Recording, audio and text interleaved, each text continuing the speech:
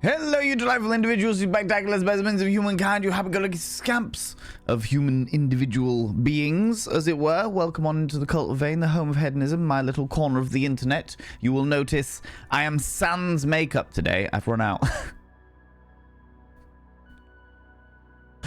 I have run out of makeup today, friends.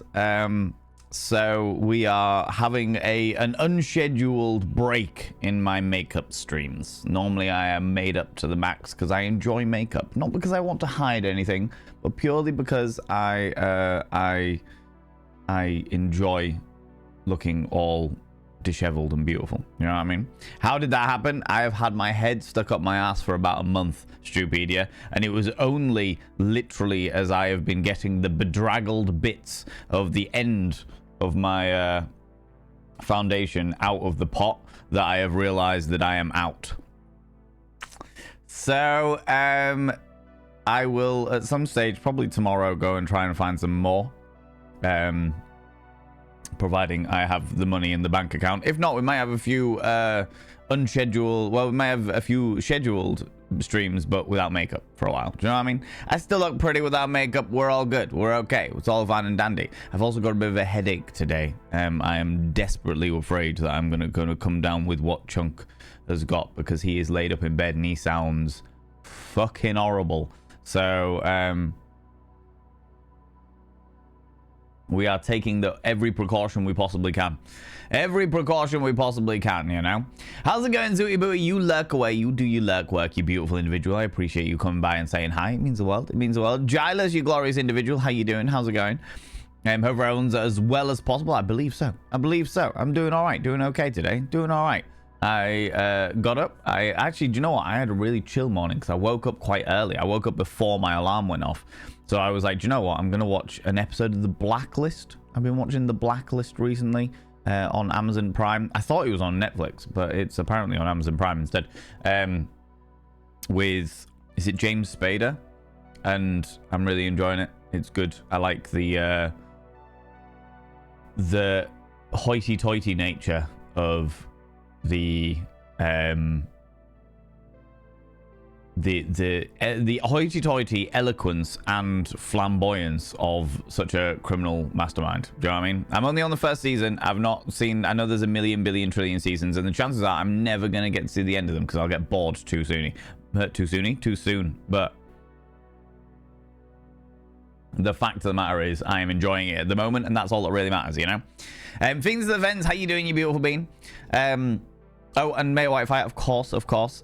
Starting to feel warmer out today. It looks really, really warm. And I was going to wear a completely different outfit and then realized that despite the fact that it is sunny and toasty outside, I, in myself, am fucking freezing in my home. My house is very good at keeping the heat out, which is great in the height of summer and terrible every other time, you know? terrible every other time. Q starting soon screen. Thank you very much for these events. For those people that are watching the VOD, with the starting soon screen was a load of goats. I figured as we are wooing the Oh, you followed me. Ooh, you little stalker. The cosmic entity known as the black goat, the mother of ruin, the mother of the thousand. I figured a little starting soon screen of goats would be wonderful. Thank you very much for the follow, you beautiful being. I don't like to call people out just in case they are lurking, but you are very, very welcome here. You are very welcome all the same, you beautiful being. Yeah, so that was the impetus behind that. And then, of course, we were listening to Church of the Cosmic Skull, which was who are a fantastic band. I like their 70s vibe of rock and questionable subject matter, you know?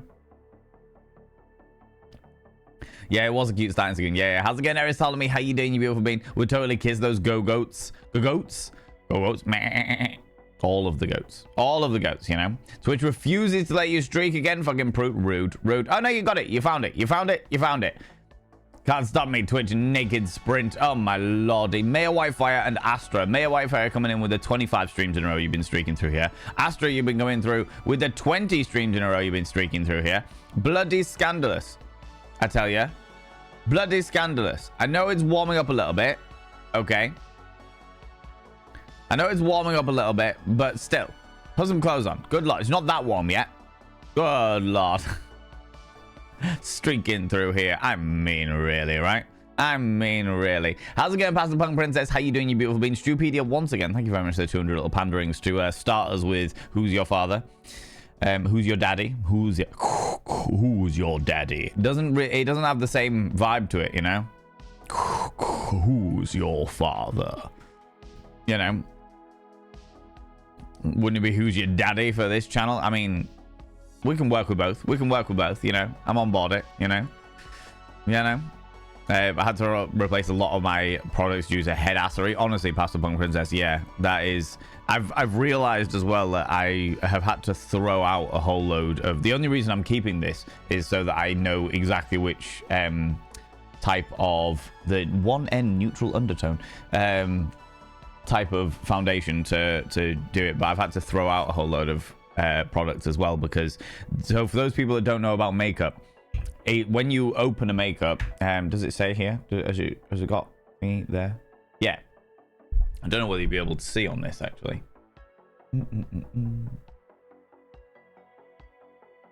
Right. So here, can you see? See this little pot here?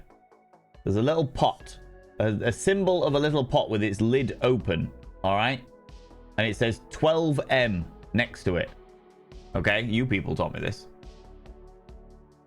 You people taught me this. It says 12M next to it. Then the 12M means you can have this for up to 12 months after you've opened it. All right. It's got like a 12-month expiry. So before it's opened, it's fine and dandy. But after it's opened, you gotta keep it for 12 months. After that, it's out of date. Do you know what I mean? So I've got a whole load of products that I use once a fucking blue moon, and they are now out of past their point of no return, shall we say. So I need at some stage to do a big makeup haul.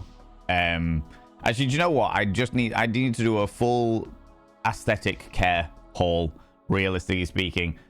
I need new moisturizer, I need new foundation. I could do with a new black eyeshadow. I've got enough eyeliner. Eyeliner's fine. I could do with some more mascara. I have got some mascara, but it's not very good. Yeah,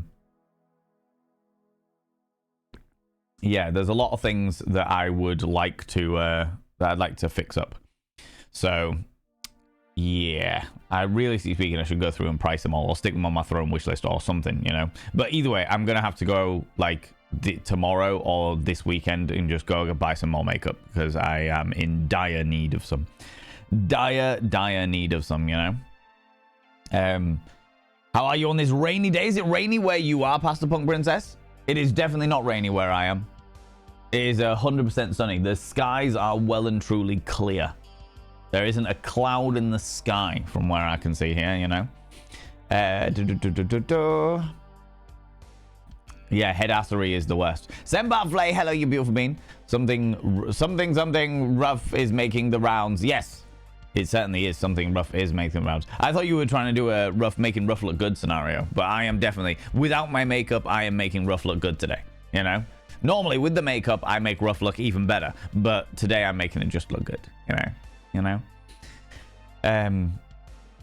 Because I'm still recovering from a nap run out of energy. Oh, no, go do your thing. Go do your thing, Sembar. Thank you very much for stopping by and saying hi. I appreciate that. Go sleep. Go have a snooze, you know? It's a golden retriever, yeah? James Spader. Spader is great in that. Second best role he's had on TV. What would you say is his best role, Astra? What would you say is his best role? Ayla Zana! Well, we were just talking about it. This literally appeared yesterday. This literally appeared yesterday, and it's appeared for two reasons, friends. I wasn't going to do a dono goal this week because you people were unreasonably kind last week, and I had a great time with the boy on Friday, and I was like, do you know what? I don't want to do another dono goal, and then SI3D Printing Bear was like, I want a new dono goal. We want a new dono, and I was thinking, what can I have? What can I have? What can I have? And this was yesterday, so many of you will have seen it in yesterday's stream, where I was like, oh, I know what we're going to do. I know what we're going to do for the next dono goal. And the next dono goal was makeup.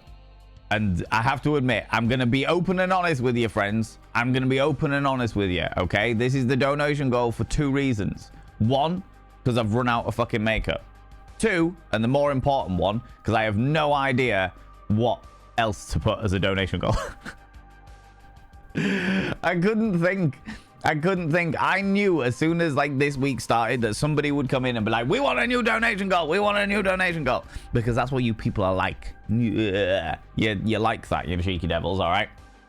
And I was like, I remembered, I was like, I need to get some more makeup. And I'm not going to have the opportunity to until later on in the week. But I was like, what the fuck can I do as a donation goal? And I was like, do you know what? This'll do for now. We'll just put a makeup donation goal for now. And then if money comes in to the donation goal, then I'll spend it on makeup. And if it doesn't, then that's cool. That's all right. You know what I mean? Because I had nothing else to put up there. So yeah, so that's the dono. Elizana claiming don't show dono with speech means it showed the dono, and now I've given you the reason why the donations goals there. It is literally there because I cannot think of anything else that I like need. I like to put the donation goals very specifically for things that I need. Do you know what I mean? That's for me personally. It's like stuff that I need or I really want, like spending a day out with the boy. I don't like Stupedia. God damn it. Thank you very much. People go get some egos in chat. Say a massive thank you to Stupedia. Stupedia, thank you very much for that. Contributing towards my makeup shenanigans. I really appreciate that, buddy. I really appreciate that. Yeah, I only like to put donation goals up for things that I actively need. And the only thing I actively need at the moment is makeup. It's the only thing I need, you know? You know? Apart from, you know, a good immune system to keep away whatever lurgy Classic Chunk is dealing with at the moment, you know? Oh, it was on Netflix, but clearly the license of it ran out, so Amazon have it. Oh, okay. That explains it. Because I remember looking it up. I remember looking up The Blacklist because I saw some clips of it on YouTube Shorts and was like, this seems like a very cool character. Very specifically, Raymond Reddington. I like his character and the way that his character goes about stuff.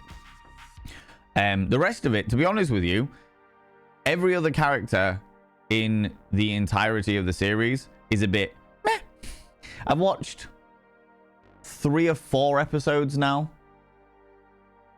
Maybe 5. And the only characters that stand out, Raymond Reddington stands out, which is James Spader's character.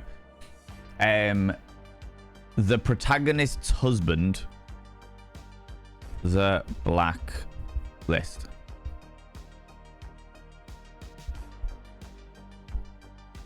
Ryan Eggold, who is Tom Keane, Elizabeth Keene's husband,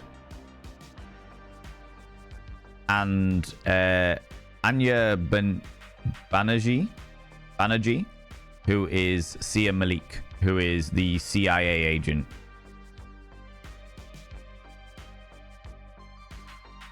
Those are the characters that have stuck out. Everything else is sort of like, yeah, it's your classic American thriller. It's your stereotypical American thriller. There's nothing mind-boggling about it by any stretch of the imagination. I like the dynamics. I like the way that James Spader's character interacts with the world and with each of the other characters. And other than that, the only other characters that have really stood out to me is the protagonist's husband. He's a very, very good actor, or certainly is in that. And the CIA agent, who, again, is a very, very good actor, or certainly is in that. Everything else is kind of like, okay. Like, it's not bad. It's not like a bad scenario. It genuinely, like, none of it has struck me as bad. It's just not mind-blowing. Whereas their performances, I would say, stand out, you know?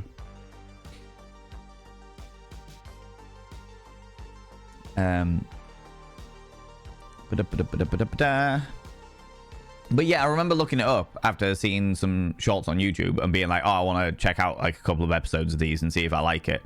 And I remember it being on Netflix and being like, oh yeah, we'll do it on Netflix. That'd be great. That'd be fantastic. And then pulled up Netflix when I finally got around to actually having a spare hour to check out the pilot. And it wasn't there. And I was like, what the fuck? Where is it? But now it's on Amazon. So it's like, all right, well, fair enough. Fair enough. I have both of them. So, you know.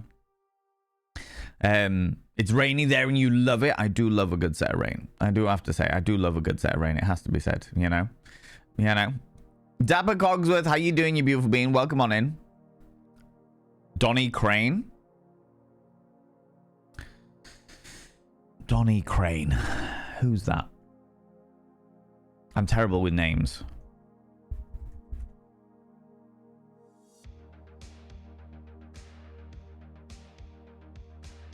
Oh, Denny Crane?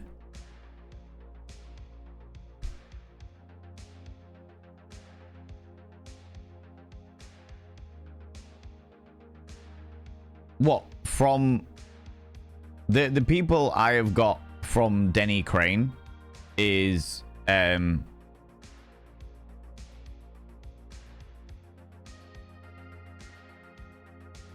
Crane is William Shatner's role in Boston, yeah. I'm talking about James Spader. I was asking what is James Spader's best role. Astra said Spader is great in The Blacklist. Second best role he's had on TV. And I asked, what is the best role? His first role in Boston Legal. Oh, Alan Shaw. Is that the one? Okay, Alan Shaw. Okay. Is in Boston Legal. Right, okay. And that's the one that you would say is his best role. Okay, interesting. Why, per se? I'm not into legal dramas, so, like, unsurprisingly, that one hasn't grabbed my attention. You know? And then I'm guessing the whole Donnie Crane thing was a quotation from the Boston Legal scenario, yeah? How's it going, Pixie Bomb? How you doing? And Calandra coming in with the 20 streams in a row. You've been streaking through here. You're lurking in your streak. Butt naked, but lurking. I get it. I get it. I understand. You lurk away, you beautiful bean. Keep forgetting to streak. Can't be in the nudes, though. Not sure the shop clerk would want that nightmare. How dare you, Pixie Bomb? How dare you describe yourself in any way, shape, or form as a nightmare? You know the rules. I will not have it. Not have it under any circumstances, especially when people are describing themselves naked. Especially. Not a fucking chance, sunshine. Alright? Not a fucking chance. I'm sure the shop clerk would love to see it. You know? Providing it's all consenting. Doing well. Sewing a new dress. Can't wait to debut it. Oh, how exciting. How exciting. I saw your thing as well, Pixie Bomb, in the Discord about the crochet thing you've been making. I feel like detachable arms would be... detachable sleeves would be a good call in that. For sure. For sure. You're at 199 streaks and it's way too cold for that today. Got a blizzard and it's icky outside. That sounds great if you're inside and are able to be warm. That sounds absolutely fantastic. Like, I would like to be inside somewhere when witnessing a blizzard. At some stage in my life, I would like to be in a location where I could sit inside, where it's warm, be cozy, be snug as shit, and just look, like, see a blizzard outside. Or not like a literal fucking natural disaster blizzard, but like an extremely heavy snowstorm, you know? You know? I'm pale, sir, because I have to mix and match my own, because anyone else matching me would have... Oh, really? Pastor Bung Princess? I was about to say, there is an awful lot of... I will say that makeup brands are doing a lot better at varying their makeup palettes for the palest and the darkest of skins. And it's great to see. It's great to see that level of inclusivity being rolled out there, you know? A good immune system, unfortunately, I can't help with. As yours is suppressed. That is fair. You work on your own immune system first, Stupedia. Work on your own immune system first, and then anything you got left over, I'll take for the next 2 days. And if you can't do it in the next 2 days, then it's fine. Keep it for yourself for the next time you need it, you know? Speaking of donation goals, I had to officially start one of my live show last night. A fellow spicy content creator makes sex toys. He's across the pond, and his toys are incredible, and I want to support his business. Amazing. Sounds fantastic, Pastor Bung Princess. I wish you all of the luck. I wish them all of the luck.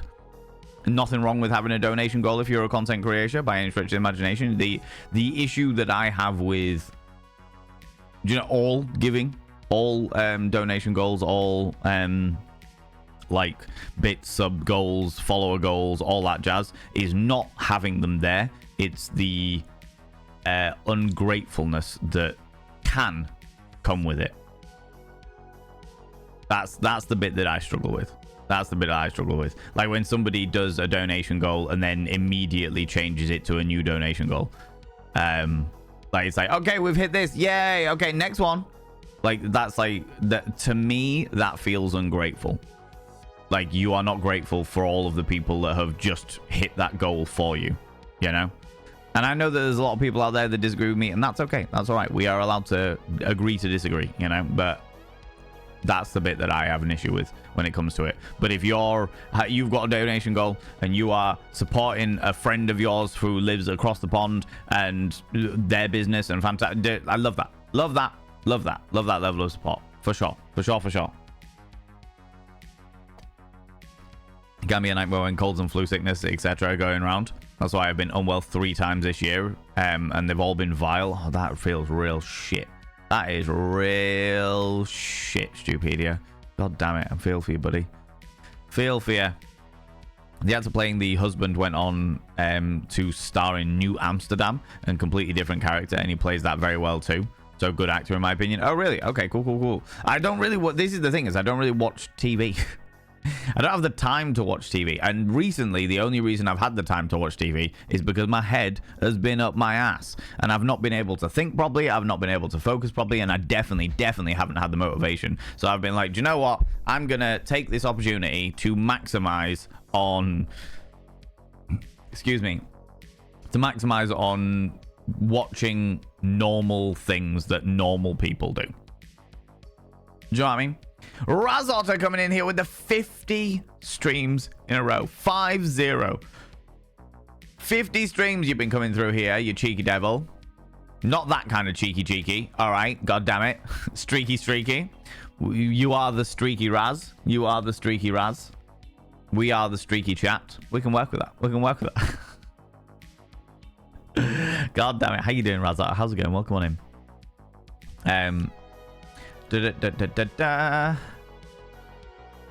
On iron deficiency and a couple of other things that I get so quickly. Do you have like iron supplements then, Pastel Punk Princess? Like a multivitamin with extra iron and shit like that, to save yourself away from, what is it? Is it anemia? Is that the iron deficiency one? Recommend checking out the first episode. Trust me, it sells itself. On that opening episode, it's just not your normal legal drama. Legal shit, generally speaking, doesn't interest me. So that's the reason why I've just kind of avoided it at all opportunities, Sold you from the opening scene. Okay. I mean, that's bold. That is a bold statement. But perhaps I will give it a go. And see what it's about. I do like James Spader. I have to say, I do like James Spader. Boston Legal is far from a legal show. Denny Crane is basically an exaggerated Captain Kirk. Stupedia, when has he been able to play anything different? In the nicest way possible. Oh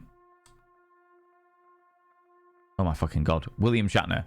I was struggling for his name there. When has William Shatner been able to play anything other than James T. Kirk? Every role I have seen him in, he's been James Kirk. Every single one of them.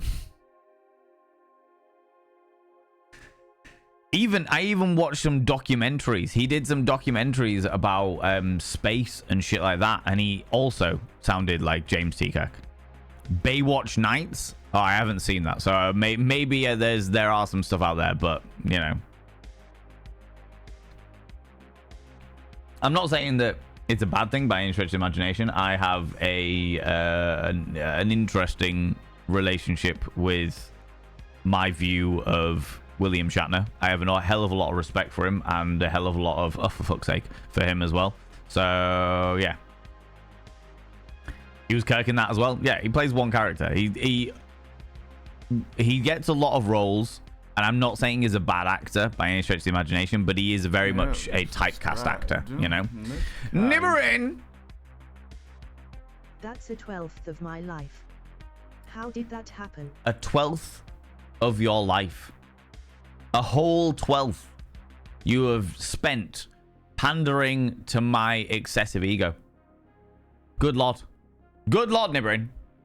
Going in for the 39 months. Good Lord.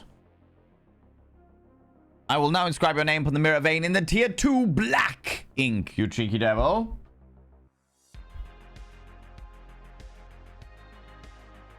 By having your name upon the mirror vein, it means you get access to my personal Snapchat, not a bum Snapchat, you cheeky devil. And of course, you get access to all the sexy little emotes, including the tier 2 Pokemon emotes with my face on them. But the most important thing is you gotta roll over every morning, look in the mirror and go, God, I wish I was someone else. Just so I could look at me. Ooh, sexy. Oh, yes, meow. You know? You know? Bloody hell, 39 months. Also, tier 2, taking us 2 steps closer to the plus program next level 70-30 split thing. Thank you very much. I appreciate that. I appreciate that.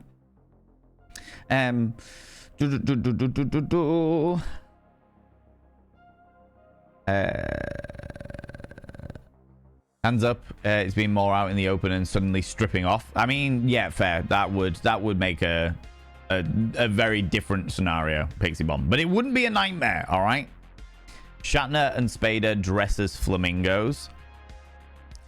Well, I have done some stupid shit in the art of drama as well, so I can't disagree with it, you know? You're now designing the sleeves, button attachments, and off the shoulder. Ooh, that sounds exciting. That sounds very interesting. You like to be inside somewhere, Valen? When don't I? Stupedia. When don't I? How you doing, Claire Bear? Hello, you beautiful bean. Your glasses are so cute. Cute is not something that I would normally go for, I have to say. I normally go for alluring, tantalizing, hot and heavy, very, you know, tempting. Sexy times. But yeah, the glasses are there to kind of hopefully help the headache a little bit. They are blue light glasses. Keep the blue lights off my eyeballs and what have you, you know. Currently in bed because my body is cold, but it's pretty to look at. Not exciting to be in it though. All the roads around here are travel is not advised, which is a first in a hot minute. Oh Jesus, Eris, that sounds awful. That sounds fucking awful. If you want to look them up, it's Soaked by Ghost. Oh, okay. Let me remove my spectacles so that you don't get reflections. And I was confused as to what you meant by then, because I was watching the new Ghost song this morning. Don't want the reflection of the spectacles getting me banned off Twitch, because that has definitely happened to other people before.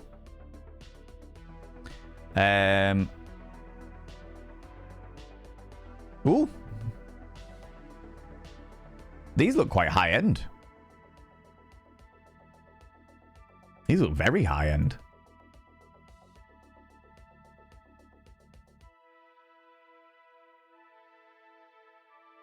Interesting.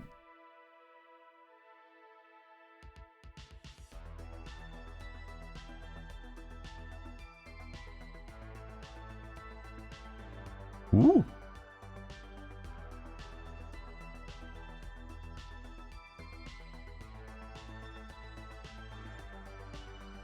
Very interesting. Okay, cool. Custom made fully silicon.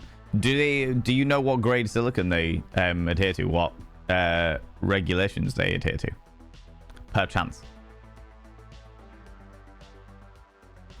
That's the pharmaceutical nerd coming out in me, you know.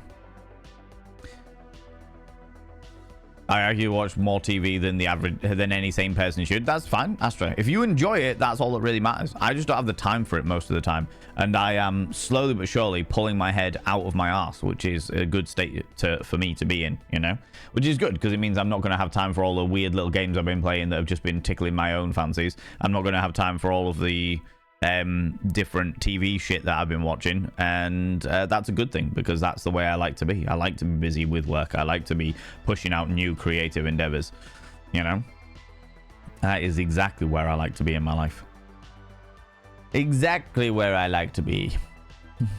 Felt on the my brain can't focus. My brain has been soup since last week and unfortunately will not fix itself.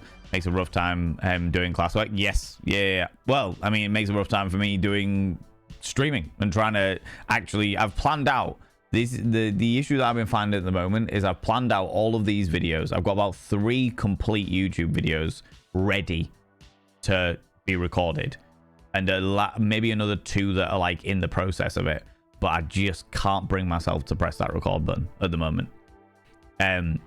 Not to mention the Questionable Game Emporium. I have filmed weeks and weeks and weeks worth of stuff, but the idea of sitting down and actually editing them is abhorrent to me. That's where I'm struggling at the moment, is just I can do all the preparation side of things, I can do all the creativity side of things, but the actual execution of stuff I am really struggling with. Really struggling with. So that's where I'm at the moment. I'll get there. It'll be all right. It'll be okay, but you know, Piranha 3 Double D. What the fuck is that? Is that another one with William Shatner in it? Sheepy Dumps, how you doing? Welcome on in. How's it going? Name switch. Oh, that is... Oh. Sheepy. As in the Wandering Inn Sheepy. The Wandering Inn Sheepy has changed your name to Sheepy Dumps. Welcome on in. How you doing? How's it going? Not anymore, but yes, that's Sheepy. Yeah. Well, the Sheepy I know from the Wandering Inn. I just needed to check. You know? That's cool. Welcome on in. I like the name. Sheepy Dumps. Just on the regular, you know, daily dumps of Sheepy. It's good. How's it going, buddy? How's things? How's life treating you? You're struggling today? I'm actually all right today, Razotter. I'm doing okay. I'm doing all right. My brain's a little bit foggy. I got a bit of a headache, but like mood-wise, I'm not in a bad place. So yeah, I'm not doing too bad. Later on, I've got to go out and see a venue. And then my brother and his fiance are meant to be coming around and raiding my wardrobe. However, I might cancel that. Not because I'm not up for it, but purely because Chunk is so fucking ill at the moment. And I don't want whatever Chunk's got, I don't want my brother and his fiance getting. So I might drop him a message and just be like, hey, let's postpone, Chunk's really ill, type thing, you know?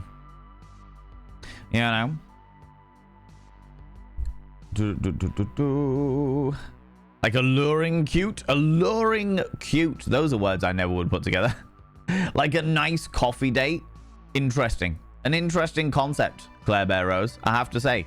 Not something that immediately springs to mind, but hey, if that works for you, I'm on board it. Tick box. I'll love it. I'll indulge in this shit, you know? I'll indulge in it, for sure.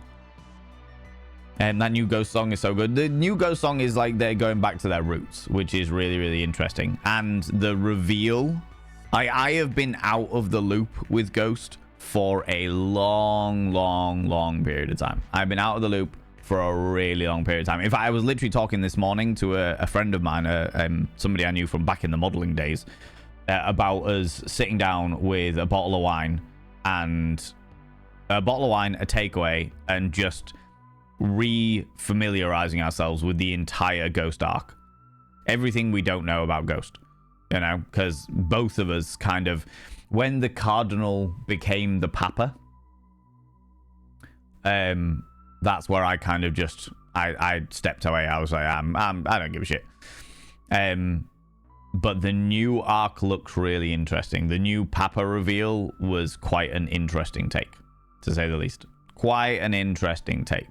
So yeah, I'm intrigued by it. I'm intrigued. So we were thinking about actually sitting down one day and just doing like an afternoon of catching up with all of the lore, because I do, as much as I think Ghost are a good band, they're all right, I like them, they are very easily listenable, and I can sit and just have them on and what have you. I wouldn't say they're my favorite band by any stretch of the imagination, but I love the theatrics.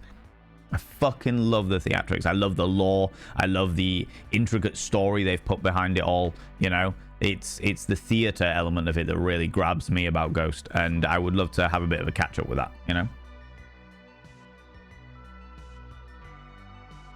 Yeah, no. I have never been more hyped for a new era of a band than I am with Papa V Perpetua. Perpetua, even. Still weird to see Perpetua and not Emeritus. I don't even know what happened to Emeritus, and I don't want to know. I don't want to know. I don't want people to tell me what happened, but I've got no fucking idea what happened to that entire arc. I completely missed, but that's okay. That's all right. I'm gonna move on with my life, and I will sit down with my friend and actually go through it all and have that wonder, you know. Medical grade silicon in a place that doesn't produce latex at all. That's great. Medical grade silicon is really what I was after, because there are no regulations for sex toys, or there are basic electrical regulations for sex toys, but in regards to like they don't legally have to uphold the same standards as like medical devices and shit like that. You know, how's it going, Taken? How you doing, you beautiful bean? My professors are thankfully understanding, but boy, is it still like do brain things. Yeah, 100%. 100%. Every now and then I dump content onto the webs. I like it. Every now and then is all you need, Sheepy. As long as it just do whatever it is that ticks your little fancy. You know what I mean? Whatever it is that brings a little smile to your face, that's what it's about, right? That is what it is about. Glad to hear you're okay. Yeah, I'm all right. I'm all right. I'm okay. I think it was really nice to go and spend like last Friday with the boy. That picked up my spirits quite a lot. Now I just need to pull my head out my ass. You know, standard shit, standard stuff. Yeah, know how it is. Standard bits and pieces. Doing good, nose deep in about 5 to 6 different writing projects. 90% less stress or hectic with things that I feel I need to do. Good. That was the entire point. That was the entire purpose, Sheepy. Brilliant. Love to see it. You know. Are you providing ministrations in a nurse's outfit? Unfortunately, my nurse's outfit is still soiled from the incident. And as a result, I have not donned the nurse's outfit to stick a thermometer up Chunk's ass, you know. If you have any questions, I'm somewhat caught up on all a lot. I appreciate that, Eris. I appreciate that, but I think that's going to be something that I share with my friend. This is a friend of mine that I haven't really hung out with. We used to be like the closest of closest friends, and then life just happened. It wasn't like we had a falling out or anything like that. It was just life occurred. And I haven't seen them in like 4 or 5 years. It's been a long time since I've like actually properly gone and hung out with them. So we're going to organize some time where I can drive down there and like spend a weekend or what have you. And we'll just indulge ourselves in the lore of Ghost and all that jazz, you know? Doing right after Monday's chaos. It was a lot of chaos. It was a lot of chaos taken. A hell of a lot of chaos. But I'm getting there. Thank you. I'm beautiful and a bean. You are indeed beautiful and a bean. I would say that you are the kind of person. You're the kind of person that like would be a really rich and flavorful coffee bean that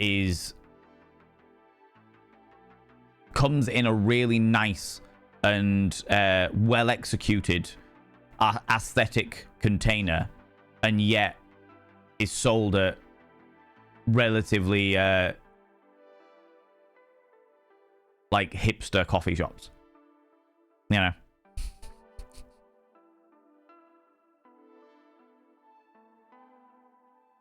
Just for you, buddy. Just for you.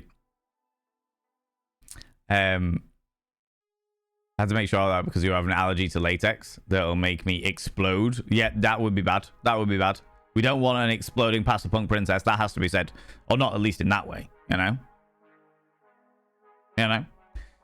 Be a fun rebonding moment. Yeah, exactly. Right. Oh, cheeky.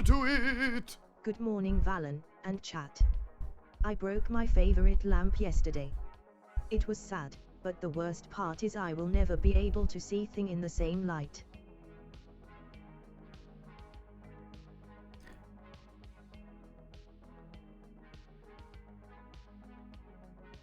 God damn it, Daha.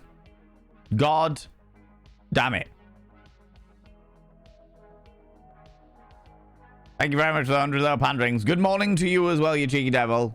Good lord. Good lord. I was genuinely upset for your lamp there as well. God damn it. I have a friend who is solely into the band for the vibe, and she messaged me after the song dropped and was like, oh, I knew you'd be up. I wasn't even I wasn't even up for the song drop. Just a glorious coincidence. I love that. I love that. It's because of my South American heritage and willingness to become relevant to the global market. That is it. That is it. And also the fact that a lot of people are really, really into you, but they're not entirely sure why. Taken. You know what I mean? I think that's a good way of putting it, you know?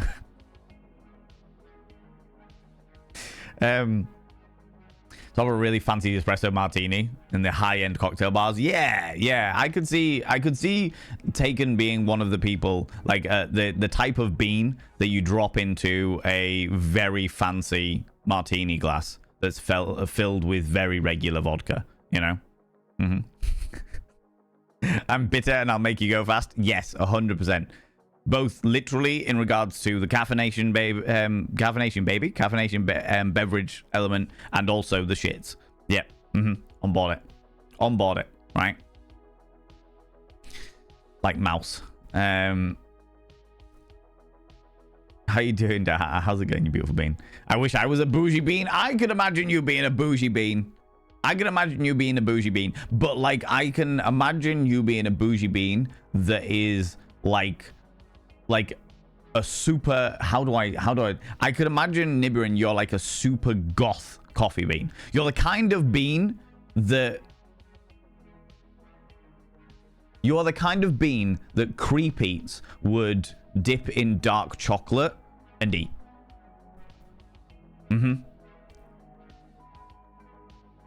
Real bougie, real rich, and yet a kind of bitter sweetness to your flavor, right? And I don't even like coffee, so this is all coming completely out of what I imagine coffee is like. There's a big difference between exploding and exploding. Oh yeah, for sure. Now we all need to find out what kind of bean we are. Well, I'm just gonna go through chat and describe what kind of bean you are. Nah, I can't do that. Oh my god.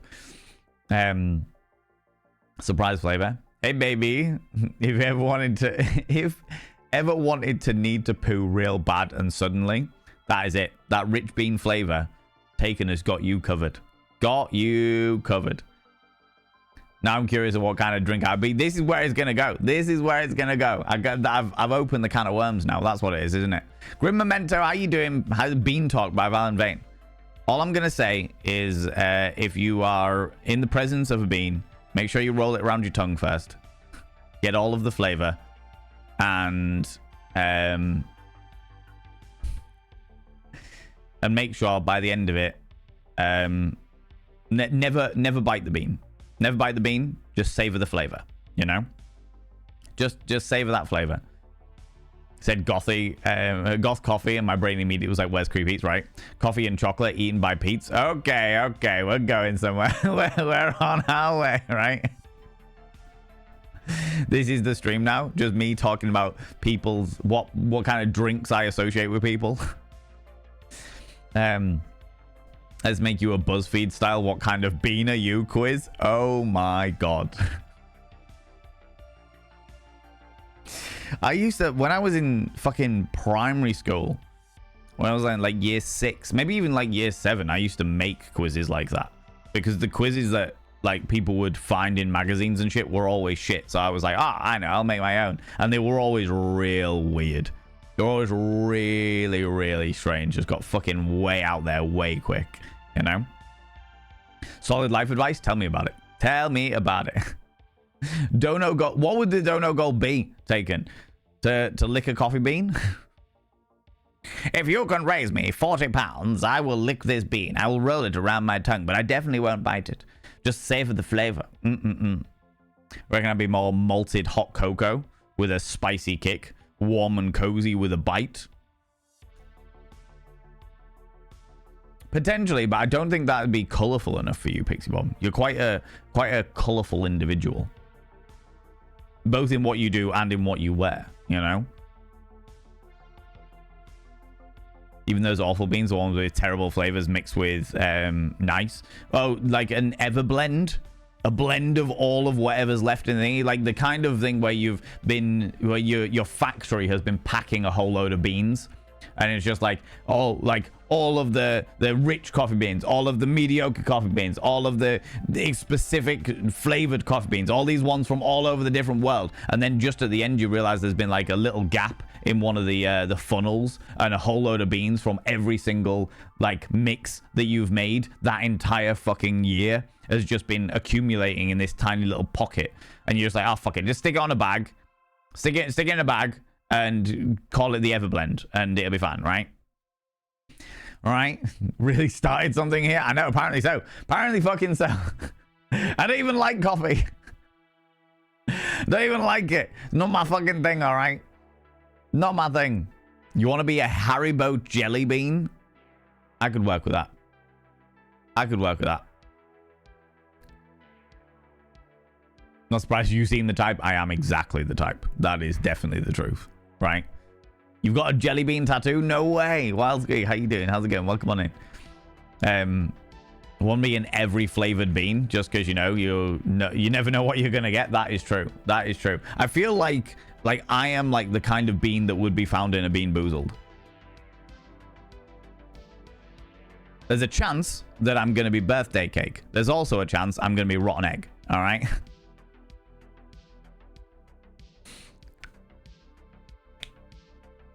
Have to put some thought into this, right? These are like dirty dishwater. Exactly. Dirty dishwater. Am I? What's the opposite of dirty dishwater? It's like birthday cake, and was it like old socks? If I remember correctly. Go full Bean Boozled, the rotten fish ones. If I'm in a good mood, then it could be birthday cake. It could be hundreds and thousands. It could be lemon sherbet. If I'm in a foul mood, I don't even want to know. Congealed splooge scraped off a wall. Do you know what I mean? Like, scraped off a bathroom wall. Get those remnants of soap and shampoo in there as well. Let's go. Wow. Wow. That's a flavor for the imagination, right? Gonna need a comprehensive list of beans and pretentious descriptions of them. I'll get myself a pack of Bean Boozled and retitle them for sheer shits and giggles, right? How's it going, Alex Blackfire? How you doing, you beautiful individual? How's it going? Popping candy sprinkles. I could get on board that. I can get on board that. For sure. Under the context of animal, small antelope species, there's a button bash game called the Stroke the Dick Dick. For obvious reasons, I found it very, very funny. Yeah, Tunakas, I'm on board that. I know what a dick dick is. Like, a dick dick is like the tiniest deer species in the world. Isn't it like the size of a cat or something like that? It is fucking tiny. And they've got... Is it the dick dick that's got fangs instead of antlers? They've got like little saber teeth instead of antlers because they're so small that the antlers just get in the way of fucking everything. So they've evolved like tiny little teeth for defense instead. Tiny little fangs. Something like that. No worries, Wildsquake. You take it easy, you beautiful bean. There are miniature deers. Oh, yeah. Dick. Oh, no, they do have tiny little horns.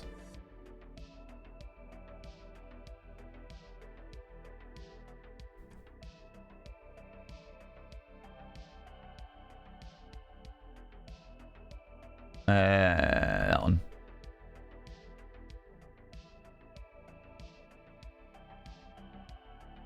That's a really blurred picture. Why is that blurred? But yeah, they're tiny little deer. The picture that I tried to capture definitely wasn't blurred, so I don't know what's going on there.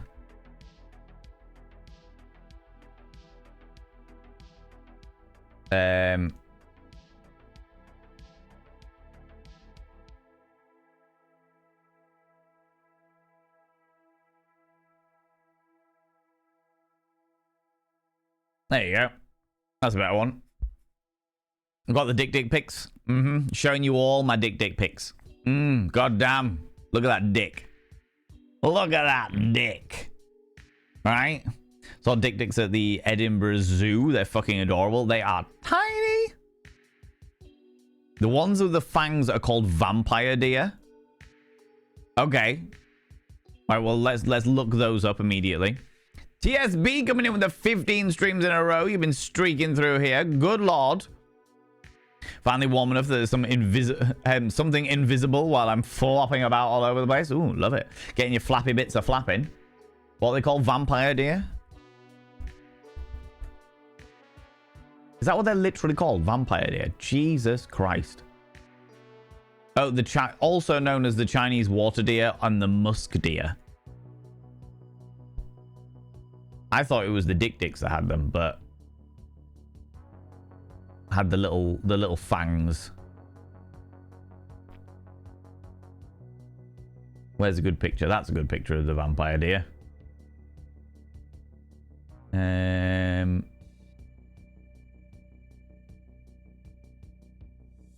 That's what I wanted.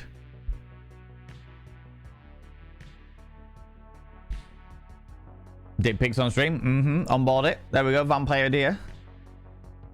Or the musk deer. The Chinese water deer. You know, happy Wednesday to you as well, TSB. But put some clothes on, all right? I know it's sunshiny outside, but still, the wind has got a biting chill to it. Those flappy bits won't be flapping for long in that chilly wind, all right? Only tiny dick I want in my life. Ah, bless the little tiny dick. That would make a good lawnmower. I need now all I need now is a lawn in order to put your dick on. You want to put your dick on your lawn?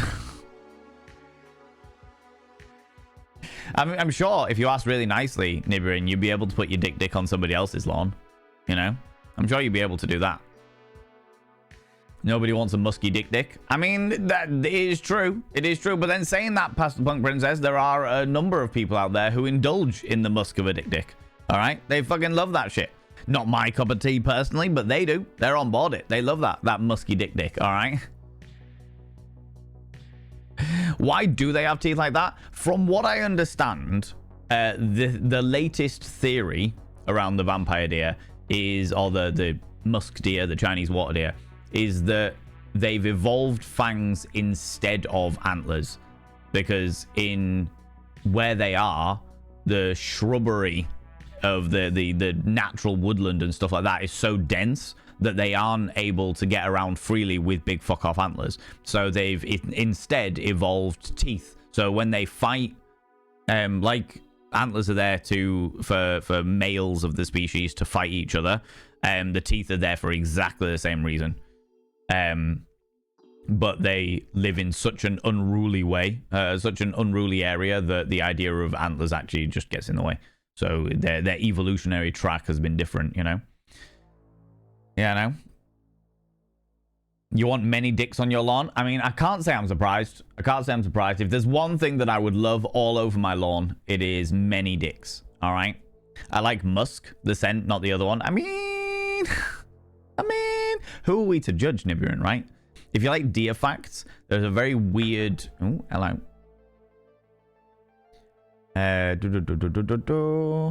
Everything's gone wrong. There it is. Okay. If you like deer facts, there's a very weird random anime called My Dear Friend Nokatan.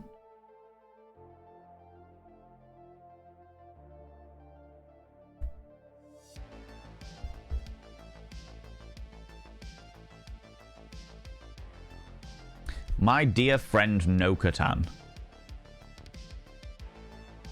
Isn't that just the anime of Sweet Tooth?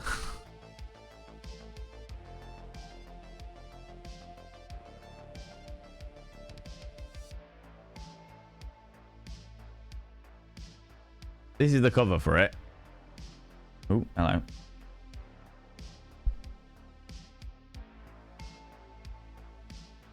My dear friend Noka-tan. Some people do like that. They do indeed. They do indeed. Well and truly, you know. To drink blood, yes. The vampire deer are actually the only carnivorous deer around, you know. When Monty goes into retirement, we could make the Dick the new mascot. Oh my god. I would need... I don't feel like the Dick, as much as it is entertainingly named, I would feel that it wouldn't capture the filth that I require in my life, you know? They're cute, not like unnervingly alluring, you know? Dick are very dear to you. Oh my god, Sheepy. Oh my god, really? Good lord. I personally don't enjoy the musk of a dick, but each to their own. Exactly. But Pastor Punk Princess, there are many people out there, as I have come across a large variety of people that are into things that I personally am not a cup of tea. That it's not my cup of tea, you know. And the musk of a dick is definitely one of those things that is not my cup of tea. But at the same time, is definitely some people's cups of tea. Yeah, no. And I know this, and this is a completely different dynamic here, a tangent to the topic. I know this because one of my old friends, who I haven't seen in many years, one of my old friends was a prolific lover. He slept with an unreasonable amount of people. He slept with not the most prolific lover I know. I know somebody that has slept with hundreds and hundreds of people, and it's like, fair enough, if that's your cup of tea, that's grand and dandy, that's their call, you know. But this other person that I'm referring to, let's call them, well, we'll call him Dick. Why not? Fuck it, right? Dick slept with an unreasonable amount of people, and I never fully understood it because they were an attractive person. They were indeed an attractive person, I have to say, but they were a particularly fragrant person. Like, they would actively not bathe as often, and they would, or they would bathe, but they wouldn't wear deodorant. And I was like, how the fuck do people are people okay with getting that intimate and close to them? Do you know what I mean? And I'm not here to sit around and say that like, I'm not gonna judge people for not bathing. I know that like mental health conditions exist. I know that in regards to, like, obviously there's stuff like depression and stuff that can stop you from bathing, the not having enough spoons. There's chronic illness that can make stuff like that very, very difficult. There's also neurodiversity, where it comes to, like, the sensation of doing stuff is very, very tough and what have you. I am not going to judge people for not being able to do things that I do every day. Do you know what I mean? I have a shower every single fucking morning. I clean my teeth every single day, every single morning and night, you know. That's not a thing, and I'm not judging people for that. This is a different scenario because this was an active choice. This wasn't a scenario of he couldn't do these things. It was a scenario of he chose not to do these things, you know. He specifically chose to make sure that he didn't wear deodorant. He specifically chose not to bathe as often. And I know this because I had a conversation with him about it, because I am that friend who I turn around and go, hey buddy, just letting you know, like, off to a side, very privately, very quietly, just being like, just so you know, you need some deodorant. You are of a more fragrant persuasion, you know, because I was doing them a solid, thinking, I thought I was doing them a solid. I thought I was doing them a solid, being like, hey, I don't want my friend to be embarrassed here. I'm gonna take them to a side and just let them have that conversation with them and just be like, hey, look, this is something you should be aware of. turns out that was, he was like, no, it's a choice. It's a choice. I choose to be like this. And I was like, why? And he was like, because it brings in all of the ladies. I went, you fucking what? What do you mean? What? And he was like, it's, I know it sounds really weird, Val, but it's the musk.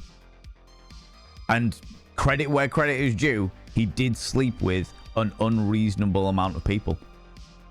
I don't understand it. I could not make head and tail of it. It didn't make sense in my brain at all. But he was a particularly fragrant individual. He definitely had a musk about him, and he did sleep with a lot of people. Don't think he made any meaningful connections with many of them. Don't think many of them were happy in hindsight, as it were.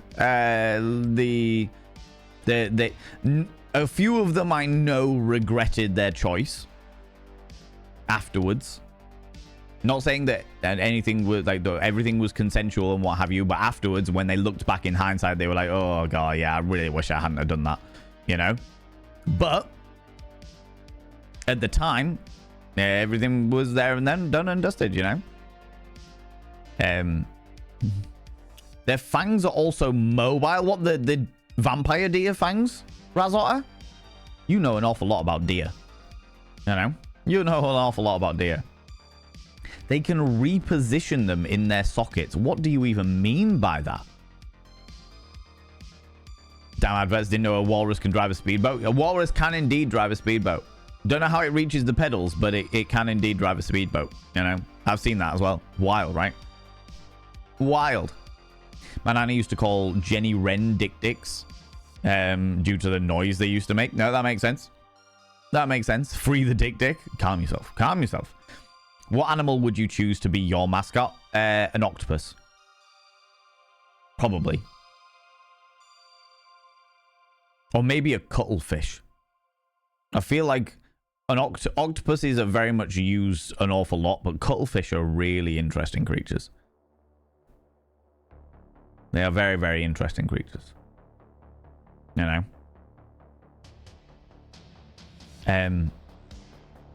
You got a sensitive nose, that would be a tough shag, right? Some people like the smell of human. Some people do indeed like the smell of human. For sure, for sure. And there's no criticism there by any stretch. It's not for me, but do you know what? I tell a lie.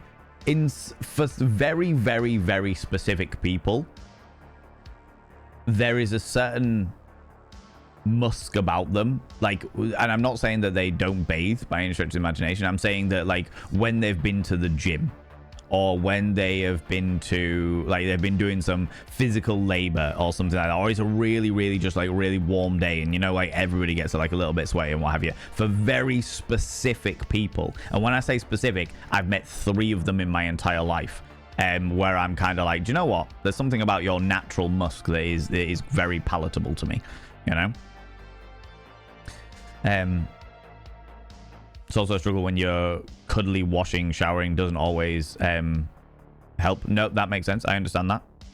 I also know there was a thing, a little video that I watched on CNC, which is consensual non-consent. And before anybody gets worried, we're not talking about sex here.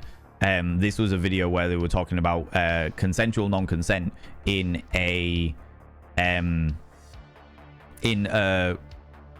neurodiversity dynamic, where a person, this young lady, had autism, but really badly struggled with the sensation of water on their skin.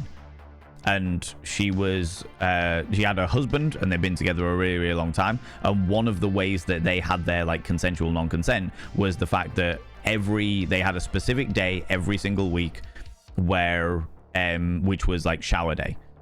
Shower, because showers were better for her personal aversion than baths were.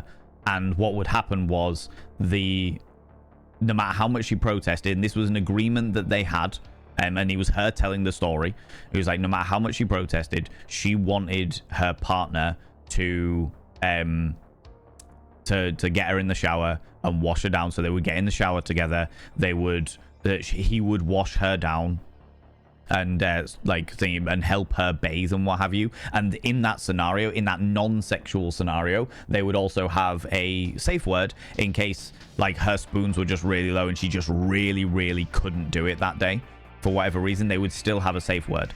So she did her absolute best to never use the safe word, because she knew that she needed to bathe. She knew she needed to be washed, and she wanted to be washed. She wanted to be nice and clean for her husband so that they could, you know, do other things together, and he wouldn't have any aversion to her and what have you. She just really struggled with the sensation of being in the shower. And I thought that was a really romantic scenario, but also a really interesting look on the idea. Ooh, you little stalker.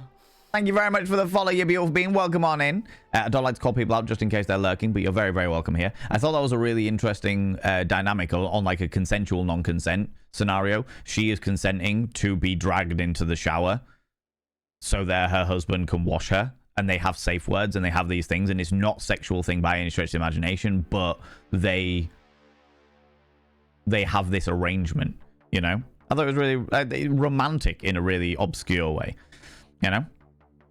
I've had someone in my life that enjoyed intimate acts with me after I was fresh from the gym and never understood it. Pastor Bunk Princess, that is more common than you would realize. That is actually a very regular thing. A lot of people in the world. I think there was a study done, and I'm pulling numbers out of my arse. Can't remember the exact numbers, but it was something like 38 to 40% of partners really like hot intimate action straight after a gym session, like before any showering, before any thingies and what have you. They just love that musk, as they say, you know. Good old smelly dick. How's it going, DLD Taurus King? How you doing, you beautiful bean? I have a really sensitive nose and find deodorant and laundry detergent doesn't mask the smell underneath for me. Yeah, I can understand that. And also, I mean, the other elements of it, Calandra, is that A, you are weirdly more attuned and less attuned to your own fragrance. So if you smell your own pits, you're more likely to smell your own fragrance, your own natural body odor more than other people would. But if you're walking around, if you're not like walking around doing your bits and pieces, doing what have you, it's less likely to come through because you are used to your own fragrance in the same way, shape and form, you know? On the other side of things, don't know about laundry detergents, but when it comes to deodorants and colognes and stuff like that, you need to find stuff that works for your fragrance. And not only that, change it up. You got to find stuff that works for your fragrance, because certain deodorants will mix with your natural body chemicals and create a vile fragrance. As with some colognes or perfumes, they will mix with your natural hormones and they will turn into something absolutely disgusting. On the other side of things, like I've got a perfume upstairs that I use that is a... It's a raid. Flee. Oh my lordy, ladies and gentlemen, and all genders outside between, delve deep into your pits of popcorn and throw them at the raiders, throw them at these cheeky devils. Look at these people going in here. I mean, really, could you even imagine who do they think they are? The absolute audacity, the scandal, the preposterousness. How very dare they? How very dare they? You're so vain, I bet you think this raid is about you. Well, it is. It is about me. It's about me. It's all about me. Thank you very much for the follow, you beautiful. Thank you for the follow, you beautiful bean. I appreciate you. Thank you very much for the raid, Wild Annie. Hello, you beautiful individuals. How you doing? How's it going? It's all about me. It's all about me, baby. It is indeed. It is indeed. How you doing, Wild Annie? How's it going? What were you up to today? Tell me all about it. Tell me all the bits and pieces. Friends, welcome on in. 2 things you need to know. Oh, you're doing some more Star Citizen. What are you doing today? Were you doing some space trucking? Space trucking through the universe, star trucking across the universe. Were you doing some star trucking? Was that what was going on?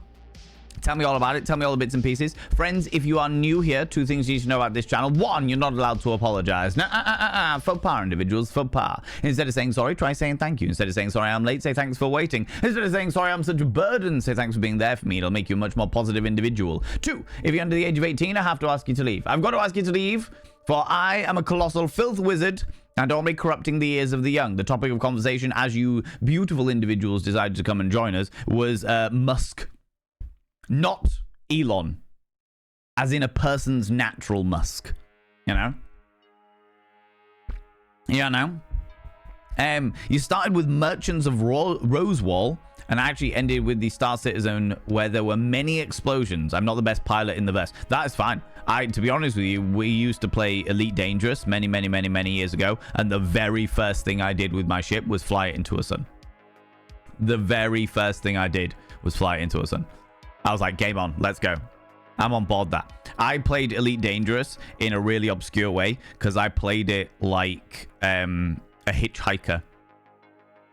So I would fly my craft around, and I would only play it on Fridays. Fridays was, back in the day, Fridays was our go-to Elite Dangerous day. And I would fly around, investigate the galaxy, find out what the fuck was going on, be, oh, how interesting. Oh, look at fancy dancy, all these interesting things. Oh, that's cool. Do a bit of mining here, do a little bit of there. And by the end of the session, I would go and find somebody's starship, you know, like the big freight carrier things, and land on it and leave it a week. And then just see what happens. See where we ended up the following week. Which system we'd end up in. It was really interesting for a fair amount of time, but you know. Friends, if you do not know Wild Annie is a glorious human being, a happy-go-lucky scamp of an individual, somebody who has really interesting conversations on their channel. They do a lot of simulator games. They do a lot of, obviously, space games as well. But they do a lot of, like, simulator games like Game Stonk Simulator, and I'm sure you've done like a farming simulator, but you've done like trucking simulators where you truck across the wild alpines and bits and pieces. But while they're doing all of those things, they have some really interesting conversations over there, and it's always a laugh. Not only that, but you can use your channel points to throw things at the streamer. It's true. It's true. The amount of violence and abuse that Wild Annie receives is wild. It's peculiar, and yet it's all consensual. So, you know, we're all about it. We're indulging in this shit, you know? Thank you so much for bringing your people over, Wild Annie. If you or any of your beautiful raiders need to disappear off, if you need to go grab a snaffly treat, a delightful beverage, please go and do so. Please look after yourselves. Please do what you need to do. And as much as I love your attention, your life must come first, you know? You know? It's how your community shows love. By throwing things at you. That's what I've heard. Yep, that's what it's all about, right? We're all adults here most of the time. So long as your physical body has rotated around the sun 18 times, I don't give a shit. All right? You can, if you personally want to act very immature, do it. I'm indulging. As long as your physical form has rotated around the sun 18 times, I'm fucking sweet, all right? We have donuts. Oh, good. Do love a good donut. Do love a good donut. Do you know what I love to do with my donuts? Oh, and wieners as well. Have you ever slid a donut inside a wiener? No, the other way around. Have you ever slid a wiener inside a donut? Have you ever put your glazing all over that donut? Slide the wiener in first and then glaze it. Okay? Stop punching the wiener. Look, Wild Annie, some people are into that. All right? Some people are into that. It's a little bit of wiener torture, you know? Smack that wiener. Spank the wiener, goddammit, right? It's the only way to do it. If you want to punch your wieners, friends, you're welcome to do so. But if you want somebody else to punch them, make sure you negotiate some description of, like, safe word first, you know? How's it going, Zabadi, and how you doing? Doesn't glazing a wiener hurt? I mean, potentially. I have to say, every single time that I have personally glazed my wiener, it has been a more enjoyable scenario. Less hurt, more enjoyable, you know? Annie's chat, you have been thrown into the deep end. You are very welcome. You are very welcome. We're having a very rare day where I'm not wearing makeup. Normally I wear a whole load of makeup, but I am well and truly out. I need to go buy some more. I have had my head up my ass for about a month right now, and not metaphorically, you know. Hand it to it. How I show love for Valen. Oh God. We are the cheeky girls. We are the cheeky girls. You are the cheeky boys. You are the cheeky boys. We are the cheeky girls. Why? We are the cheeky girls. Why? You are the cheeky boys. You are the cheeky boys. We don't have to be. Cheeky. We don't have to be. We could just not be. I would rather be a musky girl than a cheeky girl. You know, that's right. A donut in a wiener. I mean, look, sometimes I'm ambitious. God damn it, Razotter as well. Do not enable this shit, okay? Can we not just boys or girls? Danae Raven, that is entirely down to the song. That is the Cheeky Girls is a song that where the lyrics are "We are the cheeky girls and we are the cheeky boys." It is not an exclusionary thing, my friend. It is not. We are very, very inclusionary of all of the genders here, you beautiful beans. All of the genders, very much so. That was a direct quotation of the song lyrics. Okay. How you doing, Lunicorn? Welcome on in, you beautiful bean. Welcome on in. If you want to be a cheeky non-binary individual, I'm sure we can integrate that into the song in its own way. You know, in its own way. However, the cheeky girls, I'm not sure you want to be in that song, to be honest with you. It's one of those scenarios. One of those scenarios. Cheeky brats. Oh, God. Oh, no, you've opened the door now. This is the worst. Oh, this is the worst. Me either. Exactly. Be thankful you're not. Be thankful that non-binary, and I mean that not as in just non-binary, but not of the binary genders are included in that song. Because, oh God, it's not a great one. It's not a great one. It has to be said, right? It has to be said. Yeah, friends, you came in. We are going to jump into the game in the next like 10 minutes or so. We're playing at the moment. We're playing Sucker for Love, A Date to Die For, which is the second Sucker for Love game, which is a dating simulator where you date Lovecraftian cosmic horror entities. And we are dating the Mother of Ruin, the Black Goat, the Mother of the Thousand. And we're on the last bit of it as well. So we hopefully will be finishing it today. Excuse me. But yeah, we were just talking about dicks, as in the tiny deer, and then that went on to the vampire deer, and then we found out the vampire deer was called the Chinese water deer and the musk deer, and that musk deer, then we started naturally talking about musky dicks, and then that conversation led on to the idea of musk being an attractive feature, a person's musk being an attractive feature. Okay, this is the way it works. This is the way it works. So yeah, mentioned dick, and now we're all gone. What? Panda to it. What does a rapping goat call their verbal drum skills? Bleat boxing. Oh my God. Fucking bleat boxing. Good lord, Zabadian. 8 minutes ago, Mr. Hyde redeemed a vanity promo, which means that I need to tell you all about myself. Now that you've all come in here, now you've all dropped in here and said hello, I need to tell you about something that I do outside of the realms of Twitch. What do I do? God damn it. Why do I make these channel point redemptions? Friends, we have a Discord. There you go. That's what I'm going to talk about. That's the self-promo that I'm doing today. We have a Discord, friends. We have a Discord. We are all about the Dick Sword. ! Dick Sword.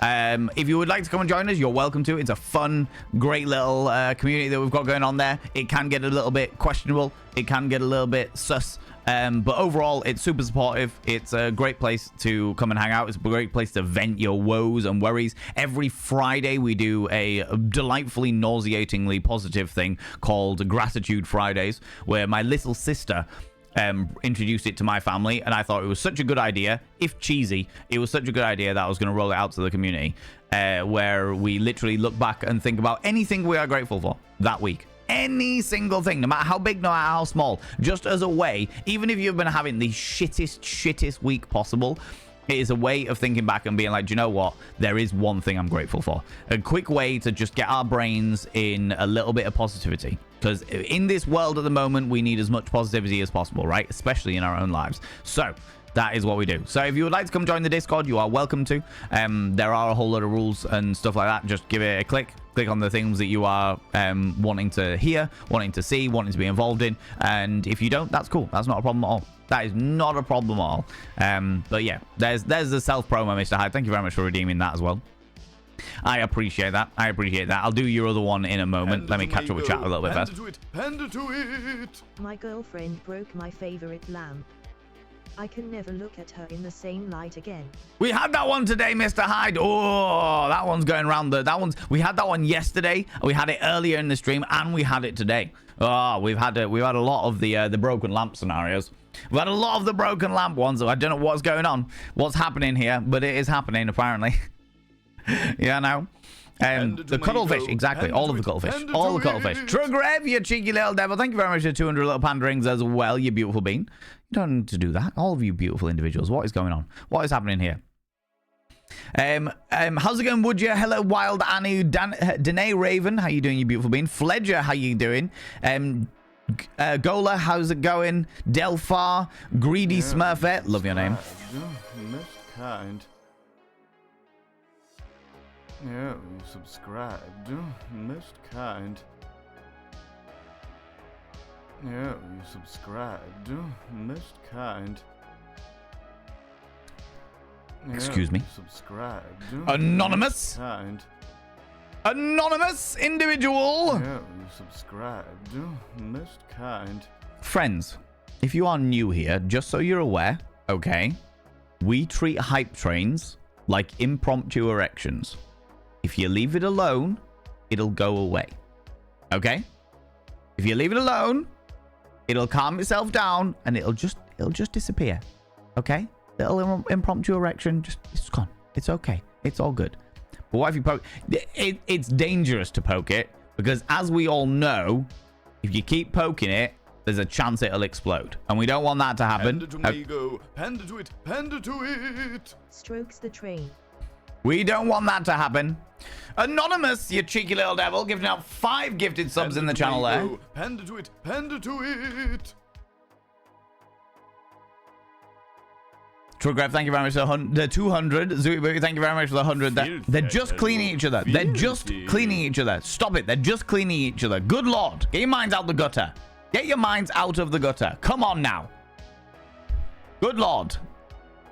Vaderless, how you doing? Gawarazan, how you doing, you beautiful bean? I'm trying to say hello to the raiders as they're coming in as well. Right, I'll inscribe these 5 gifted subs onto the Mirror of Vane. If you are here and you are not lurking, please say a massive thank you to the anonymous individual who gifted those subs out there. What have we got? I'm not going to read them out just in case they're lurking, but I will throw them out there. Second one. Third one.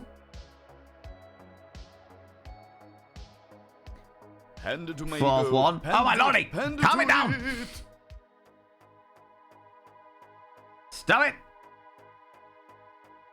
This is ridiculous, friends. We're trying to jump into the game.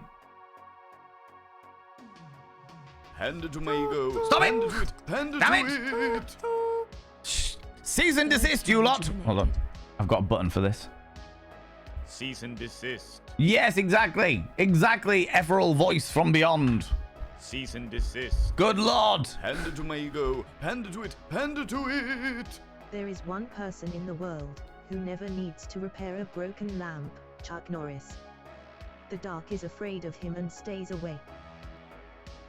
Oh my god. Old school Chuck Norris memes.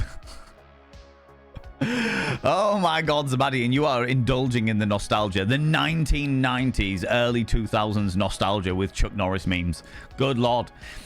All of you beautiful individuals have had your names inscribed upon the Mirror of Vane. By having your name upon the Mirror of Vane, it means you get access to my personal Snapchat. Not a bum Snapchat, you cheeky devil. We've talked about this, you cheeky individuals. And of course, you get access to all those sexy little emotes. But the most important thing is you gotta roll over every morning, look in the mirror. Good God, I look rough. But god damn, do I make rough look good. Ooh, sexy. Ooh, yes, meow. You know? You know, you cheeky devil. Good lord. Oh, my lordy. My mouse is on its way out. You know what I mean? This is just the second one. I am dreading to think. Dreading to think. How you doing? To be fair, Ooh, you little stalker. no, different one. Thank you very much for the follow. Is it Danae Raven? You've said hello in the chat, so I'm gonna. I don't mind saying hi. Thanks for the follow directly to you. But is it Danae? Is that how you pronounce your name? Welcome on in. How's it going? How's things? Sometimes I have to wait until my husband is home before I go for a shower in the bath in case I get out by myself. It's more a safety thing than anything else. That makes sense. No, that makes sense. Artemis Flyfire. That 100%. That's less to do with the musk, though, isn't it? That's more to do with the safety element of it. All right. You say good? Fantastic. Fantastic. That's what I like to hear. That's no, I was trying to distract you, damn it. When Chuck Norris looks in a mirror, the mirror shatters. Not even glass gets in between Chuck Norris and Chuck Norris. You want to touch my big moist dragon, don't you? Not when I'm looking at Chuck Norris. God damn it. Not when I'm looking at Chuck Norris. Good lord. Sabadian, thank you very much for the 100 little panderings. Good lord. And Purple Bat, thank you very much for the 130. MZ Amazing, you lurk where you glorious individual. Millen, how you doing? How's it going? Welcome on in. This is ridiculous, friends. This is ridiculous. Is this like the... Did we have a hype train yesterday as well? This is like the third day in a row that we've had a hype train. In fact, I think we had hype trains last week as well. This is ridiculous. This is bloody ridiculous, friends. Your generosity is preposterous. Stop it now. Cease and desist. Cease and desist. Cease and desist. Cease and desist. Cease and desist. Push the No, button. no. Do it. Do it. Yeah, you subscribed. Most Fourth kind. carriage connected. Excuse me? Hey, excuse me? Excuse me? Mr. Hyde?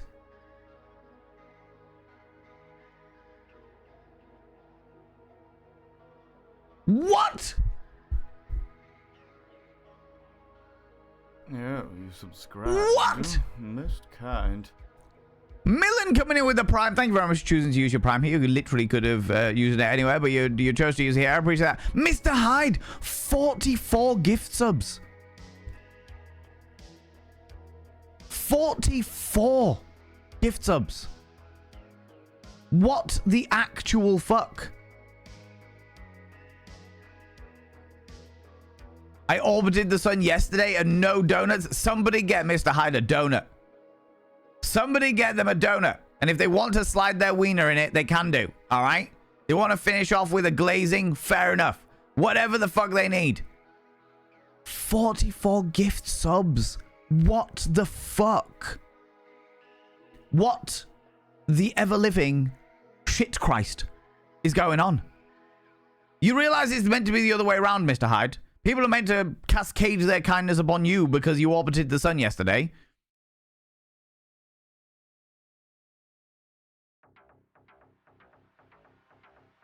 Level fucking 9 hype train. Look what you've done. What?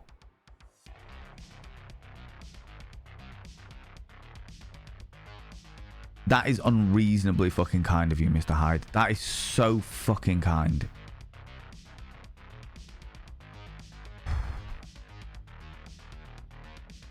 We went from a level 3 to a level 9.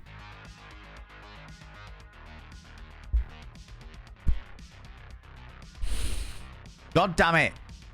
Yeah, you subscribed. No, no, somebody. Most kind. Oh, no. Do you know what? Do you know what? I will take that one, Zabadian. I will take that.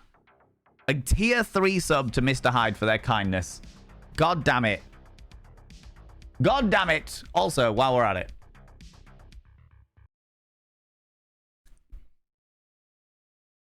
Happy birthday to you. Oh, I'm slightly out of focus. That's a bit better. Happy birthday to you. Happy birthday for yesterday, dear Mr. Hyde. Happy birthday to you.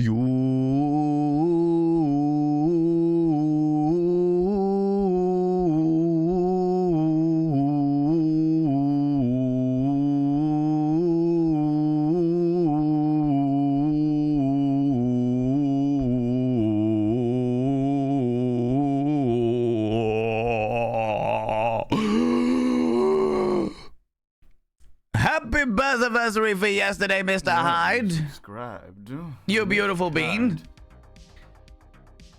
Thank you so much as well to that wonderful individual for the Prime sub there as well. I won't call you out just in case you are lurking. Yeah, But thank you so much, you glorious individual. Alec Wallace Coming in with the 21 months as well, you cheeky little devil. Let me do Mr. Hyde's tier 3 here. Mr. Hyde, I shall now inscribe your name on the tiny little tier 3 mirror. By having your name on the mirror of Vayne means you get access to my personal Snapchat. Not a bum Snapchat, not even at tier 3. That's a tier 4 privilege, god damn it. And of course, you get access to all the sexy little emotes. But the most important thing, you got access also to tier 2 Pokemon emotes with my face on them. And the tier 3 cursed emotes. But the most important thing is you got roll over, look in your tiny little tier 3 mirror. Oh my lordy, where are we? There we go, there we go, there we go. Ah, look in the mirror and go, God, I wish they'd bring around cloning. So when someone said, go fuck yourself, I literally could. Ooh, harra, sexy, ooh, yes, meow, you know? Yeah, now, as for all of you beautiful individuals, Inanda, is that how you pronounce your name? Welcome on in, how you doing? Thank you very much for dropping your prime sub here as well. You could literally use it anyway, and you choose to use it here. Good lord. Good lord.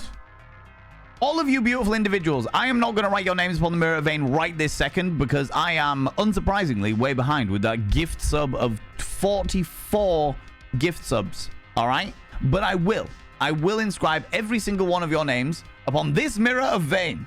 By having your name upon the mirror of Vayne, it means you get access to my personal Snapchat. Not a bum Snapchat, you've talked about that, all right? And of course, you get access to all the sexy little emotes. But the most important thing is you got to roll over every morning, look in the mirror, go, God, I look rough. But god damn, do I make rough look good. Ooh, harra, sexy, ooh, yes, meow, you know? Good lord.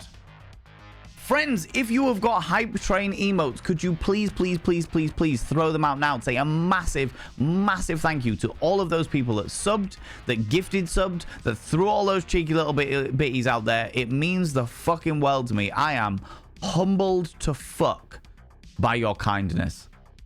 I am humbled to fuck. Alec Wallace as well coming in, yeah? Oh my lordy. That is so fucking kind. And thank you very much for all those beautiful people for coming out alert. To say a massive thank you to the person that gifted those subs to you, whether it be one of the anonymous ones that came through or the 44 that Mr. Hyde just dropped through. Dear fucking Lord. I am humbled, friends. I am very, very humbled by your kindness and your generosity. That means the fucking world to me. Good Lord. Good. I just... Whoa.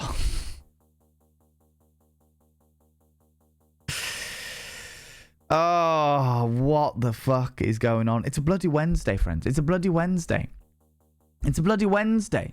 This isn't the way this goes. It's a bloody Wednesday. What the fuck? Oh my God.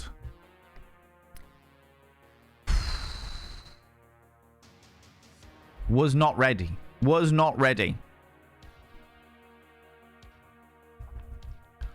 Also, Mr. Hyde, you redeemed a whimsical fact.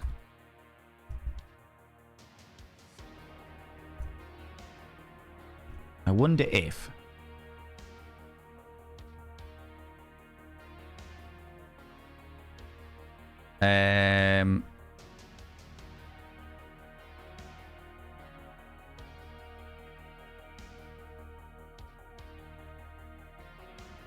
Let's see if we can get one.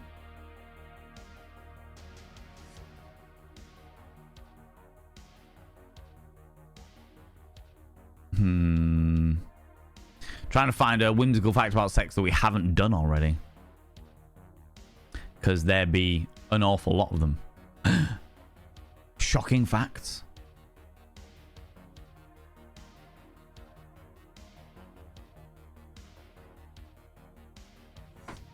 No, we've done all of those. Surprising but true facts. We could do these.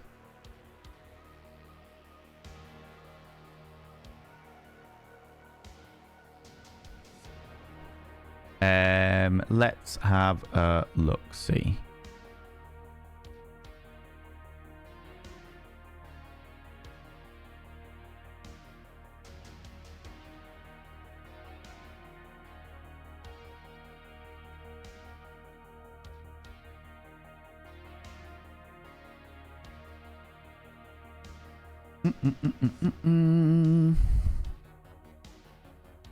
We have done so many of them now. Trying to find ones that we haven't done.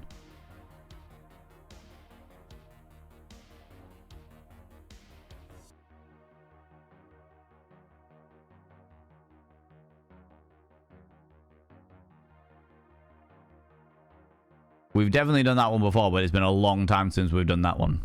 Oh, we'll do it. We'll do it. We'll do it. It upsets me, but we'll do it. Whimsical fact about sex. Did you know, according to a study that was done in the United States, 36% of people go directly to Facebook or Twitter or some other social media straight after sex. So they'll have sex, and before anything else, they will go straight onto social media to check their social media. No shower, no cuddles, no sweet nothings in the ear, talking about all the bits and pieces. No basking in the glow of post-orgasm. They'll go straight onto social media and get their little social media fix. 36%.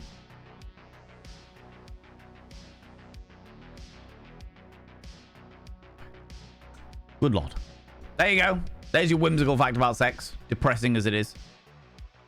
And if you're one of those people, I advise that you either learn to share the moment with the person you're with, or get with people that you actually want to share the moment with. That is my advice to you. That is my advice, okay? No post-sex cuddles? No post-sex cuddles, apparently. No post-sex cuddles. 36% of people, right? I dread the day that Twitch will implement the tier 4 subscriptions. I've got a feeling, and now I don't know about you, Zabadian, but I've got a feeling that just at the point where Twitch integrates the tier 4 subscriptions, that is possibly the time that I might reevaluate my tiering system. I've been thinking about it for a while, but I've never really thought about it. I might have to escalate, you know, doing like a tier 5 subscription for the bum Snapchat, you know. Just, you know, just one of those things, you know. Oh my God. Right, friends, how you doing? How's it going? I just need to, I need to take a moment, I think. I am flustered as fuck. Thank you, friends. Thank you so much for this chaos. 65% of a level 9 hype train. That is wild to me. That is fucking wild. On a bloody Wednesday. On a bloody Wednesday, of all things, right? This is ridiculous. Friends, I'm going to take a moment to go myself a cup of tea and just process the fucking emotions that I'm feeling right now, because good Lord. While I do that, I'll run some ads just to get them out of the way, and then we'll have like an hour and 20 minutes of no ads, which will be fucking excellent. And then we'll jump into the game. Because normally I only chat for like an hour and a half, and we're vastly approaching 2 hours, okay? So friends, get up, have a stretch your eyes, look at something in the distance, and look back again. Grab some kind of beverage, hot, cold, or if the time is permitting, flamboyant as fuck. Don't forget to take your meds. If you haven't done it already, take them now, you cheeky little devils. Wizard with a knife, I'm just going to go for a quick piss. I'll be back in a second, all right? If you haven't taken your meds, take them now. If you're wearing a binder, have a couple of deep breaths, stretch those lungs out, stretch those rib cages out, and never wear your binder longer than is medically recommended, which is what we understand for most binders to be approximately 6 hours. Obviously, times vary. Check with your binder manufacturer. If you haven't done it already, go charge your sex toys. If you haven't done it already, go clean your sex toys. These are things that are very, very important. And also, for all you beautiful individuals out there, if you've left something in the washing machine, now might be a good time to go take it out and hang it up. All right, get it all dry. Make sure you don't get that that musky smell, or musty, not musky smell going on there. All right. In the meantime, friends, I'll be back in like 2 and a bit minutes, and we'll jump into the game. And thank you so much. God damn it. Welcome back, cheeky devils. I hope you've got yourself a nice cup of tea or coffee or other delightful beverage of your choice, you know. All of the goats. Yes. Normally during the be right back and the starting soon screens, we have some description of themed screensaver. And I was like, do you know what? We've been doing cosmic horror because obviously the game that we're playing is very cosmic horror-esque. We've been doing cosmic horror for so long. I figured that the best choice for us would actually be to do something a little bit different. As it is the last day, potentially, that we'll be doing the goat god. I figured that we could jump in with some goats for our Be Right Back screens, you know? Do you know what I mean? Just kidding. Oh my fucking god, really? Purple Bat, really? What did the Papa Goat say to the Mama Goat when she was giving birth? You've got to be kidding me. Oh my god. Billy is the perfect name for a newborn goat. As a kid, it'd be Billy the Kid. As an adult, it'd be Billy Goat. This upsets me deep in my soul. Deep in my soul. Some people think filling animals with helium is wrong, but I say whatever floats your goat. Jesus Christ. Oh my god. Where does the angry goat write down its problems? On the rampage. Fuck. Don't encourage this behavior. Don't encourage it. How's it going, Alexandra Griffin? How you doing? Can I get a shout out for Alexandra Griffin, please? I appreciate that. How's your tech issues, Alexandra? Have you managed to sort them all out now? Tea. I have to read all the goat puns. I know. It upsets me deep in my soul. I have an apple and a blackberry lemonade. That does actually sound really good. An apple and blackberry. I feel like blackberry lemonade would be a good one. Would be a good one, you know? They're really cute, the Goat Simulator. People, go and check out my dear friend Alexandra Griffin. They're wonderful and glorious. They deserve all of your love and attention. Last time I saw them, they were having tech issues, which is why I was asking them, but they had a really good community there, really good vibe, really good chill. It was good conversation happening, you know? Maybe the internet person came out yesterday and replaced my router, but now they think it's a modem issue. Oh, for fuck's sake. That sounds like a pain in the hoop. As somebody who has suffered my fair share of technological issues, that sounds like a pain in the fucking hoop.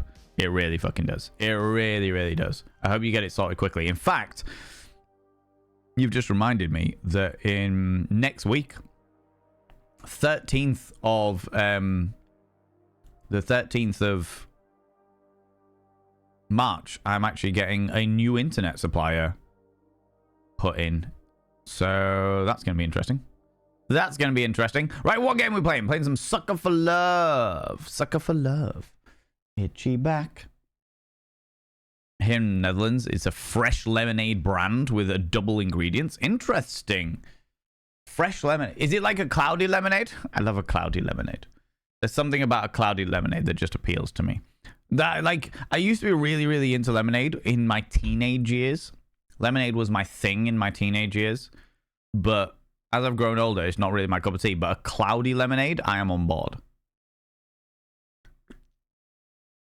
I love a good cloudy lemonade, you know? Sucker for Love. Date to die for.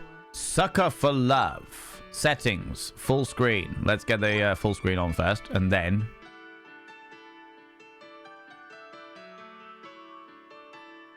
What?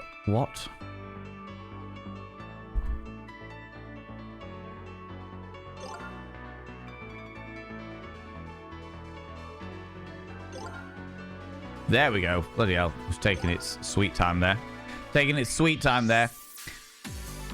Right, friends. We are going to jump into the wonderful game of Sucker for Love. A Date to Die For. It is the cosmic horror dating game. Okay.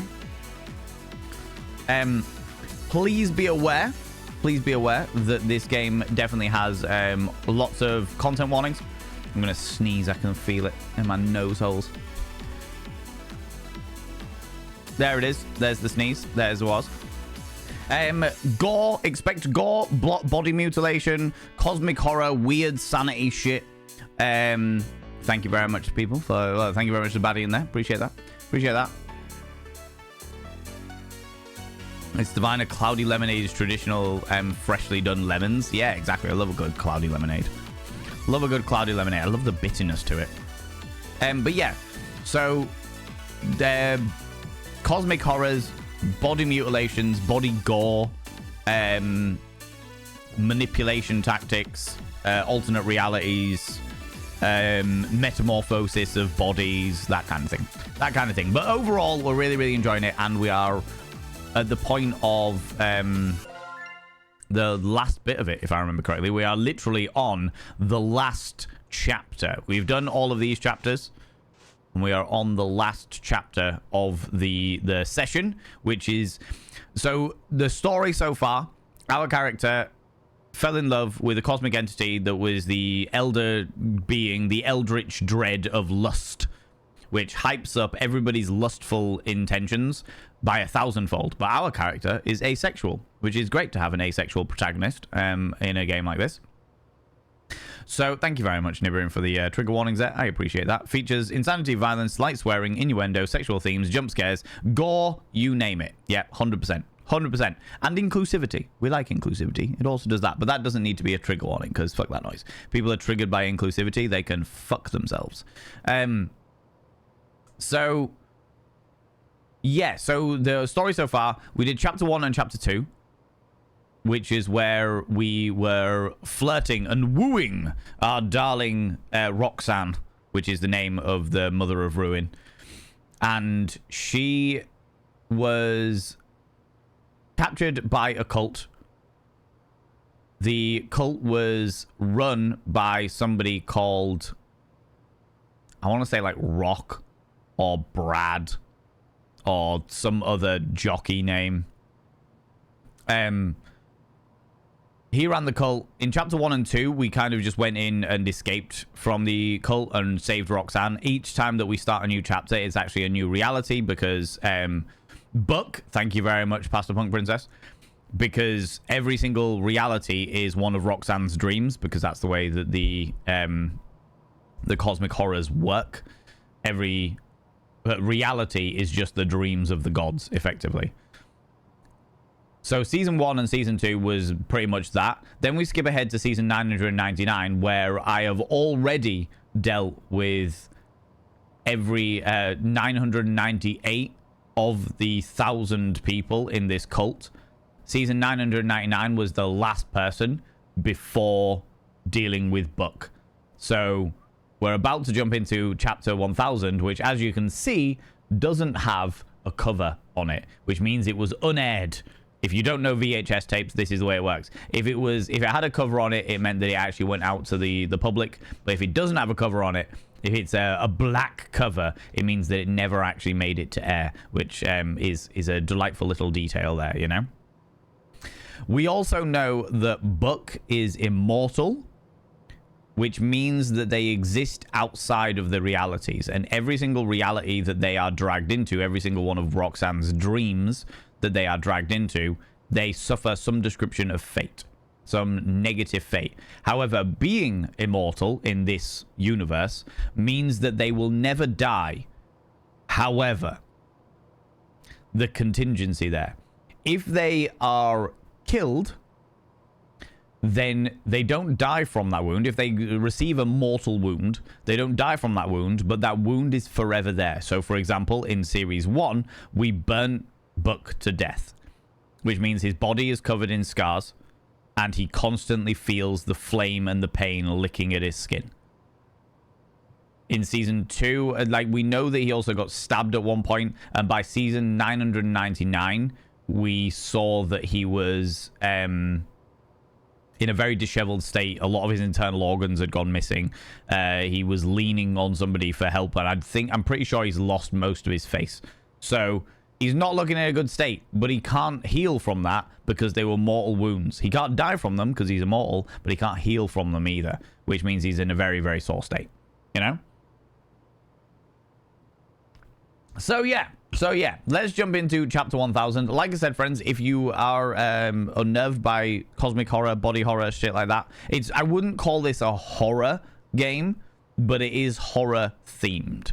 Okay, I wouldn't say that any of it was particularly scary, but it is very much horror themed. So if that is a problem for you, this is your warning to take a step out. Do you know what I mean? To take a step out, and no judgment will be cast upon you one iota. All right, let's jump into Sucker for Love, chapter 1000. Cheeky. Yeah, all scribbled out. Okay, thank you very much, 100 little panderings, for your little love toot there. Love toot, just as we're starting the game. Stardust, that's our character. Something is very wrong. Did I doze off while reading? My daydreaming always turns into regular dreaming when I do. So this is how every single chapter starts. We start every chapter exactly like this. Waking up in a bookstore. Is this what I was reading? This is the magic book of the great eldritch horror, the Black Goat, the mother of ruin. Dum dum dum dum. Oh, let me turn my volume down a little bit so that people... So we've got more or less the right volumes for sound and stuff like that, so you can get a better balance. I've got to get home. I'm sorry for falling asleep in your store, but I've got to get...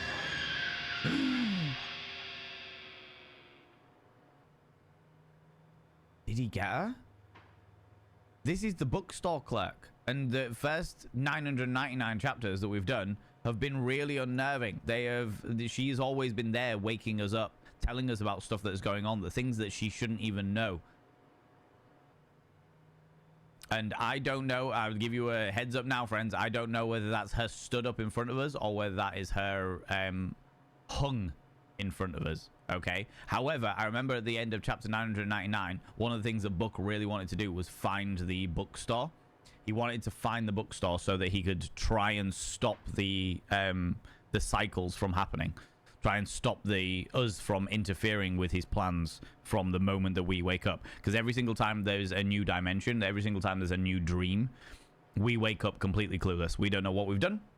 We don't know what's happened, and slowly our memories return to us. So we have no recollection. Our character has no recollection of anything that's previously happened at this moment in time. You know? Shock. Someone hung themselves right next to me while I was sleeping. No. No, they didn't. No, they didn't. It was Buck. Don't believe it. Is that Moo? Did Buck get to her? I feel sick. So sick.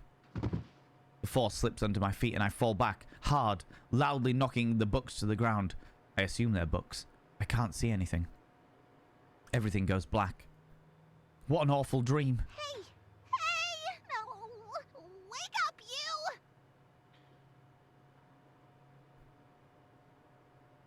Is this what the bookstore owner actually looks like? Underneath that fleshy visage of delightfulness, this is what she actually looks like. Moo was the bookstore owner that had supposedly hung themselves, and this is different. Remember Moo from the first game? No worries. I recognize the name.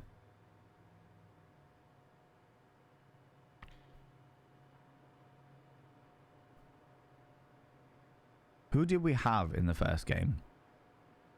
We had Lynetta, who was Cthulhu. What was the King in Yellow's name? And then we had Auntie Nyan Nyan in the third chapter.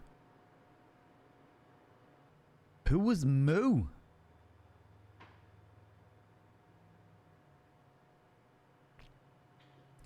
Esther was the King in Yellow. Okay. And if you haven't seen these, they are available on my VODs and Vanity channel. These where I store my VODs over on YouTube. Because, you know, we're not allowed to store them on Twitch anymore. So they are definitely all there. All the original Sucker for Love games. Thank you very much, Nibirin, for throwing that out there. I said no worries. No, I don't remember. Okay, right, okay. Okay, all right. We'll go in clueless. Oh my gosh, did I break the human? Stupid! You didn't break the human. You just unnerved me a little bit. Ah, are you an alien? No, it's Moo, the cosmic horror entity full of mouths and eyes and hidden under a bag, apparently, with a little love heart eye. No, I'm a mysterious, sexy librarian type. Look past my aloof and distant nature and fall in love with me ironically. I want to fall in love with you ironically. I have my heart set on the god of lust, despite the fact that I have no sexual proclivities myself. So, Moo controls a puppet form. Interesting. Interesting. Do you know what I will say? And do you know what? Devs, if you're watching this, the people, the wonderful, wonderful individuals who make the Sucker for Love games, please, if there is only one thing that you sort out for your next game, if there's only one thing you sort out for the next game, please sort out your audio. Please, please, please, please, please sort out your audio. The audio of this game is absolute maxed out. And I have had to turn myself down significantly in order to be able to stream this game. It's a great game. I love it. I love the stories. I love the animation. I love what you do with it. I love absolutely everything about the game. But the audio is fucking horrible. So please, you know. You're a mysterious, sexy librarian. No, too late. I've got my heart set on somebody else. An alien is playing with a corpse in front of me. An alien is playing with a corpse in front of me. This can't be real. I must be dreaming still. It's not a dead body, promise. It's just a doll I use to interact with humans. Sorry to scare you. I was just hanging it up to dry, see? You are just hanging it up to dry. Your fleshy doll. You are just hanging it up to dry. Good lord. No, that isn't what I do with Silicon Valley. God damn it. No worries about it, and you like where you beautiful bean. Also, hey, I'm not an alien. Shoggoths are from Earth too, you know. Yeah, they are the primordial oobs. Oobs? They are the primordial oobs. Primordial ooze. That is what they are. Shoggoths? Huh. Plural? There's more of you just walking around on Earth? We live where all the undiscovered nightmare fuel hangs out. Bottom of the Pacific Ocean. Naturally. Not my fault you guys went to space before 100%ing your own planet. Touche. Touche. That is a very solid call. We're like 100 miles from the ocean. What are you even doing all the way in the countryside? Well, one day, I grew tired of the darkness beneath the waves. And upon Tentacle and Maw, I skulked upon your shores. For one reason. For one reason, eh? Your maniacal tentacles look like a little love heart. You can't write smut underwater. You can't... that... That is true. You cannot write smut underwater. Absolute facts. Absolute facts. What a trivial reason. You know, I think that I would have heard on the news about giant tentacle monsters roaming through the country. You think so, but I am a master of disguise and an expert on human linguistics. Are you indeed? Bold. I've studied your culture extensively from the water, and I've mastered every language and can speak them in any accent. Check out my cowboy voice. Howdy, partner. Howdy. Whoa, it's like you're a real cowboy. Thank you, thank you. You are very welcome. Though, to be honest, I only learned to read, speak, and write your languages so I could read your human books.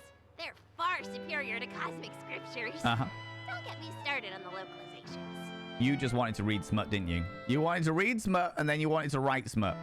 You can't ride smut underwater?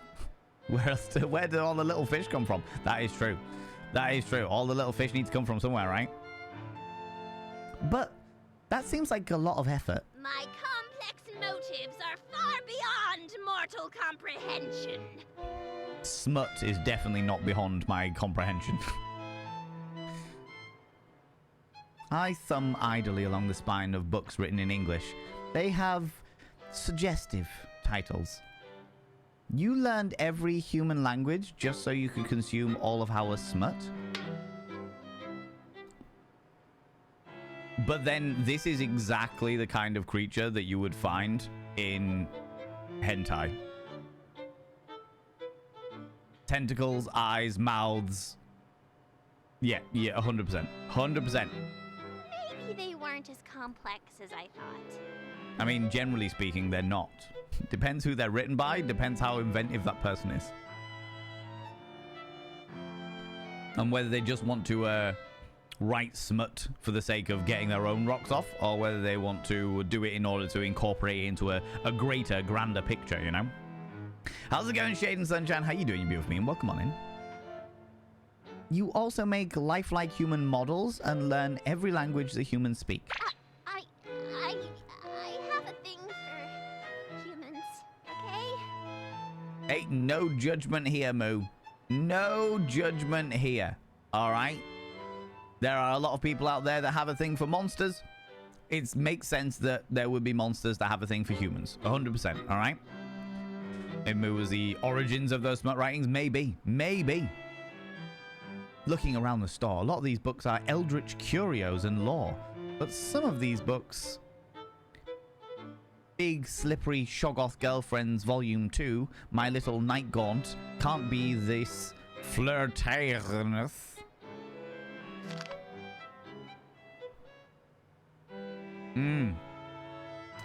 That looks familiar. That looks like Lynetta. Did Lynetta do an adult career? Is that what happened to our character after the last one? You know? Most kind. Dr. K, thank you very much for giving that sub to Monster Fucker. Oh my god, how the fuck did they get fucker literally through Twitch's fucking filters? Good lord. I will not inscribe their name upon the mirror vein because I am way behind. And if I do it now, then I'll forget about all of the other ones. And I don't want to do that. I don't want to do that, all right? Monster fucker, I will inscribe your name upon the mirror vein. By having your name upon the mirror vein, it means you get access to my personal Snapchat. Not a bum Snapchat, you cheeky devil. And of course, you get access to all the sexy little emotes. But the most important thing is you got to roll over every morning, look in the mirror, and go, God, I look rough. But god damn, do I make rough look good. Ooh, sexy. Ooh, yes, meow. You know? You know? Love finds a way through Twitch's filters. Is that what you're telling me? Is that what you're telling me? Love finds a way through Twitch's filters. Oh my god. Twitch also gets Rule 34. That doesn't surprise me. That is, yeah, that's happened a lot. That has happened a lot. There are explicit stories about love between humans and eldritch entities. I didn't know these kinds of books even existed. Did she make all of these? Also, can I love the fact that it's called Deep Ones? It's an R18 book, and it's called Deep Ones.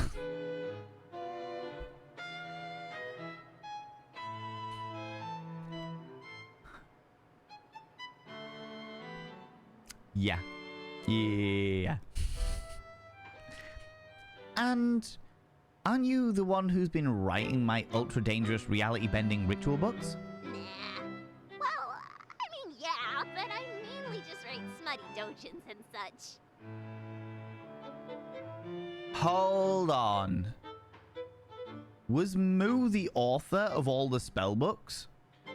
Because we had 3 spell books, didn't we? One for Lynetta, one for Esther, and one for Auntie Nyan Nyan, right?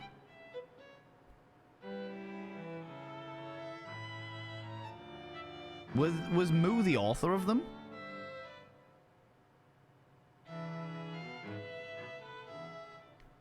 Of every single one of these eldritch cosmic things. There we go. Yeah. It was Moo. Yeah. Okay. Right. Okay. This is what they look like. Interesting. Okay. Sorry, I'm having trouble wrapping my head around that. They seem like 2 completely dissonant skills. Yeah, those 2 hobbies are completely unrelated. They're completely unrelated, are they, Moo? They're definitely not to do with creating rituals so that you can copulate with human beings. Yeah. Yeah. Right? Doujins are fan-made products for any confused, like, fanfics. Are they specifically erotic fanfics, Razotto? Moo was the one that gave us all the notes inside the books to help us. Okay. Okay, they can be, but they're not specifically. Right, okay. Okay, I get you. I raised an inquisitive eyebrow. Wait a minute. What? So, you make smut books fantasizing about humans and eldritch gods meeting, and then also make spell books that would allow humans and eldritch gods to meet in real life. They're usually R18. Okay, cool. Doujinshi? Doujinshi? Maybe. Good, interesting. Wait, I know what it sounds like, but I can explain. It sounds exactly like it is. Go ahead. I've got nothing. I'm a disaster for human eldritch love. Yeah, that's right. You indirectly summoned reality-ending gods into our realm just so that you could watch them date humans? I'd say I pretty directly summoned them, actually. Right, okay. So all of these things that are happening are purely for the entertainment of Moo. I get you. I get you. Good lord. All right. Also, why the heck did you make the ritual so freaking scary? They're rituals for an outer god. They're all scary, all the time. I mean, that makes sense. Well, if you're supposed to be helping me, why'd you put the most important rituals at the very end? What? The uprooting ritual? Yeah. Eldritch rituals are serious business. Doing them out of order could cause who knows what. Sounds like something that I would do if I had the ability to do it, you know? Doujinshi is printed doujin. Doujin can be a wide variety, anime, merch, games. Okay, interesting. Always know them as doujinshi. So those are the printed ones very specifically. This all feels very accurate to fanfic writers. Yes. I have experienced a fair amount of fanfic, and it's amazing how many people can get really into the world that they are writing about, despite having nothing to do with it themselves. And then it's also amazing how people can mold a universe to their own fantasies. You know? And it's not like I've been asleep at the wheel here. I've been changing the books each time I find a potentially quicker, safer path to uprooting. Uh-huh. Right. But there's only so many options when humans outright can't produce some sounds needed for many incantations. No, that's fair. We don't have the vocal cords for it. But I haven't had a problem so far. Say Worcestershire sauce.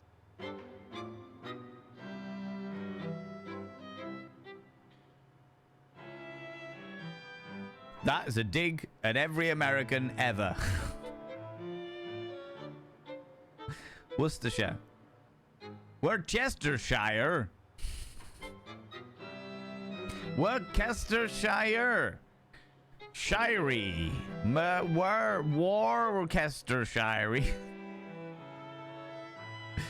Read some amazing fanfics, right? Watching where would... Okay, you made your point. All I was trying to say is that it's a cryptographic marvel that you can consistently perform these rituals, and that I'm a genius. That's all I'm really trying to say. Wasn't the Worcestershire sauce also a dig in the first game as well? I seem to remember it also being a dig in the first game as well. Love that Easter egg, right? Coming from a Japanese game, this is even more hilarious. Wash your sister sauce. Exactly. The wash your sister sauce. Friends don't wash your sisters. Unless they're infants. Missed that kind of humor in this one, yeah. All I'm trying to say, oh yeah, cryptographic marvel, you can consistently perform these rituals, and I'm a genius. That's definitely what you're trying to say. Definitely what you're trying to say. Oh, is that all? Right. Besides, Roxy loves the rituals. She's a god, she likes rituals. And the scarier they are, the faster you fall in love. In love. Oh my god, I love it. I am a big fan of Moo. I like Moo. Moo's good. That's not how that works at all. It totally worked. Roxy likes you. Like, she likes you. Oh, she's got it bad. Right. Really? Oh yeah. I'm writing fanfics of the two of you right now. This stuff is hot. I'd be interested to see that because my character is asexual. They have no lust. Let's see. Tax. Pining, slow burn, one-sided. I mean, yeah, fair. It's not one-sided. It's not? Wait, I mean, well, she's really gorgeous and... I ship it. Wait, no! Size difference, age difference, mommy, monster girl. Wait, is Roxy a monster girl or a furry? Well, I'll add them both and let the algorithm work its magic. Perfect. That is exactly the way that we work the algorithm as content creators. We'll add it and just let the algorithm work its magic. It'll be fine. It'll be fine. Roxanne Stardust. Oh my god! Your ship name is Rockstar! Or Starzan! I hate this. I hate this. I hate this. I hate this. I hate it. Oh my god. Just call it AI? Oh my god. Hey, I hate to kill the fun, but a lot of people have gotten really hurt because you made this book, including me. It was never supposed to be like this. I thought only good things could come from summoning Roxy to your world. She just wants Earth to be one big happy family. And she's a wonderful mother. She is indeed. That's her whole shtick is being wonderfully motherly to everybody. And she's kind. She's the only one who didn't laugh me out of Astrid's court when I suggested that humans and Eldritch entities belong together. In fact, she agreed with me. Yeah? We made the book together. An all-in-one ritual book full of spells that would make the perfect date. Plus an abort button, the uprooting ritual, in case the human needed to be rescued from Roxy. That makes sense. We picked the perfect human together, too. A young, handsome human man who had already spent so much time and money fruitlessly trying to contact Roxanne on his own. You mean you found a young, handsome man who had lots of money and incel, obsessive, potentially stalking tendencies? Yeah, that can't go wrong. Definitely not. He flew through the rituals, started a huge family in her worship, and grew the 1,000 to such a size that the whole world was under Roxanne's influence. Mm-hmm.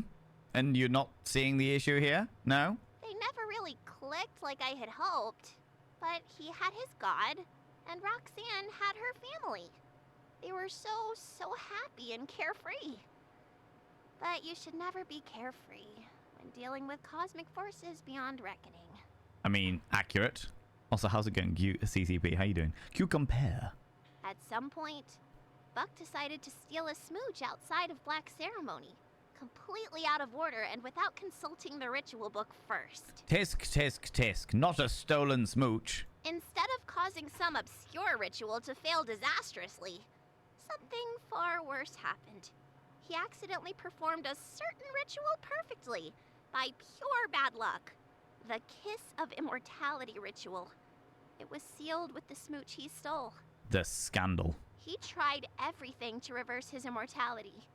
When nothing worked, he changed. Right. So many people, so many humans that Roxanne considered her children. All these realities later, he's still tormenting her. I don't know if it's revenge or if he's got some other plan in mind, but he's never going away. I mean, he literally can't. He is not able to go away because he is immortal. His immortality prevents that from happening. What a big fat screw up this was. If Roxy of all the gods can't find happiness with a human, there's no hope for any of us cosmic entities. Between you and me, Roxy is the hottest one in the family by far. Depends what you're into. Depends what you're into. So, that's why I'm trusting you with my books. I hope it's not too weird to say, but I think after seeing you time and time again, that I should have given you the book to begin with. I mean, it would make sense, but okay. Well, I'm glad the book eventually found its way to me, but it's like a passed baton. Every leg of the sprint leading up to me was significant and worthwhile. And if I've got to pass it on again, I think I'm okay with that. But I also think I would really like to be the one that gets to cross the finish line. The one that gets to show Roxy how far we ran together. Okay, that's it. You two are too perfect. Sorry, Roxy, you're gonna kill me for this. But you can't expect me to sit through 1,000 episodes of Stardust dying before you can admit how you feel. Oh. Here you go, you crazy kid. It's the Kiss of Immortality ritual. Do us all a favor and end up together already. Right. Interesting. Wait. That's the same ritual that Buck did. Becoming permanent. This means I'll never die, no matter what. Even when reality ends, will I end up like Buck? Holding this sinister page fills me with palpable dread. This ritual is what started all of this. It's what caused Buck to go mad. It's what turned the 1,000 against Roxanne. It's what made every reality a nightmare. It's what caused me to suffer and perish countless times. But it's also what brought me to Roxanne. I think this is it. I think this is the key to ending all of this for good. It's how I can stop Buck and the nightmares. Oh? Fighting fire with fire? No, I'm not going to steal it off Roxanne. I'm going to steal it off Buck. Not exactly. Once I cast this, my fate will be the same as Buck's. There's no takebacks. But I have the heart to live with what I'm given. No takebacks needed. I'm ready to accept what great highs and lows eternity has in store for me. If you give love, it comes back. If I embrace eternity, eternity will embrace me. I mean, I'm not 100% certain about that. I will say that going into a ritual knowing what is happening is definitely a better scenario than going into a ritual not knowing what's happening. Accidentally doing the Kiss of Immortality is definitely a quick way to make sure that you're not ready for the consequences, you know? Informed consent, exactly, Samurai Afro. Exactly. Whereas getting into the mindset of knowing that you're going in, knowing, like, with the potential of being an immortal being for the entirety of the lifeline of the cosmos is a much more informed consent, as you say. More informed scenario, you know? All right. Now I'm really pumped. No more baton passing. Baton! I'm going. Are you coming too? No way, Jose! Buck's scary looking. Mm-hmm. I like that. Don't judge a book by its cover. Yeah, I know that I'm scary too. But I can't just run into the unknown like humans can. Shoggoths aren't brave like you are. I'm the only one that even left the sea for crying out loud. Touché. Don't worry. You don't have to come. I have your book. That's all I've needed so far, and that's all I'll need now. Go get him, Stardust. Thanks, Moo. No sign of anybody. This is where I died in episode 999. Every single one of these flowers is another one of my deaths. This could be the end of my life as a mortal, couldn't it? All in all, I have to say it's been a blast. And whatever's ahead, I know that there'll be something to love. Into the home. We've still got the butterfly caught in the web. Ooh, hello. We can't go outside. Every single one of these flowers is one of our deaths. That's what we found out in the last run. In an alternate reality.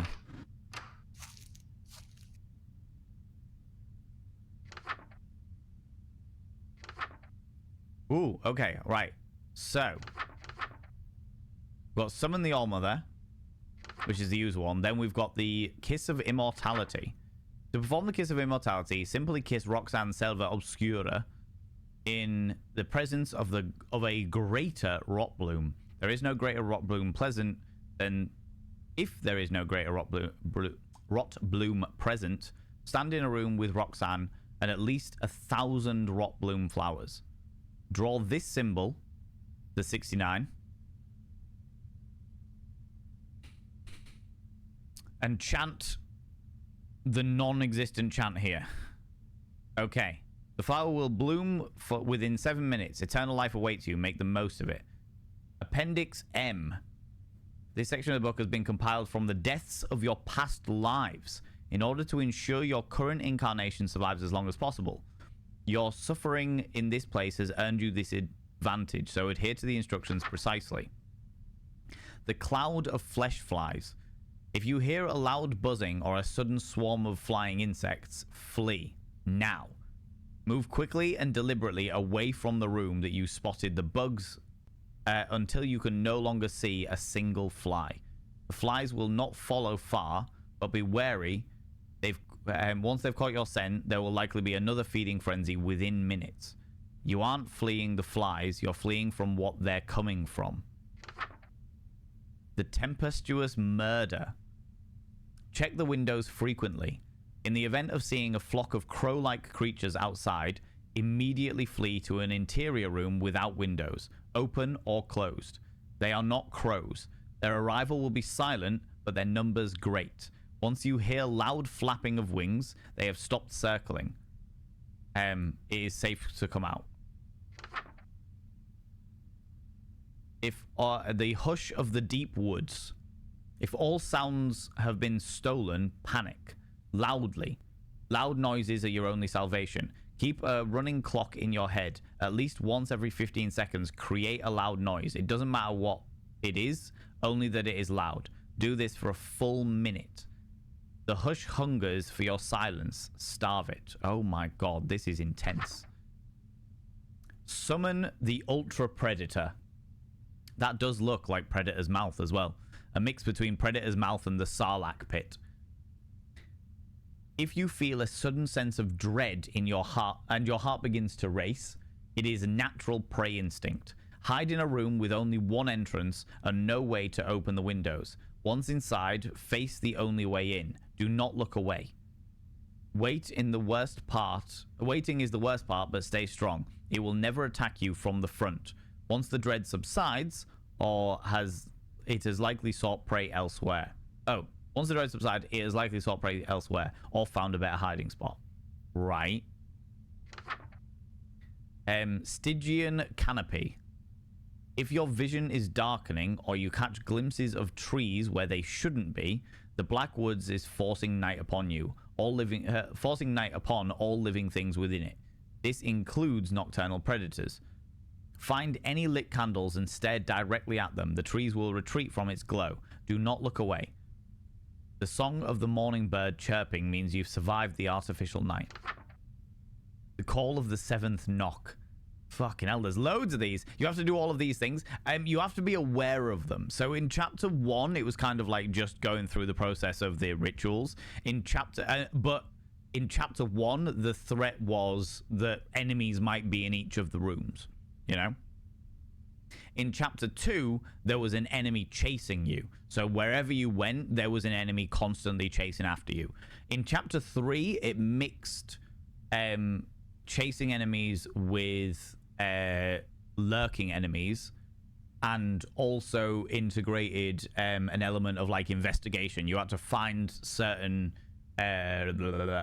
like trinkets, memorabilia from each of the people that were chasing you before they found you. And this is chapter 4, and evidently it's a case of the cosmic horrors are now chasing you. So every single time we come across one, we are going to have to open the book and find out exactly what we need to do to get away from it. That will be the game mechanic of this one, you know. Listen carefully for the direction of the knocking. Move slowly towards the sound. If another sound distracts you, do not follow it. The knocking is your only guide. Pull the door open in one swift motion once the 7th knock begins. Do not hesitate. Your timing must be perfect. If the 6th knock comes before you find the source, stay perfectly still. Do not even breathe. It may pass you by. May pass you by. Death of Death. If you notice corpses rising from the fields of rot bloom flowers, the 2nd floor balcony is your only sanctuary. It is the only room that you've never died in. Your deaths have been given new life, and they are hungry to trade their fate for yours. They will not last long in this world and will starve quickly. Wait it out. Be warned, there may be stragglers. The Spiteful Dwelling. If the walls and floors begin creaking loudly, the house itself is being given life by the volumes of immortal blood spilled within and soaked into the foundations. Exit before you are crushed. The stairs are not safe. Do not use them. If you are upstairs, you must leave through a window. Do not use doors that move on their own. They are mouths. Oh my god, this is wild. There's so much going on here. But thinking about it, our character has been alive for at least 1,000 iterations of this reality. The rat in the walls, how you doing? Strange aeons, even death may die. Very much so. Very, very much so. Fumigating miasma. A thick mist will fill the lower levels of the house. Seek higher ground immediately. Stand near any open windows on the top floor. The spores will work fast. Dizziness and nausea will overtake you within seconds of exposure. The megafauna hominid. The megafauna hominid stalks silently and seemingly at random on impossibly elongated limbs. Avoid being in a room with it for too long. Upon seeing it, you will be compelled to scream yourself to death. Note, it does not appear to be hostile, but you have died many times because of it all the same. Summon the firstborn. We've done this one, so we did a ritual of this. If you hear the loud cry of babies, flee to the heart of the woods. I know where that is. Do not emerge until the candles blow out on their own. Be observant. Okay.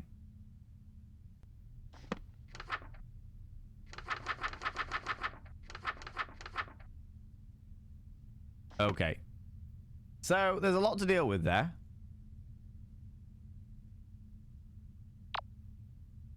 There is a lot to deal with there. Let's go. I don't think any of these things are going to happen until after.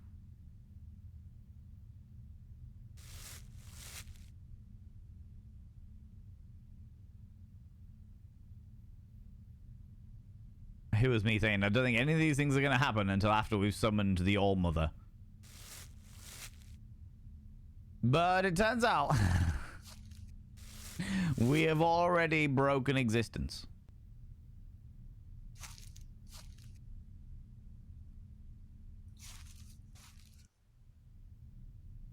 Okay, let's go find the All-Mother.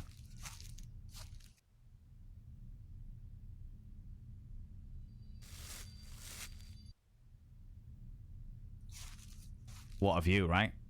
Before we do that, I want to check this room.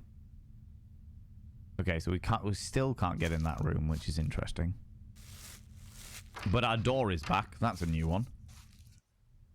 That is a new one. Oh, somebody's at my door right now, friends. Give me 2 seconds.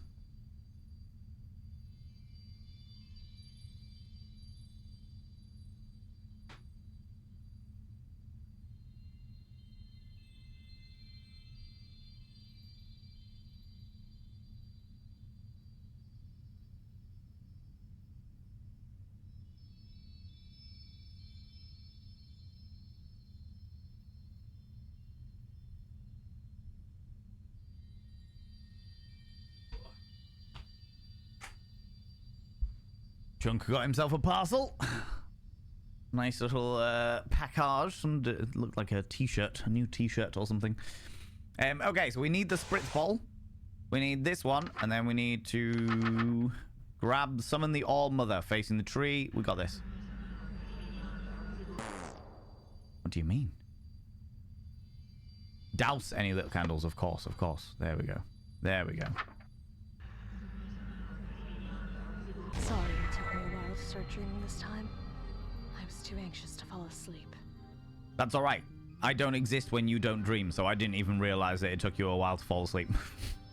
I had no clue. But we're on 3 hearts. We're almost at the smooch. And the smooch will definitely be the ritual as well, won't it? Let's not lie. Let's not lie. What a view, right? I would say as well, in this bedroom, there are over 1,000 flowers. I'm just going to say it right now. So, this is it. Buck is the only remaining member of the 1,000. Mm-hmm. Not only that, but we've got 1990s porn music behind us. Oh, yeah. Are you ready for what's to come? I am game. It's only hitting me now that this kiss of immortality thing, isn't it like the kind of asking to marry her? Promising to be with her forever? Sealed with a kiss, no takes backs? Holding this book feels like fumbling with an engagement ring in my pocket. Stardust, are you alright? Don't worry, Roxanne. I'm always in the mood, too. Oh, yeah, I'm fine. Nervous? You don't even know. The butterflies in my stomach are building to the point of unbearability. Just as I'm about to swallow them down, a breeze blows into my room, carrying a foul stench that fills my lungs. I fall over, retching. My eyes sting and water uncontrollably, and I have to actively fight the urge to hurl. What is that smell? Did something die? No. Something didn't. Specifically didn't die. His name is Buck, the Elder Being, the man of a million realities, the stanky boy, the musky dick. He's here. I can sense him. You've got the book? I do have the book. Got it. Now or never. I prop myself upon one knee, open the book to the Kiss of Immortality ritual, revealing it to her. Really? You don't have to kneel to me for my rich... She realized. Where did you get that? Moo! Yes, moo. I thought I had something to say planned, but my mind is completely blank with nerves. Say something. Anything. Roxy, I only exist because you dream about me. Without you, there'd be no me. And when I look back on my life and all the things that I got to see and do, it'd take me forever to say thank you. So, I will.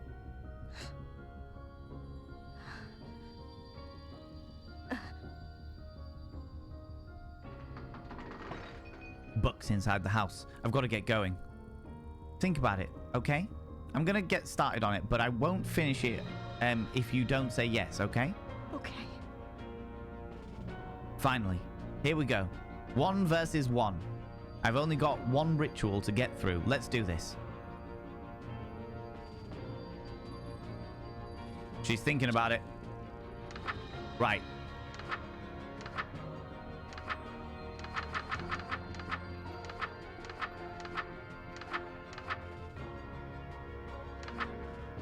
Those aren't rituals. Right, okay.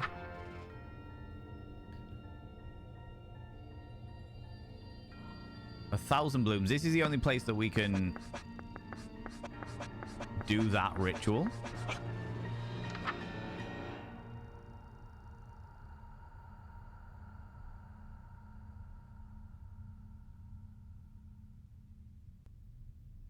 The flower will bloom within 7 minutes. Eternal life awaits. Make the most of it. I don't know. Do I just do the ritual? Draw that symbol. Do I do it in here?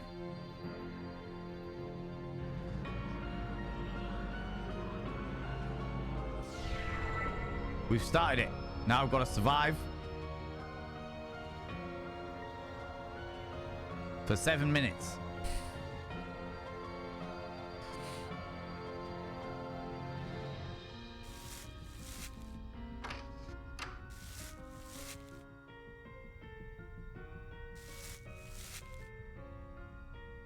Can't go there.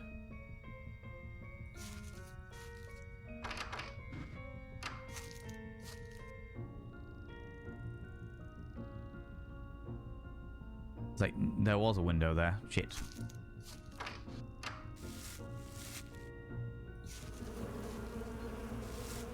No, not faint buzzings. Shit, we don't want the faint buzzings. We get away.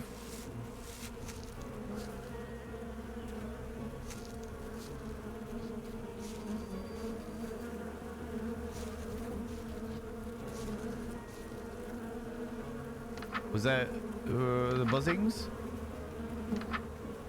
Flies will not follow you far, but where once they've caught your scent, they'll like another feeding frenzy within minutes.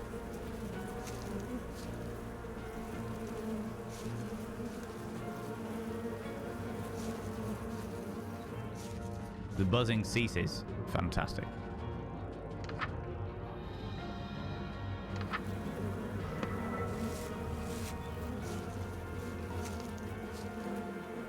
Right, we're gonna get out of the the feeding frenzy.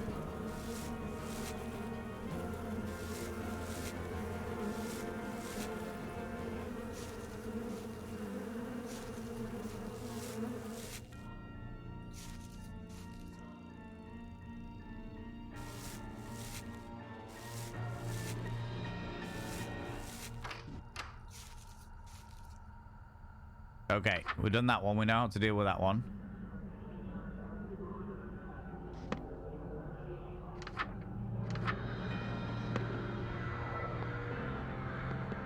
Oh, wait, I've got to get out of the room, the room with the crows. So each one of these is going to exist. They're either silent. They are not crows. And once you hear loud flapping wings, they have stopped cycle. So I've got to get to an interior room without windows, opened or closed. I'm in a hallway. Does that count?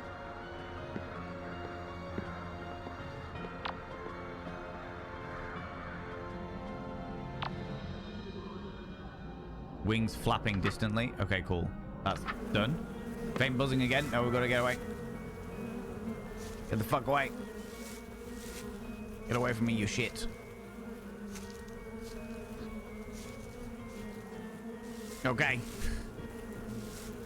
Might be a very short chapter. I could have done this at the end of the last session, but it's alright. We'll get down to the bottom. We'll go into the hearts.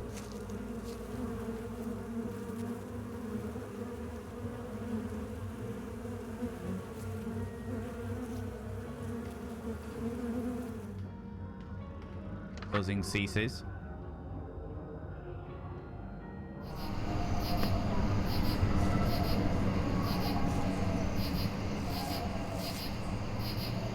Which one's this? Of all sounds be stolen, no? Sudden sense of dread?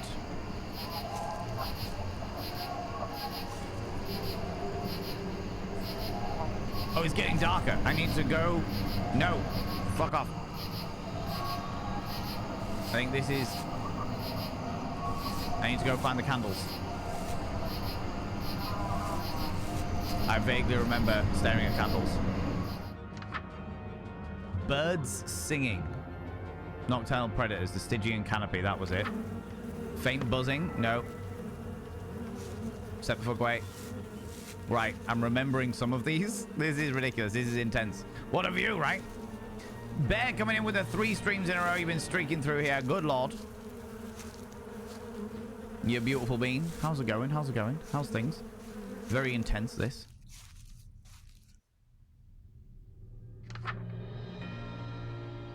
Listen carefully for the direction of the knocking.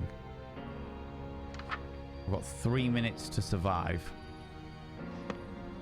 The buzzing ceases. Firstborns are hunting shit. I need to go to the hearts and stare at a heart. Go, come on. No, good. Mouse!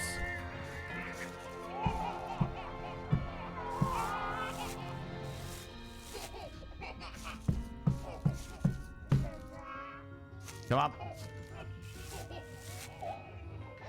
That's what I do, right? Do not emerge until the candles blow out on their own. Good lord, this is getting ridiculous.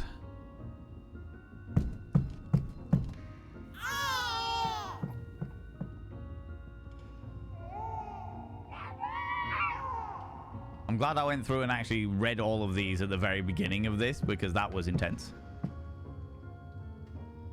I have vague recollections of what I need to do with some of these, you know?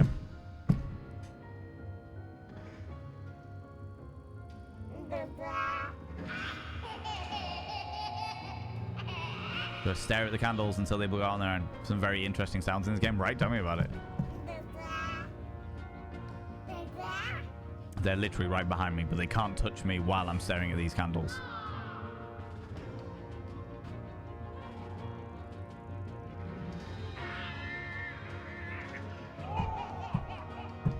Come on. I was saying that the longer that they're here,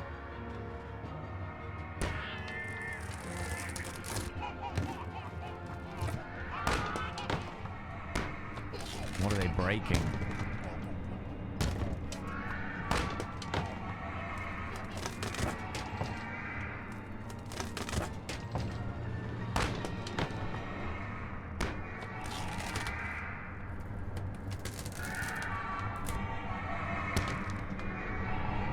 Is that the knocking?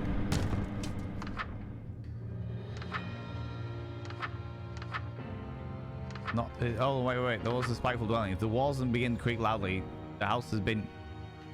Exit before you are crushed. Oh.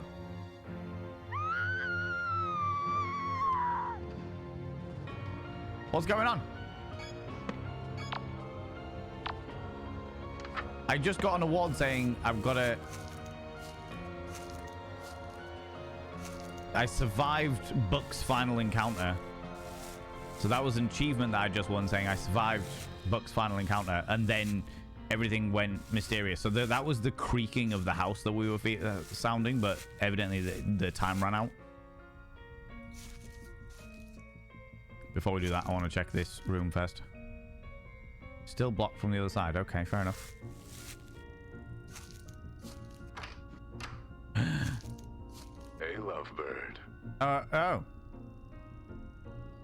Hey, Buck. You, got something on your face there, buddy. Stardust! Don't worry, darling. I'm here. What are you doing to her? Scaring her awake. Now that you're here. Easier.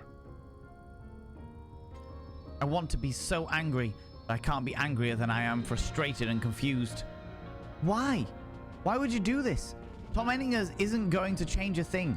Why can't you just face the reality that you're immortal already? The reality is that I'm immortal. I couldn't care less. Okay. If the eternal sleeper wakes up, the end. Immortality or not.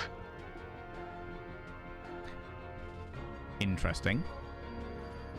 I vaguely remember reading something about that in Moo's library once. A god that dreams of the other gods. Oh, all right. A god that dreams of the other gods into dreams all the other gods into existence, and by extension, all of their realities. So he is trying. Oh my god! Right. So he is trying to wake up the god that is dreaming of this reality. Oh my, yeah, we're getting a bit existential here, friends. All right, we're getting a bit existential. So effectively, the only way that realities exist within the Lovecraftian universe is that one of the gods or multiple of the gods are asleep, and their dreams create reality.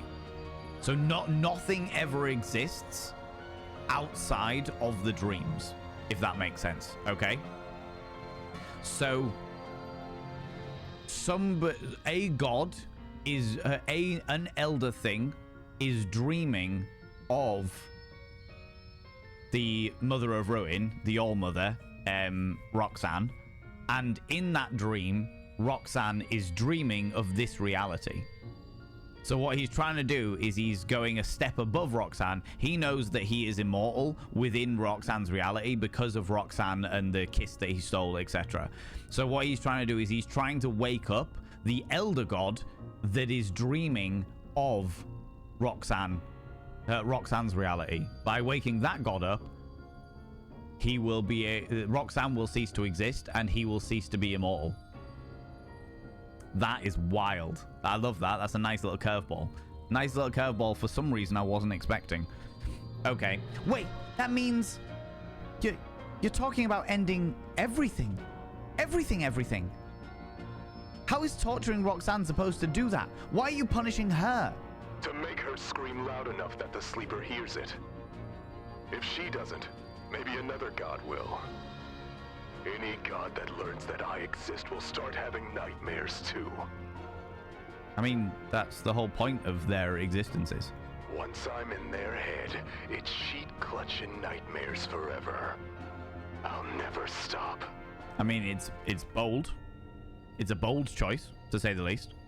but this is under the impression, Buck, that you think that your view of what entails a mortal nightmare will be nightmarish to an elder god, a cosmic horror.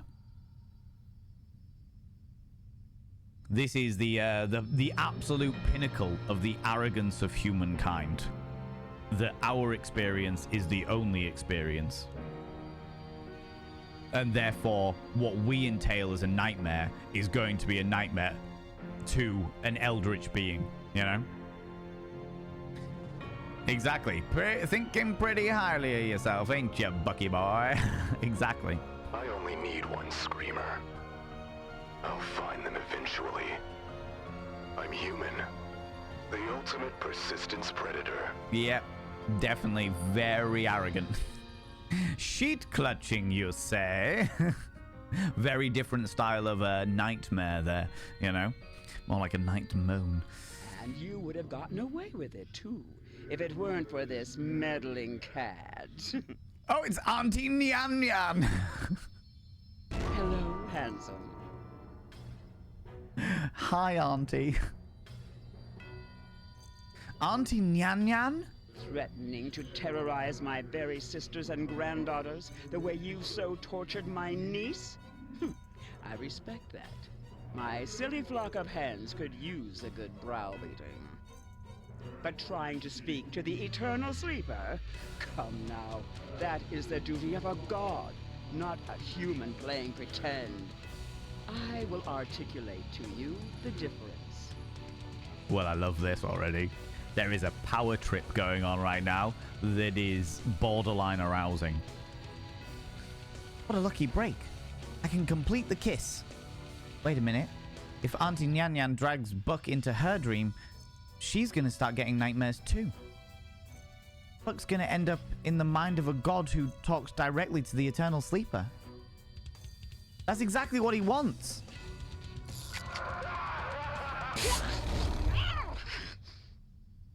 Good. He's free. It's now or never. So that was... I love the fact that I just sprayed her with water. Stop it! Stop it! You're doing exactly what he wants. God damn it. I've never had a bad dream in my life, but I've had dreams so wonderful that it woke me up right at the best part.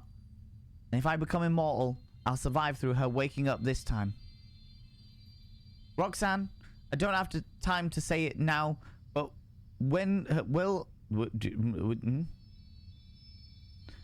Roxanne, I don't have time to say it now, but will when I have forever to say it.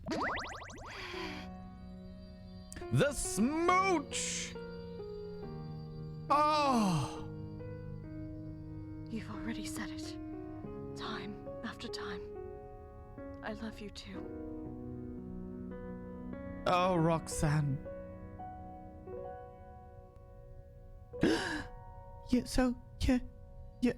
You're okay with this? Mm.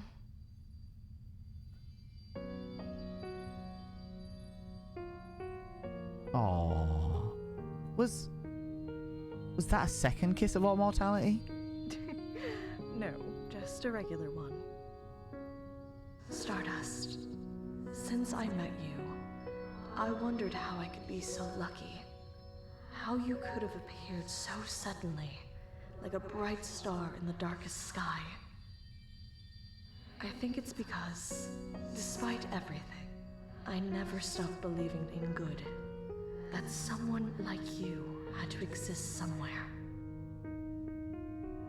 And you did. You are the good that I knew had to exist somewhere in this infinite cosmos. Stardust. You're the most wonderful thing I could have ever dreamed up.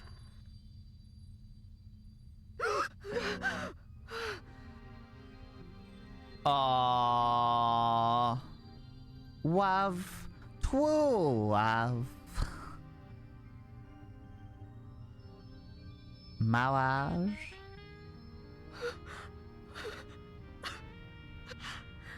Thank you, my twinkling Stardust. Aww. Gram, you're crying. Did you have another bad dream? Lynetta! Oh, young Lynetta! No, child. Do you want to hear about it? What? But you never want to talk about your dreams. I had my reasons. I didn't want to fill your head with fear of humans. Now, I can tell you about love. Gram, yeah, so all of the cosmic entities have really weird familial connections to each other. She's a gilf. She's a gilf. Well, that doesn't surprise me. Let's not lie about it. She is the mother of all and the mother of ruin, and she's been around since time fucking began, since the great sleep of her started sleeping. Yeah, the unreasonable amount of children, grandchildren, great-grandchildren, great-great-grandchildren, great-great-great-grandchildren. You know, she'll be all about it. Gilfs, you know. Love.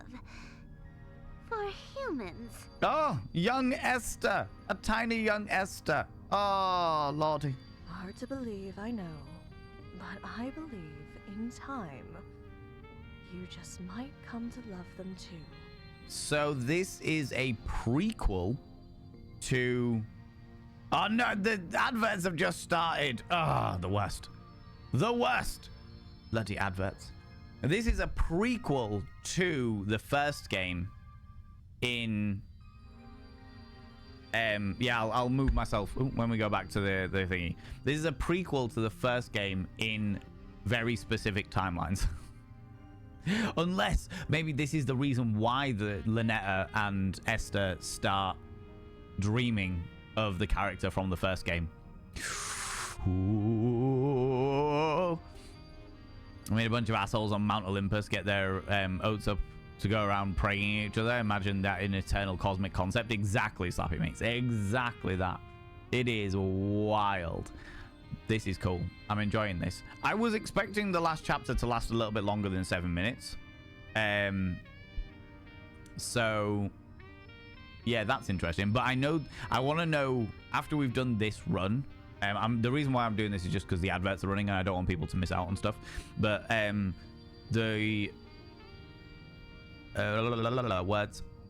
end of this one, we're going to go back and see what happens when if Auntie Nyan Nyan takes him with her, takes Buck with her, because then they are right. It's like he wants to be caught by Auntie Nyan Nyan so that they can wake the Great Sleeper, you know, which is quite exciting. Which is quite exciting to say the least, you know. Grandma or / great auntie. Yeah, it's a really interesting one with Auntie Nyan Nyan. Given, because I really like the way that in the first iteration of the story, the Sucker for Love first date, is it, if I remember correctly, the way that they have like a weird little love triangle between Esther, Lynetta, and the main character, the MC, as it were. Sweet home Mount Olympus. How's it going, Cynthia? How you doing? Nice mirror frame. Thank you very much. I've got a lot of them. Every single time somebody subscribes to the channel, we inscribe their name on a mirror, and their name is across here. I've got a few to write on because people were fucking unreasonably kind at the beginning of stream, but this is the latest one. I've got a few, as you can see here, some gaps that I have yet to fill in, but I've got another 40 odd names to write on there after stream tonight. So after stream and after I've been around a venue tonight. But yeah. Wait, no, it'd be epic loot music. Mount Olympus? I think that's pre-loot as well. Maybe harp? A little harp music. You know? It's beautiful. It is indeed beautiful. All of them. That actual mirror is from my great aunties as well. Great? No, it is, yeah. It's my great-grandmother's sister. So, yeah. On board that. Right, let's jump back in. Roxanne. Hard to believe, I know. But I believe, in time, you might just come to love them too. Ew! Exactly right. Oh, keep it down, ladies. Auntie Nyan Nyan in your negligee. Just walked almost an hour on the treadmill. Congratulations, Cynthia. The pan flute, emphasis on the pan. Love that, love that. I feel oddly okay without my glasses now. Good. Enjoy. They are very cute, it's true. Sleep well? Yeah, you were in my dream as well, Auntie Nyan Nyan. What the fuck is this? What is this strange and unusual cosmic city? That looks like something from the Jetsons as opposed to something from Lovecraftian's mind. Ooh. Bowie's in space. Bowie's in space. What you doing out there, Bowie? Every Stardust I've met, you've been the biggest pain in my ass. Sorry.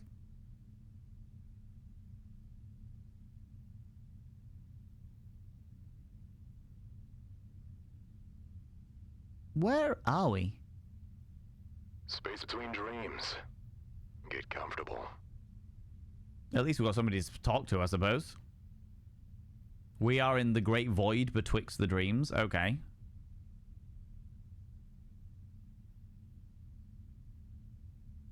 You gonna try and kill me? You wish. We just get to sit here and stare at each other until the next dream starts.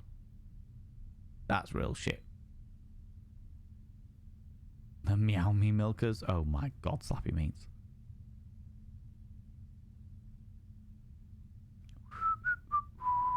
So, what do you want to talk about? I'll get the bookmaker. Or I'll get caught by Nyanlathotep. Or I'll go back to my original plan. Well, tell me about it. You can't do any of that now. I'm here. I'm not going away ever again.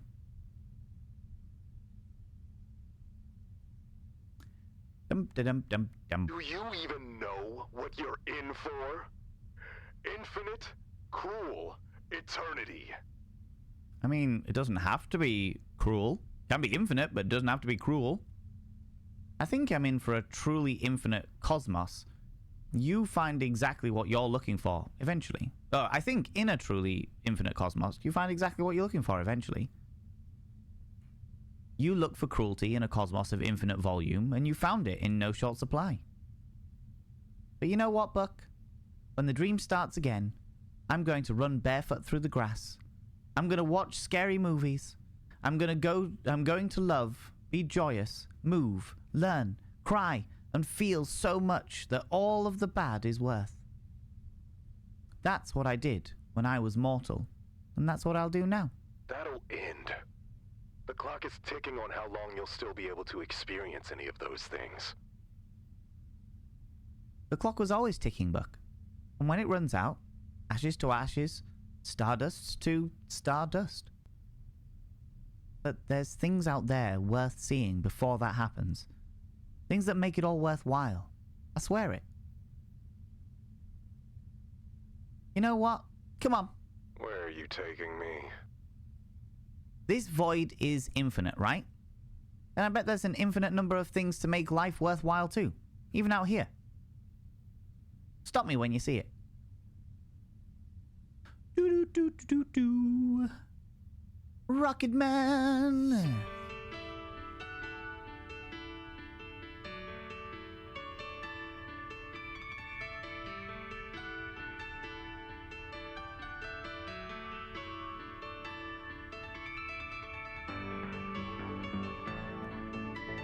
Do-do-do. There we go. Dedicated to my brilliant wife, Caroline Hunter. You make me a real sucker for love.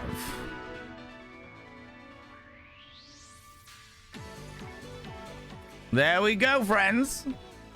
There we go. The joys of Sucker for Love, date to die for. All of these glorious individuals.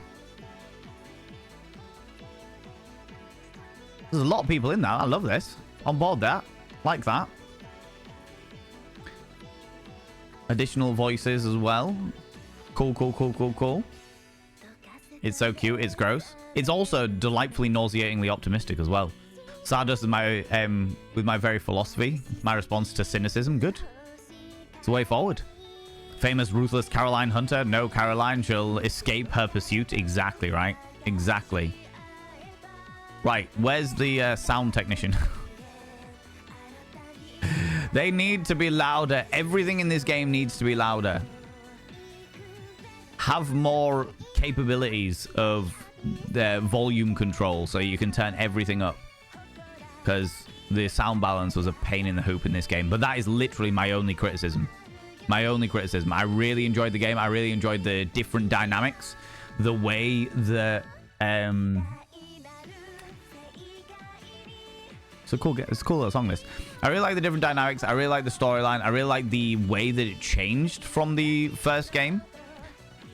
We will write angry letters about the sound. It's my only criticism. Like, honestly, like, the game was great. I really, really enjoyed it. I like the way that they varied each different level, each different chapter. I think that the storyline was intricate but simple. Simple enough to be easily followable and understandable. Challenging enough to maintain a desire to pursue it without getting frustrated. And, yeah, just fun. Just all-round fun. I thought it was really good. Really light-hearted cosmic horror, you know? I was a big fan. I was a big fan, to say the least. Like I said, my only criticism was the fact that I could, even at top volume, I couldn't balance it against my own audio without turning my audio down. That was my only real criticism. But other than that, it was grand. Other than that, it was really, really good. I really enjoyed it. You know what I mean? There's still a button prompt. Yeah, so it says stop there. So we'll have a look. We'll have a look. Stop.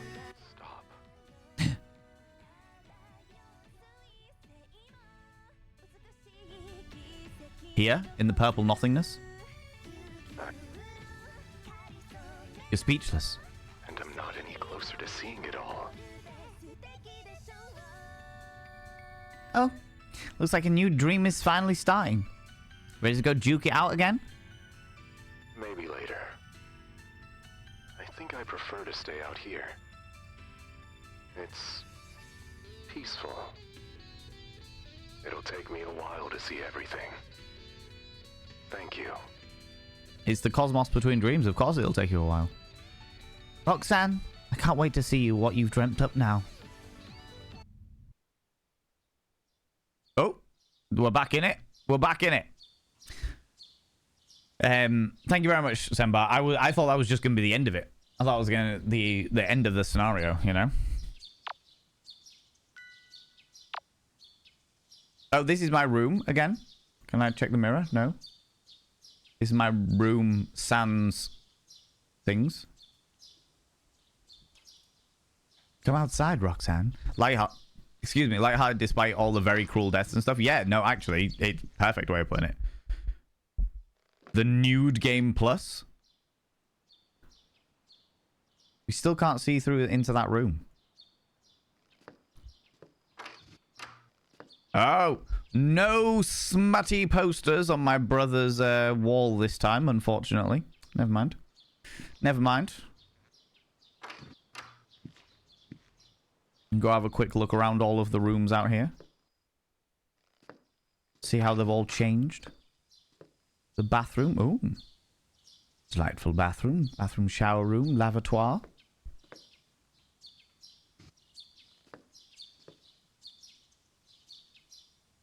Beautiful. The scenic landscape. On board.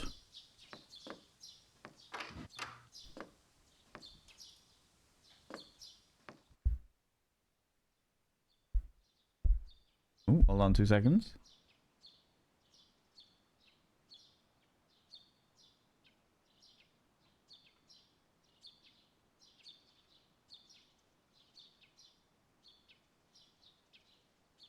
Okay, cool. Let's go down here first, and we'll do a big circuit of all of the rooms. Just to see the aesthetics. I want to see what's down in the basement now that the other ones have disappeared off. This is a very pretty little house, isn't it? Different shades of beige, but we don't get on about it, you know. But there is still the crawl space.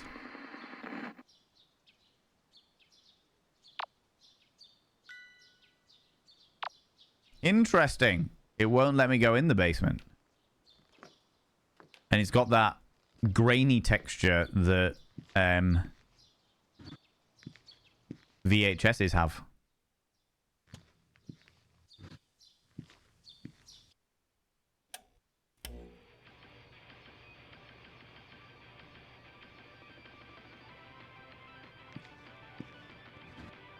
Definitely prettier than not being inhabited by evil multi-headed babies. Yeah, exactly right.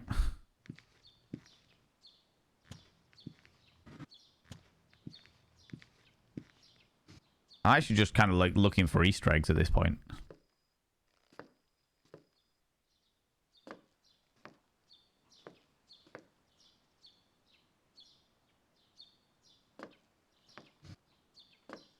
Just in case there are any. We use a lot of the same room design, which is fair, I suppose. Okay, yeah.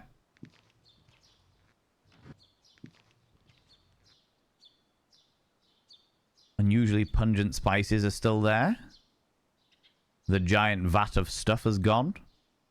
Ooh, a beautifully morbid looking flower. This must be a rock bloom.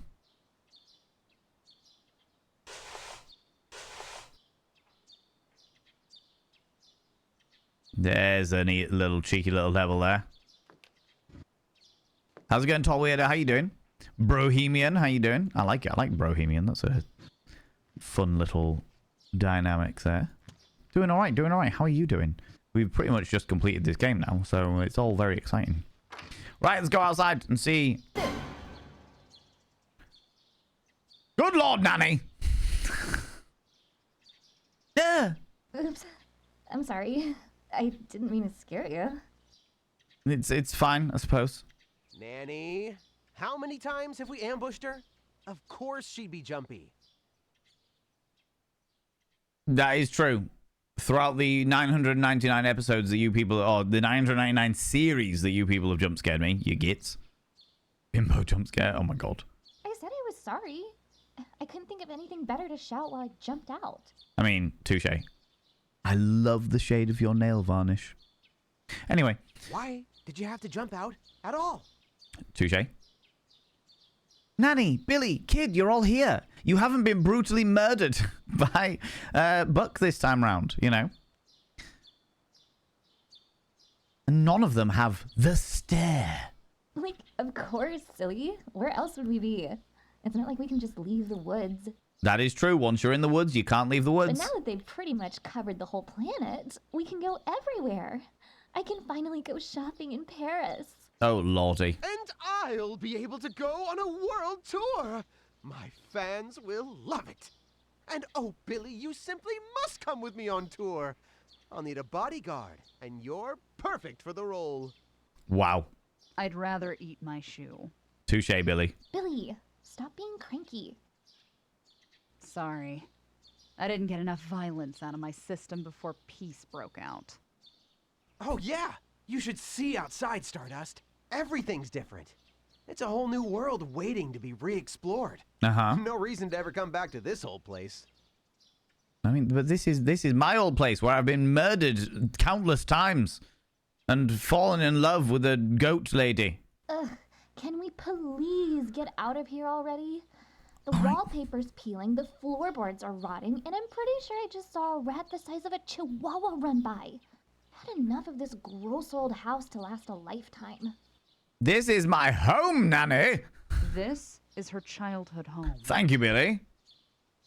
Oh, I mean, it's, nice. Bloody scandalous, I tell ya. Wait. You knew that she lived here? I spent forever trying to figure that out. Why didn't you help me or leave me a note or something? I was your boss.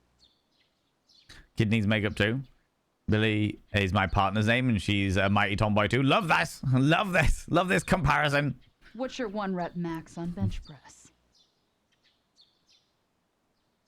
Guys, if it's all the same, I might take a moment to say goodbye to this place. I'll be out in a sec. No worries. The rest of your family already got their chance to pack up and say their goodbyes. Only fair you get your turn. My family is here too? Oh yeah, they're totes outside. Your folks are like really hitting it off with Roxanne. Aw, she's met the parents and everything. Color me shocked. Who could have possibly expected that a goddess of fertility and a married couple with 10 kids would get along? Touche. But, like I said, no rush. Especially if you don't want to get caught in the crossfire of their grandkids discussion. Touche. Take all the time you need. We'll wait for you. I appreciate that. The trio step out into the daylight, leaving me to what will likely be my last goodbyes to this house.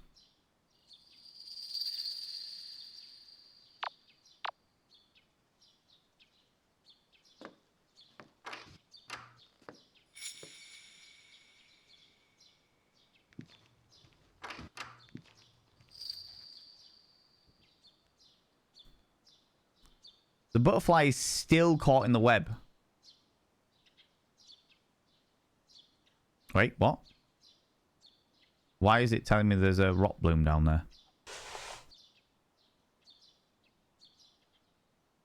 I can't use the plant mister.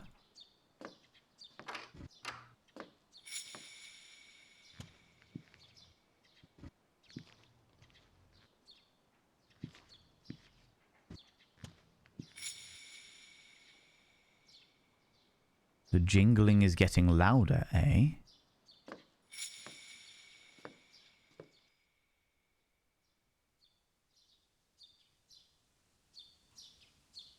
It's taking me down to the basement, isn't it? That's the reason why I couldn't go down there before.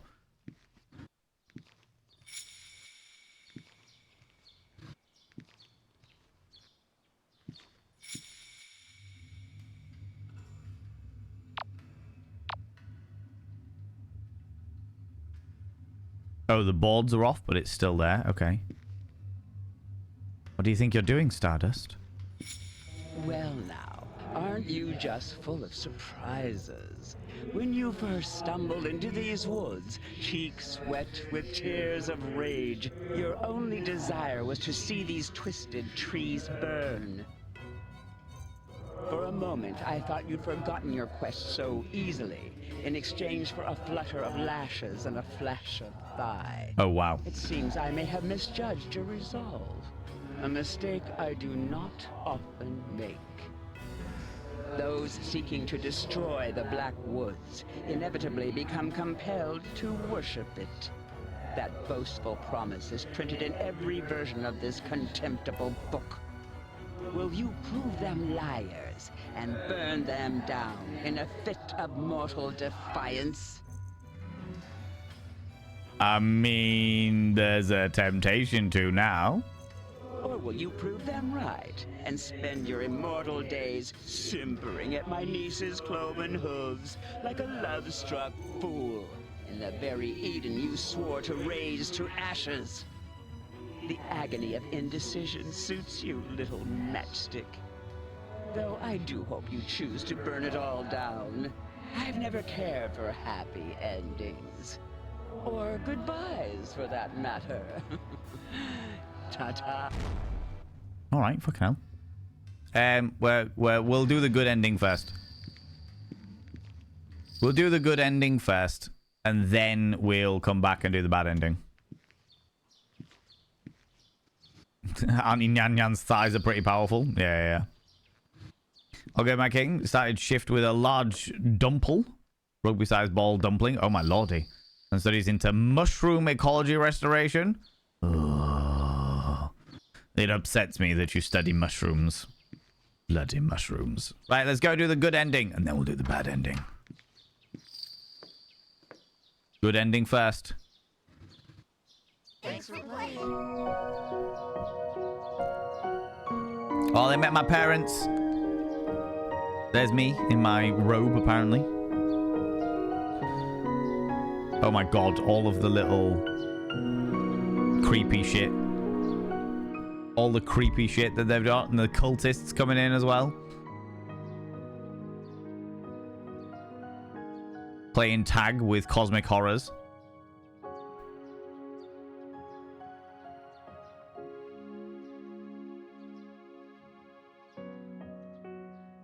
Then beating each other up. Love this. Cultists helping them get apples down. Fucking hilarious. Love this.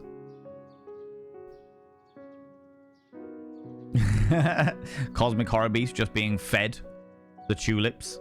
How are they meant to plant the tulips when the cosmic horror just keeps eating them, for fuck's sake? God damn it. The worst.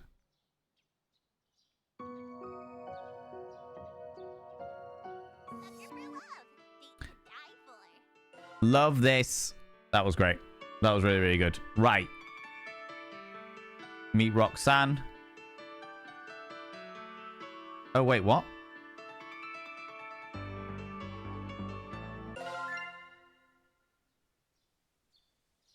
Okay, so now we'll do the other ending. Do you feel the same? Straight up called the true ending. Yeah. Because it's a nice ending and it's a dating game. And the whole point of dating games is they're meant to be nice endings, right? I don't know. For me, I don't really care. It doesn't bother me about which ending comes first. I have got a preference to finish on, especially with cosmic horror games. I have a preference to finish with horror. You know. Right. Okay. We'll do all this. Oh. I'd rather eat. So all this. Now we'll go and do the other ending. This confuses me though. I want to know why that's there. Or whether that's some kind of like visual representation of me and my character, you know?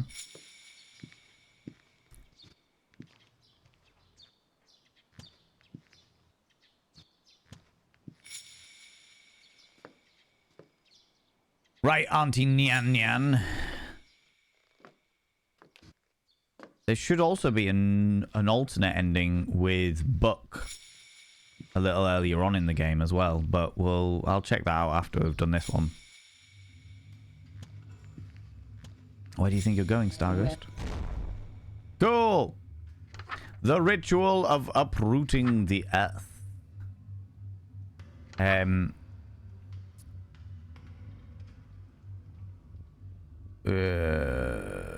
Turns to the doormat, be warned, you can never once yet. Cool. The blood of at least 10 human-sized living things, the seed of a rot bloom within you, common flame accelerant like flour, cinnamon, cooking oil, nail polish remover, or hairspray.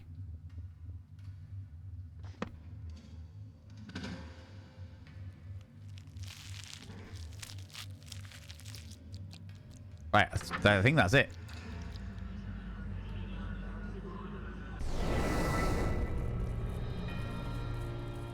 Oh my god.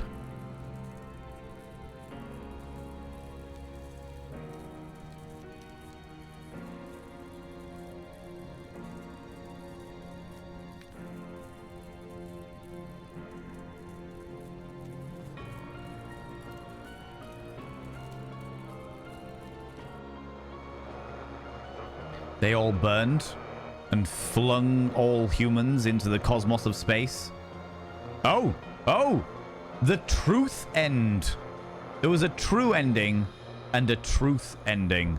Oh, that's good. I like that. I like that. They're all invited to the cookout.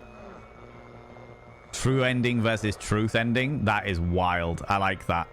Because the true ending is the one that follows the story, whereas the truth ending is the one where the truth is revealed. I like that. I like that a lot. Good ending and the truth ending. Which ones were these? So we had the good ending and the true ending.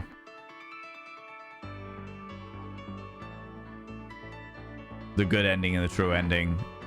And then the bad ending, the good ending, and the true ending. So, yeah, we had the good end.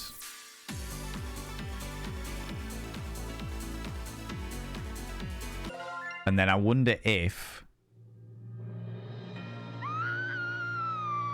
All right, the father should have been by now.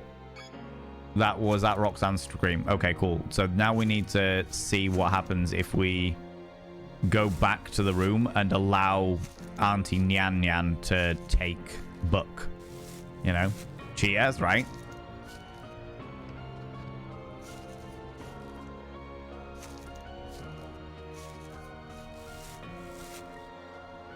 Still don't know what's in that fucking room at the end of the hallway. Yeah, subscribe. Hey, Lovebird. Most kind. Happy hump day. And yes, before you ask, I will do of course a fandango, which is a fandango but with more pizzazz, sequins and of course sparkles. More pizzazz as opposed to pizzazz. I like that. I like that, Kazimoos. Big fan, if anything, you know. Kazimoos coming in for the 42 months, good lord.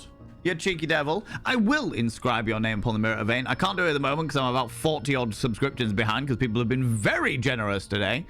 By having your name upon the Mirror Vein, it means you get access to my personal Snapchat, not a bum Snapchat, you cheeky devil. And of course, you get access to all the sexy little emotes. But the most important thing is you go roll over every morning, look in the mirror, and go, God, I look rough. But god damn, do I make rough look good. Ooh, sexy. Ooh, yes, meow, you know? Yeah, no. How's it going, Small Percy? Hello. Here, I thought the Fundango was with more fun guy. No, not a chance. The Fandango is where it's at, you know? Kazamoose! Your fart got lost into the ether. It was a silent one that just went farted into the void of cosmos. All right. Thank you very much for the 100 little panderings. I'm gutted that your fart got missed there. God damn it.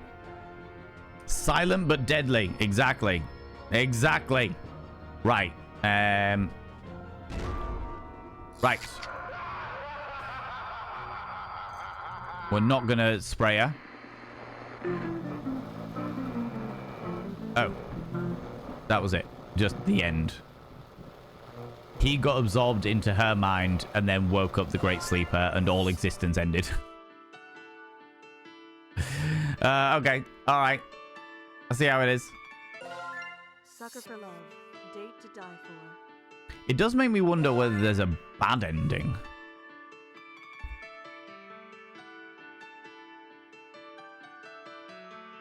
Sucker for love. Date to die for. Series 1000. Bad ending. Question mark. The fart of truth.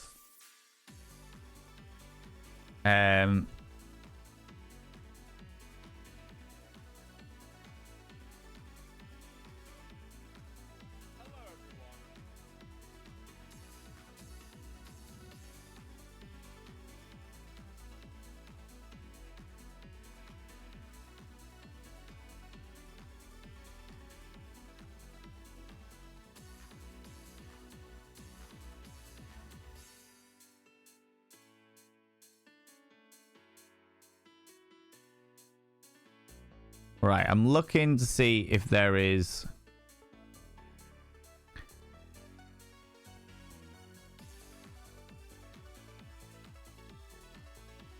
Looking to see if there's a bad ending. In fact, you know what? I'll ask you. Genuine question, friends. Is there another ending? Have I missed anything within the game? The fart of truth. Kazamoose, come here, cheeky devil. What do you like in claiming cheeky kisses, you cheeky individual, you? Did that one register an end? It didn't register as an ending. I thought because it would have popped up here, but I thought it would have been. It just said the end, though. It didn't say a good, bad ending or bad ending. It just said the ending. The ending of all things, you know?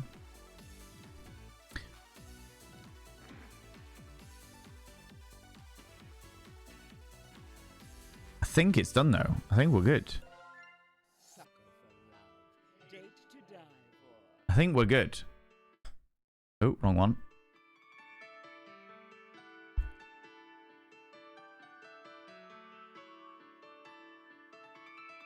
Lurk away, unicorn mom, you cheeky devil.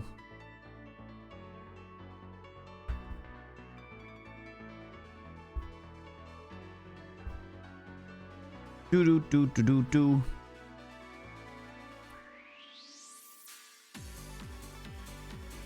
Right. I kind of want like a map of all of the endings to see if I've missed any.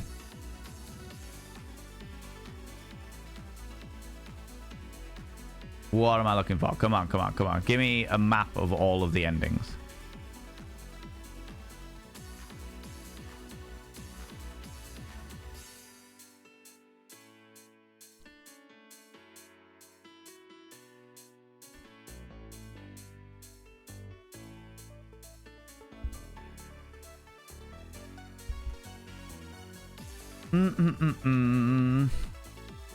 Nobody has done it. Nobody has given me a full map to see whether I've actually missed out on anything.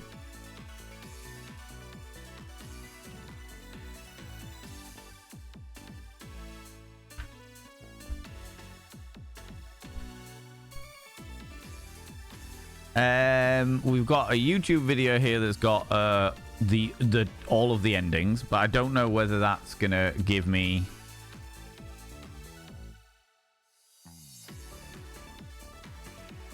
So chapter 1 only has the good ending.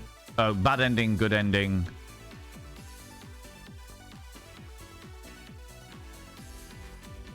Bad ending, good ending, and the true ending.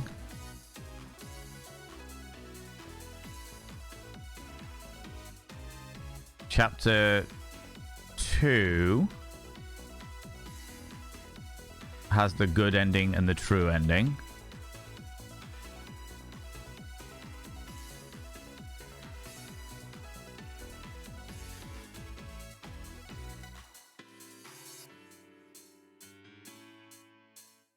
I wish this person had put their YouTube video into chapters.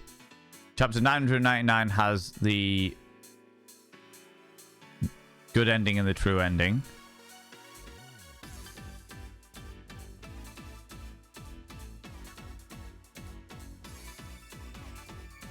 And yeah, chapter 1000 only has the true ending and the truth ending. And that's it. All right. Fair enough. Never mind. Never mind. I thought there was a bit more to it than that, but it's not. It's not. Which is grand. Which is fine and dandy. Which is fun.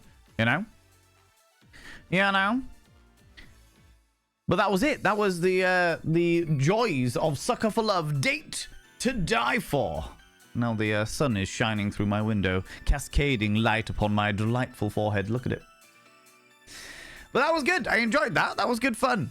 Like I said, I really enjoy the artwork. I really enjoy the way that they've evolved it from the first game. It's a lot more interactive. You get to move around the place, get to do all these different things. It's less of a visual novel and more of an interactive game experience, which is great. I love the dynamic, love the storyline, love the way that the characters interacted with each other and where they were going with it. Like I said, really simple and yet intricate in its own way, which I was a big fan of. And yeah, I think my only real criticism is the sound design. And it's not even the sound design. The music's fantastic. The voiceovers are fantastic. It's purely down to the settings. It's purely down to the mechanics of the game, where you literally can't like turn the volume up loud enough to be balanced with like how it's quieter than nearly every game that I physically own. Do you know what I mean? But that's my only real criticism. That's my only real criticism. I really enjoyed the game. I really, really enjoyed it. I thought it was fantastic. Thought it was fantastic. So, yeah, I really enjoyed that. And thank you very much for recommending it, you beautiful individuals. Thank you very much for recommending it. I enjoyed thingy. I never thought I would enjoy cosmic horror Cthulhu entity dynamic, but I did. But I did, you know? But I did. I can turn myself back up a wee bit now.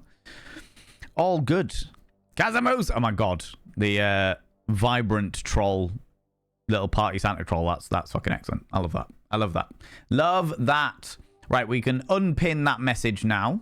Unpin this message because we have now done it. We have completed it. Allow me to add it to the collection of things my game completions and what have yous. What do people think, though? People that haven't played it before. I want to know what you think. I know there's a fair few people that have played it before that thought it was really good or didn't like it. What did you like it? Norman Looney, how you doing, you beautiful individual? People, if I've got a mod available, could I get a shout out for Norman Looney, please? I would really appreciate it.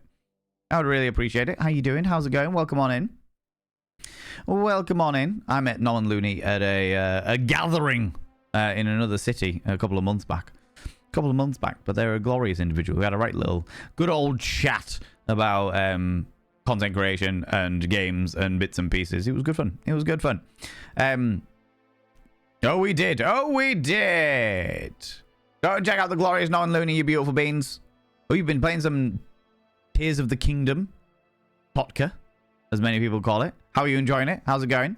Oh, no, I remember you telling me about that. I know that you also play... Oh, fuck, what's that Viking game called? Valheim. How did your weekend go? I didn't manage to check it out. I forgot. I know you were doing a whole thingy. You did a fresh start on it all. Cool. You still enjoying it?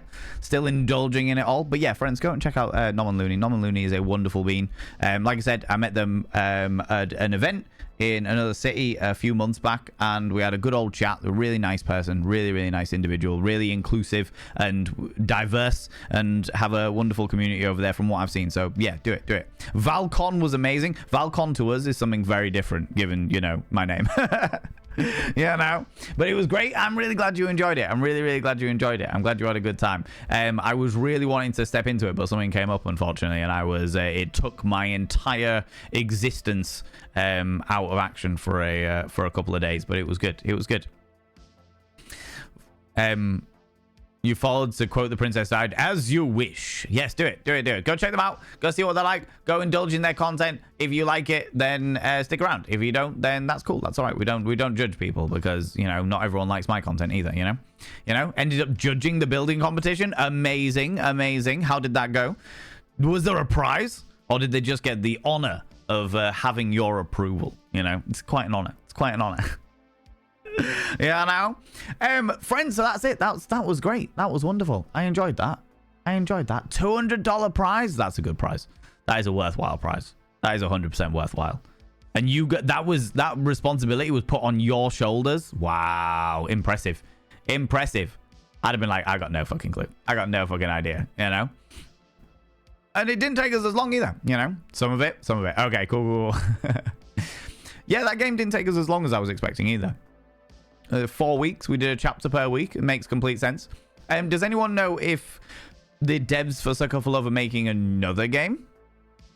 Or whether they are... add to my completed list.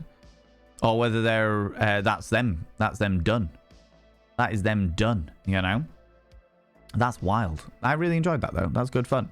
Now I've got the itch for more Cosmic Horror, though. And I'm debating what Cosmic Horror games we can play next week. For those people that don't know, we play like usually indie horror games on Wednesdays. Wicked Wednesday. We don't do any of that, but I do enjoy my horror games, and now I'm in the mood for Cosmic Horror shit. What have I got? What can we start next week? Do I have...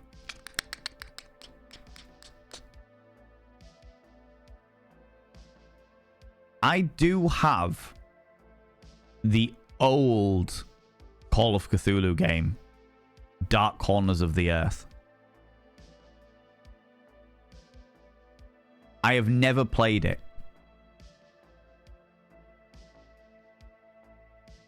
But because I've played the newest Call of Cthulhu game that was released, 4 years ago or what have you. I played Sinking City, which was an interesting dynamic. But I haven't played the OG Call of Cthulhu Dark Corners of the Earth. Does anyone know if it's any good? Let me go onto the store page. What's the rating on it? Mostly positive rating from recent reviews. Mixed reviews overall. 2006 it was originally released. Ooh, that is tempting. That is tempting to me, it has to be said. think you just downloaded that version. Haven't played it either. Saw the reviews were nice. Okay, cool. Same devs as Chromatos. Coming soon on Steam. Chromatos? What is this?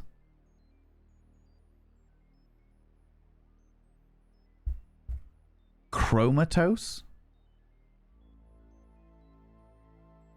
An individual novel roleplay game with emphasis on meaningful decisions, character relationships, and compelling overarching stories. Escape the collective nightmare in 12 hours or never wake up.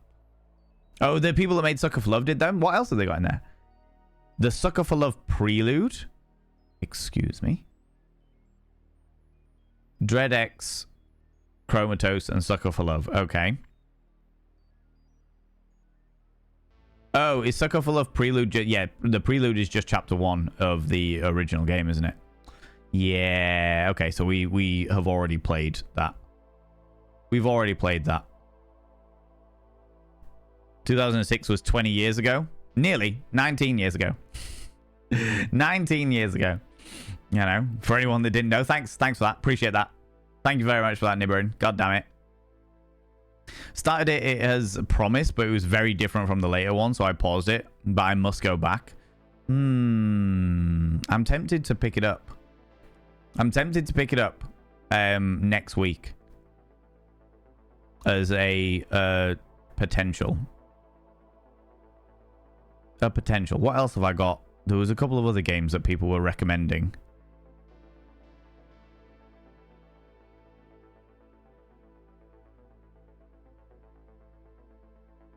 So I'll tell you what, let me have a quick look at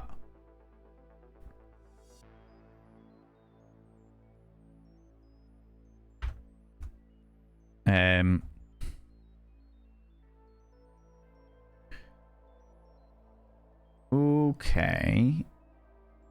So that's like 12 hours. So that would take us, realistically speaking, about 6 weeks. That'd take us about 6 weeks. Because of the way that I play games and stuff. The other one that was highly recommended was Citizen Sleeper. People have been saying that I should play Citizen Sleeper. And that's been recommended by people that I know pretty well and know me pretty well. I think they downloaded like 3 of the OG Call of Cthulhu games, which is exciting. All for under $6. Wow, okay. I didn't even realize there was mod. Oh, like, is it just Call of Cthulhu? No, that's not what I wanted, but fuck it, doesn't matter. Call of Cthulhu. Ooh, interesting. There's Call of Cthulhu, Dark Corners of the Earth. In fact, can we just search that entire thing there, please? Thank you. Call of Cthulhu... The Cthulhu Files, Call of Cthulhu Prisoner of Ice, Call of Cthulhu Shadow of the Comet. Are these all linked games?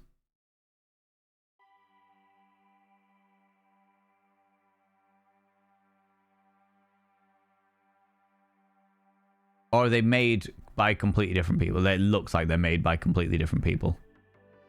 That was Call of Cthulhu Prisoner of Ice was 1995.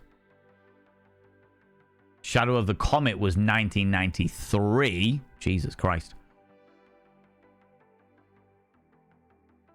It's quite loud, so you won't have any volume issues. Good. I'm glad to hear it. Glad to hear it.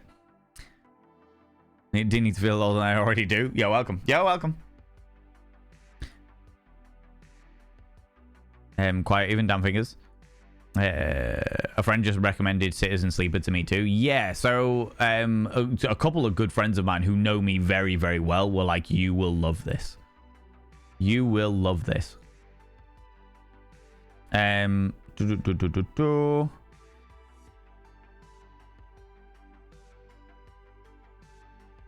Call of Karen.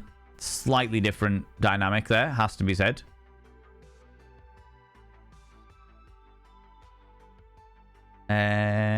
Okay, interesting. I think a lot of these that are popping up on Steam are like words I'm looking for. They're the Call of Cthulhu roleplay books, because I know that Steam started doing the roleplay books and stuff like that. In which case, maybe we'll start.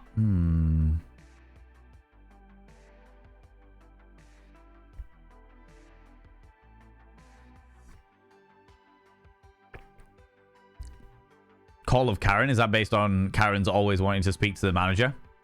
Could you imagine if it was like, I'd like to speak to the manager and fucking Cthulhu was there? Shall I have a look? Let me read out. Where are you, Call of Karen? It's a free-to-play one as well. Wow.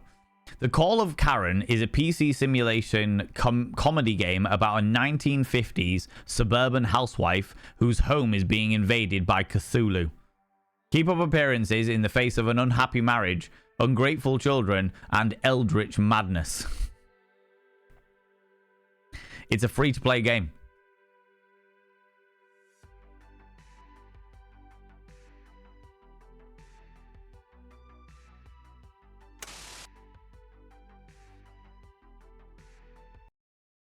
Yes, this truly is the American dream. Happy home, happy life. Why? No, I hate when it does that. What's the hotkey, friends? What's the hotkey to flick something between screens? And happy wife. Are you unsatisfied with your lot? Shut your face. There's a hotkey to flick things between screens, and I can't remember what the fucking hotkey is. It's like Control Shift Arrow or something like that.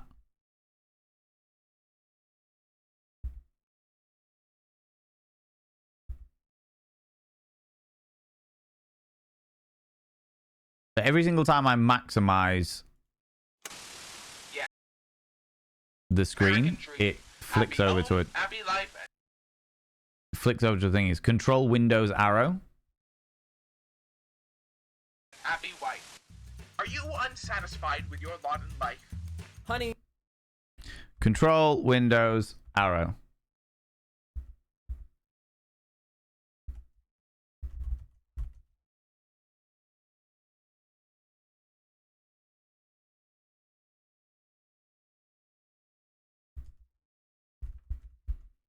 No, it's not having any of it. For some reason, I've got 3 screens. My Steam is always on the main screen. I have a vertical screen here.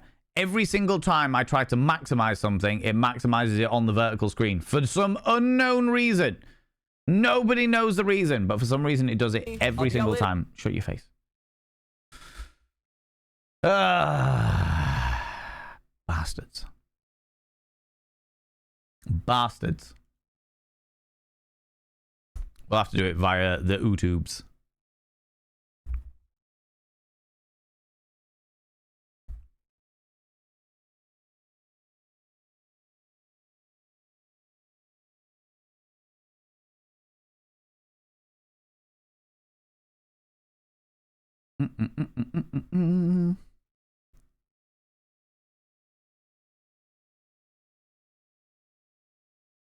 Okay.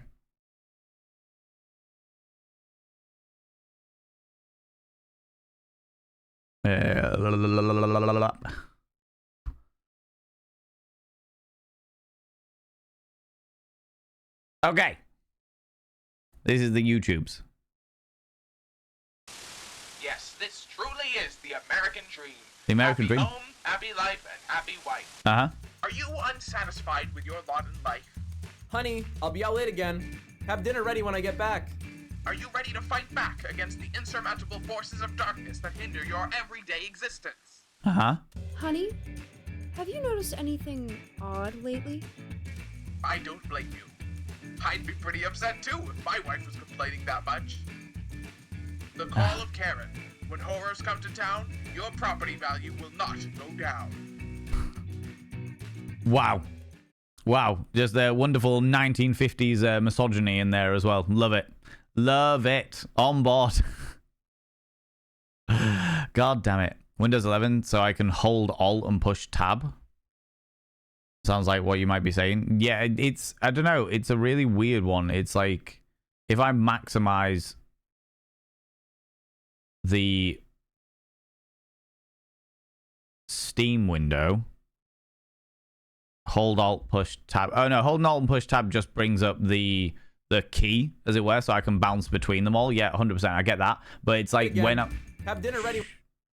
Shut up. Wanting things to push over to a different screen when it's maximized, you know. Shift Windows and arrow. Yeah, that's not working for some reason. Alt tab, but yeah, Alt tab is the tab switcher, which is what I was expecting. Control Alt Delete, slightly different. What's happening, Senpai? I wanted to show. I mean, we've seen the trailer now. We've seen the 36-second trailer, but what I wanted to do was every single time my main screen is where I have my Steam. When I maximize a video on the main screen, for some reason, the maximization goes straight over to my vertical screen. For no reason. And when I minimize it again, it goes straight back to my main screen again. For no reason. So I am very confused as to why that was happening. That was effectively it.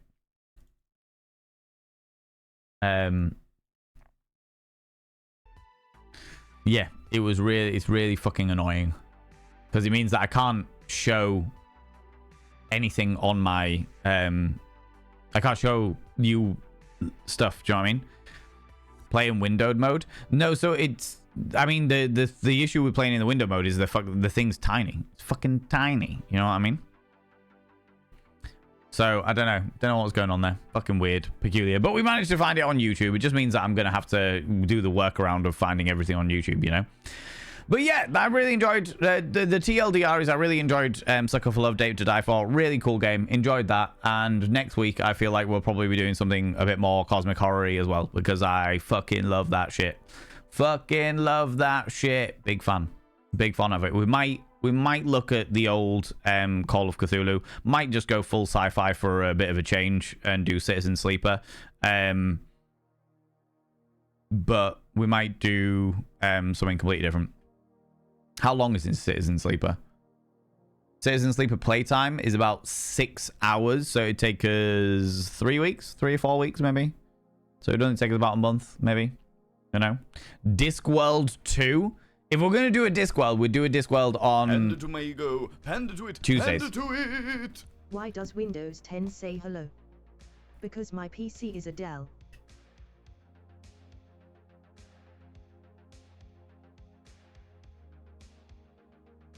Hello, it's me. I know you're thinking that I'm a PC. Good lord. Good lord, Zabadian. Thank you very much for the 100 little panderings, god damn it. Now what's your number 2's called? I think it varies depending on what country you're in. Yeah, so Discworld 1 was just Discworld. Discworld 3 is Discworld Noir. Can't remember what 2's called. Can't remember what 2's called. But at the moment we're playing, on Tuesdays we're playing the DLC for Outer Wilds, Echoes of the Eye. And I think I'm only going to be on that for like another week. Maybe 2. Depending on how distracted I get doing bits and pieces next week. But overall, I'm pretty much rounding that one up as well. So I need to think of another game for after we finish Outer Wilds on Tuesdays. And then another game for what we're going to start next week. What we're going to start with next week, you know. But I'm wanting something a little bit more up-paced, because originally we were playing some pretty chill, relaxed, horror-themed games, and I don't necessarily want. I want like a creeping horror. I don't want like a scary horror, you know. Like this is the reason why I was thinking, oh, Call of Cthulhu would be a really good one, because it's like a creeping horror. It's not a fear horror. It's not a scary one, you know. Whereas,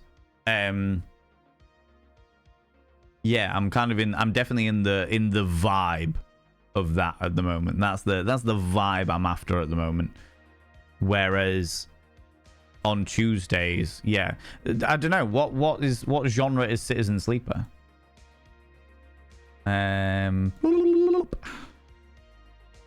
Store page.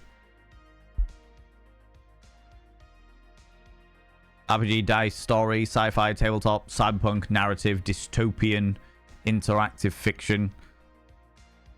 You see, we could do Citizen Sleeper after we've done Outer Wilds, I don't think I'm quite ready for another Discworld game because of just how fucking mind-melty it is. My brain struggled at the end of the Discworld game. It really struggled with it. So I feel like I would need a bit more time between that. But we could do Citizen Sleeper after we finish the Outer Wilds, for sure. For sure. Mortality Bites. Yeah. Also Missing Presumed. Okay. More psychological horror. Yeah. Because I've played we played some really chill ones like the Miskatonic, some sort of like more relaxed horror. Miskatonic, Sucker for Love, Date to Die For. They were really cool and chill, and I really enjoyed those. They were absolutely fantastic. But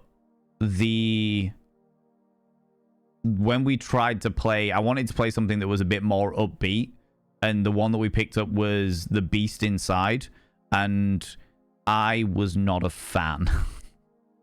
I was not a fan. It did not grab my attention, you know?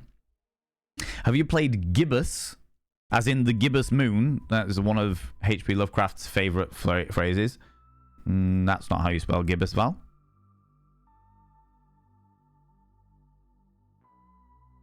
Gibbous, a Cthulhu adventure. I have not played Gibbous. That is another point and click one, isn't it? Yeah. Cross between Cthulhu and the art style of Monkey Island. Okay, cool. I'll add that to my wish list. And maybe we'll play that at some point in the future when I'm feeling, again, more cozy horror than anything else, you know? Had to step away for a mo. Not sure if you saw or not. So repeat comment. It's not eldritch horror, more reality horror. Not for broadcast. And you make the decision as to what is broadcast and control the public. Which one's that? I missed that. Oh, Shade Seeker, hold on. Oh, not for broadcast. I feel like, is that the one not for broadcast?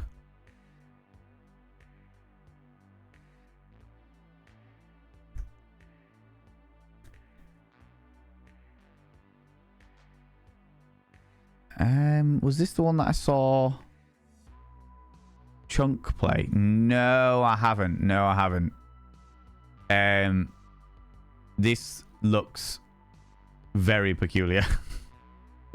You get to decide on what influences the world. That sounds bizarre. No love for the new Poppy game. How's it going, Persephone? How you doing? So, I do want to play the new Poppy Playtime game. I think I'm a little bit averse to it after the last chapter. The last chapter was great. Chapter 3 was really, really good. But as you will see if you watch the VODs that are on the VODs and Vanity YouTube, it was like I had so many bugs. Unplayable, extremely frustrating bugs that I think I restarted the entire game like twice, maybe 3 times, because we got to a point where the bugs just couldn't fucking do anything. Like I literally couldn't play the fucking game and had to start again to do it. It was pretty fucking shit. And that, like, I don't know. I think that's put me off the franchise a little bit, which is upsetting. I also didn't hear anything about Poppy Playtime 4. I didn't hear a single thing. Ooh, you little stalker. Thank you very much for the follow, you beautiful bean. How's it going, Amber? How you doing? How we doing? Doing all right. Doing okay. We've literally just completed Sucker for Love, A Date to Die For, and I really, really enjoyed it. And now I'm just debating what to start playing next week. You know? Not exactly cosmic horror. No, it's more mascot horror, but I could work with that. Every morning I wake up to find my bed slightly more broken. Turns out I'm a heavy sleeper. Jesus Christ, Zabadian. Oh my God. You've played Gibbous. How would you say it? You know what I mean? It's Monkey Island in horror. Give it a 6.5 out of 10. The story was a bit meh, in my opinion. Okay, all right. You see, I want something that's gonna grip me a little bit more. You know, like this has all been very chill, and I love the chill sort of cozy horror vibes, as I would call them, cozy horror. But I want something that's gonna grip me a little bit more. Do you know what I mean? I want something that I can really sink my teeth into in regards to like story and lore and stuff like that, which is why I was thinking Dark Corners of the Earth, perhaps, you know. Discworld 2 Mortality Bites during the North American release, first released in Europe. The game was originally called Discworld 2 Missing Presumed. Oh, right, okay, interesting. We won't be playing Discworld for a while, because my brain needs to recuperate from the Discworld we've just finished. You know, I say just finished, we're a couple of weeks now, but you know. How you doing, Jam Jar? How's it going, you beautiful bean? Doing all right, thank you. I think you would enjoy Slay the Princess, sort of cosmic horror, but in the style of a visual novel, if you're looking into. But the lore is tasty. I don't know if I'm in the mood for another visual novel, like purely, and this isn't because I don't like visual novels, because I do, but purely because of the fact that we've just finished one. Slay the Princess. Well, I do like the art style. I'll add it to my wish list, because you're not the only person that has recommended that.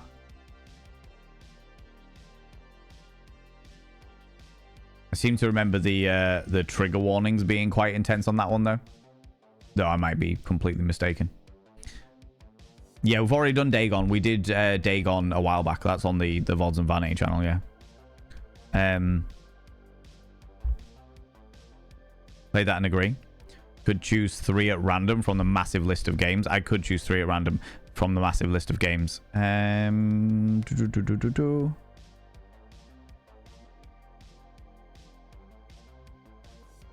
need to find all the ones that are horror.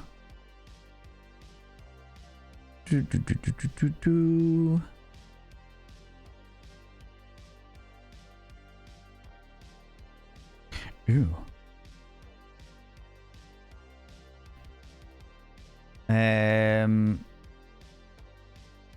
Erisim was on there. That's cosmic horror, but we could work with that.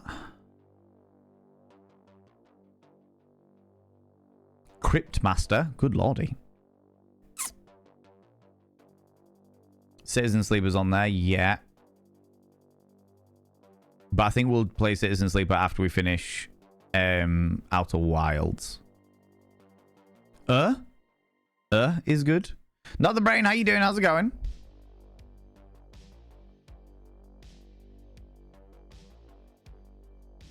What is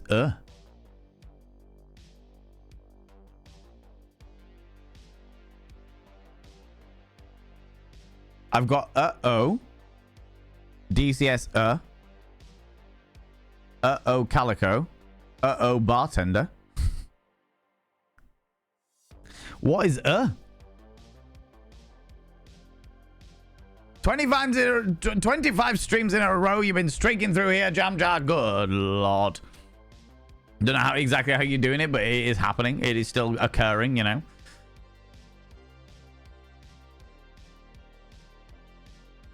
You said excitedly. Yeah, so there's a couple on there. I mean, the list is fucking huge. Let's have a look. Cutesy horror. We don't want cutesy horror. I want something a bit more intricate. You can steal a baby goat. I mean, that's interesting. I'm now looking at why I should play this.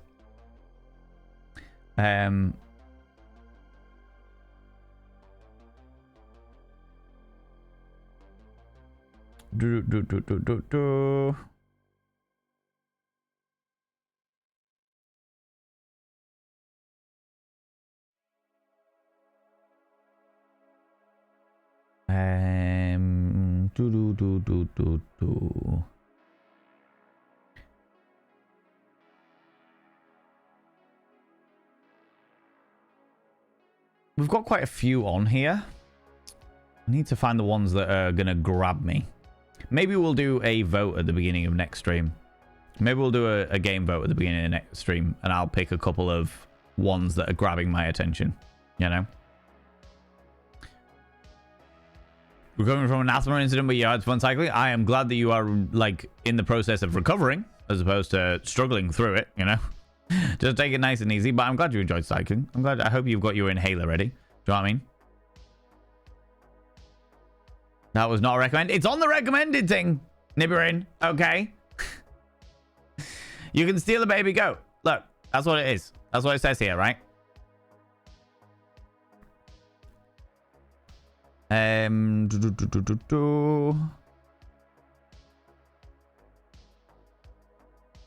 The excavation of Hobbs Barrow. I seem to remember Chunk playing that one, which is Slay the Princess is on here, so we could definitely put that on there.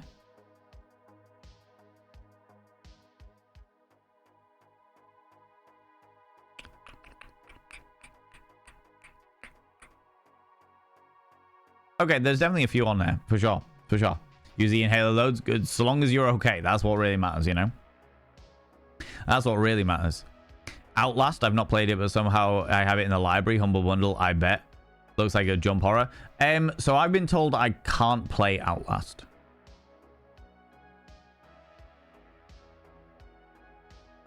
I've been told I shouldn't play Outlast.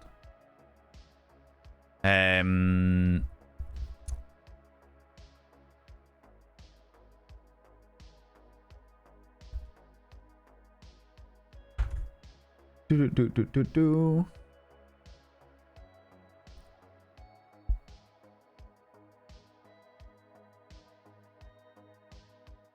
Dark Pictures Anthology, I love those games.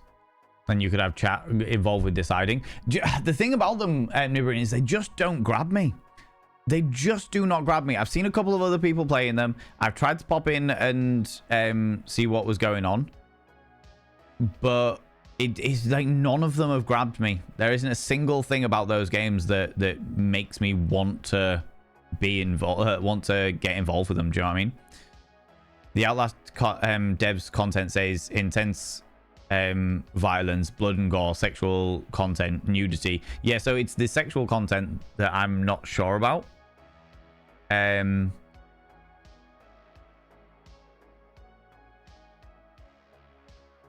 Because I specifically was told by people that have played it.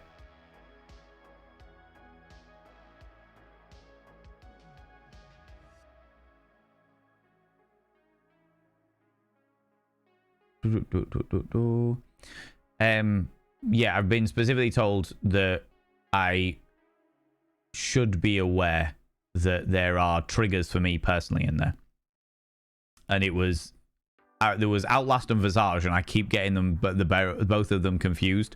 But it was Visage that's okay, that I should be fine playing, but Outlast is a no-go, as it were.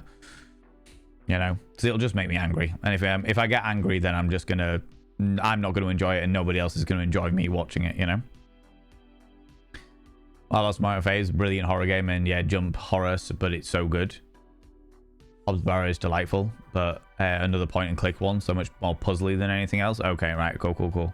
Yeah, actually, no, I'm sure I've seen Chunk play that one, or seen parts of Chunk playing it at least. No worries, not all the brain. Good. I'm glad you're looking after yourself.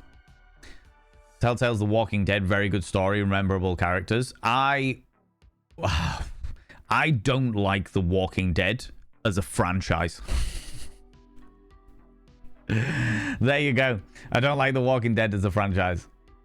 I tried to watch a couple of episodes. I thought they were boring as fuck, and I just there wasn't a single part of it that appealed to me.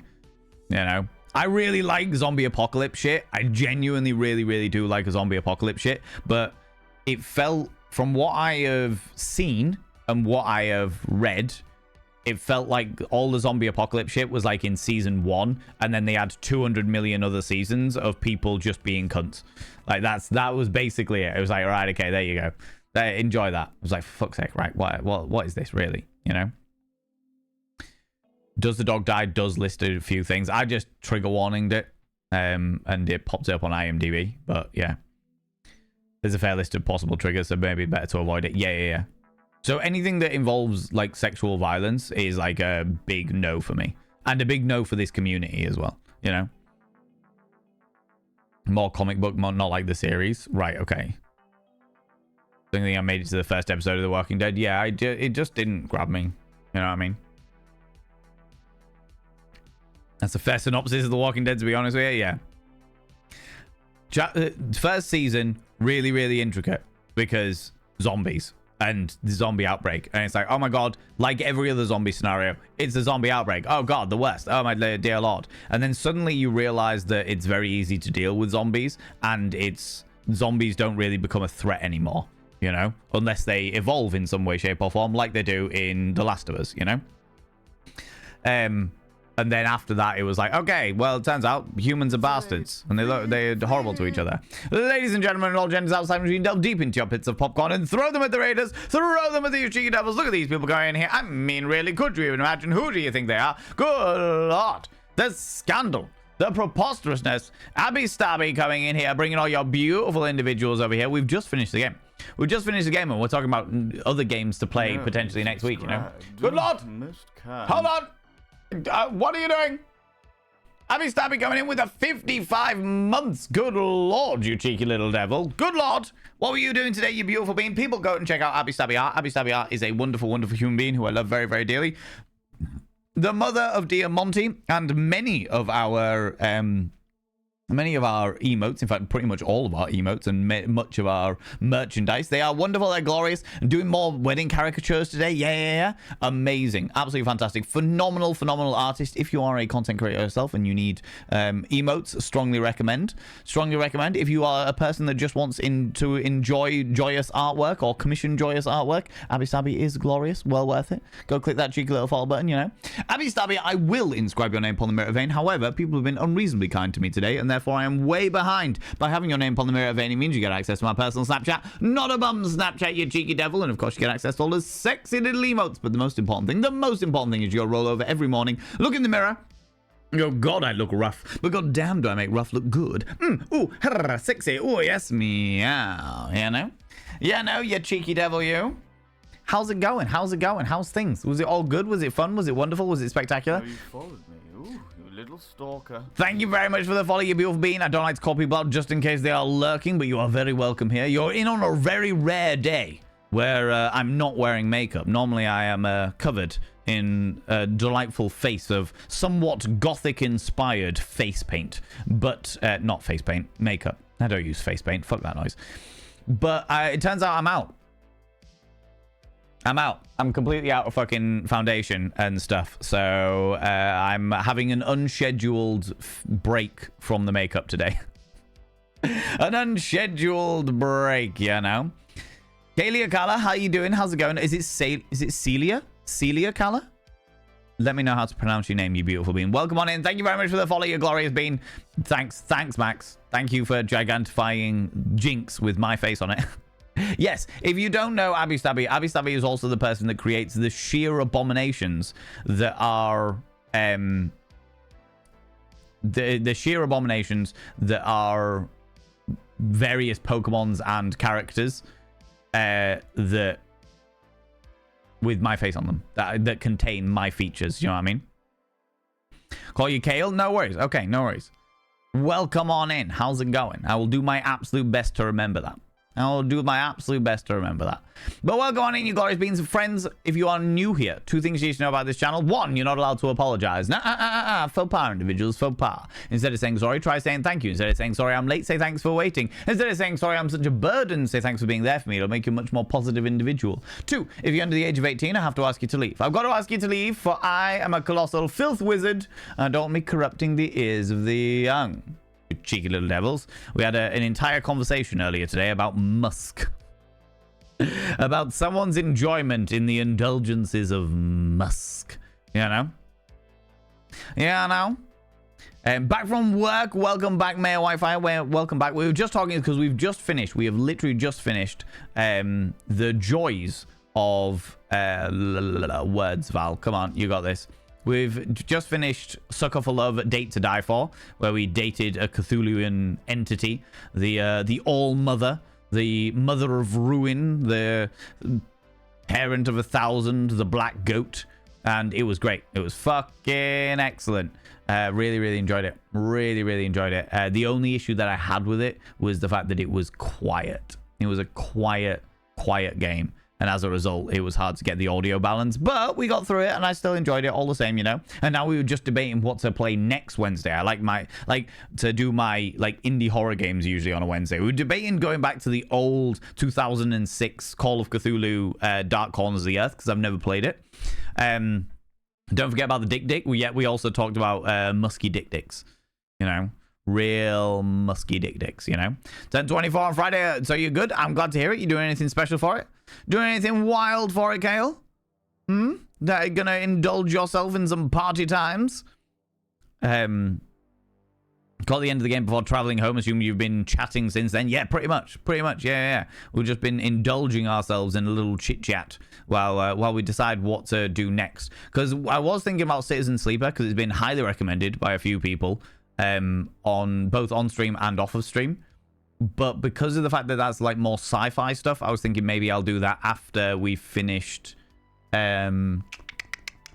what's the words after we finished our Tuesday game, because at the moment on Tuesdays we're playing Outer Wilds Echoes of the Eye, so I think we might do that.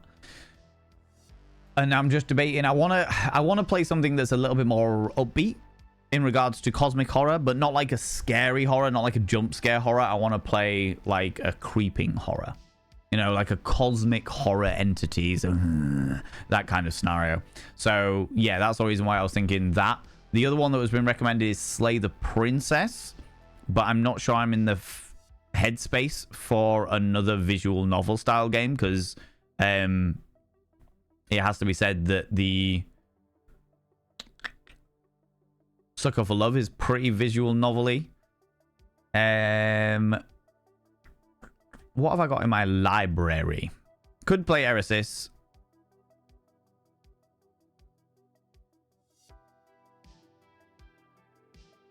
The Innsmouth case is more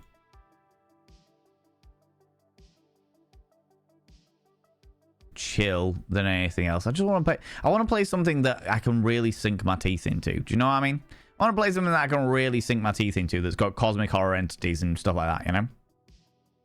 Going to dinner with your friends and then back to my boyfriend's for a movie night. Ooh, how exciting, how exciting. I hope that your delightful partner indulges you in all of the, well, if you're into filth and debauchery, then all of the filth and debauchery. If not, then whatever it is that you are into. Snaffly treats and snuggles on a sofa. Whatever it is that tickles your fancy, you know?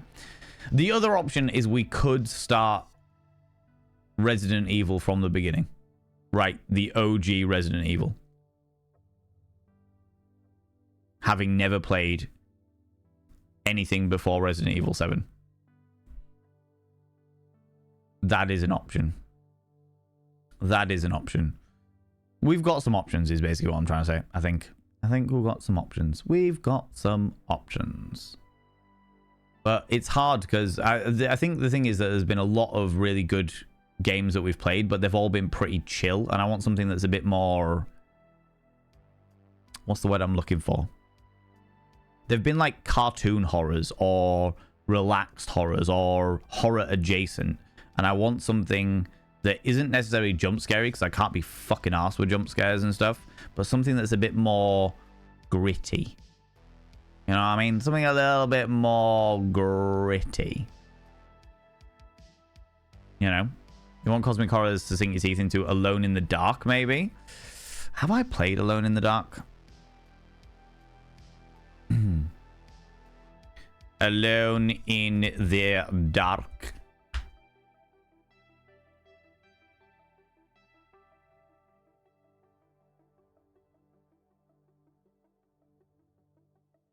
Wait. Which one?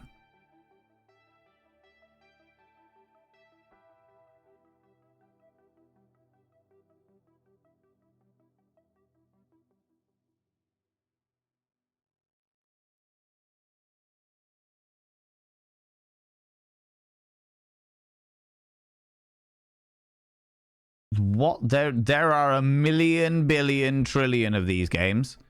Alone in the Dark with loads of packs.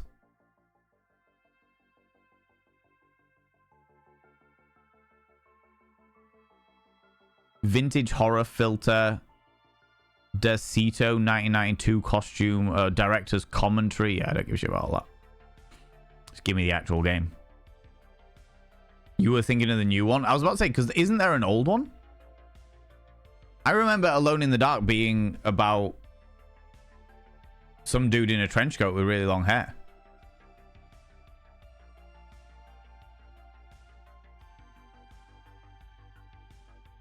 No, I was definitely thinking of something completely different. But there was one in 2008. Is it the same universe as presumably? Presumably. Resident Evil 0 then, the original game. Is that the original game? I have played Resident Evil 7 and Resident Evil 8, and I fucking loved them both. Well, I loved Resident Evil 8. Resident Evil 7 was alright. It was okay. It was alright. But Resident Evil 8 was excellent. And I really wanted to, before I went back and played all of the original games, all the, like, from 1, 2, 3, 4, 5, and 6, I wanted to finish the Ethan Winters arc, which was Resident Evil 7, 8, and 9.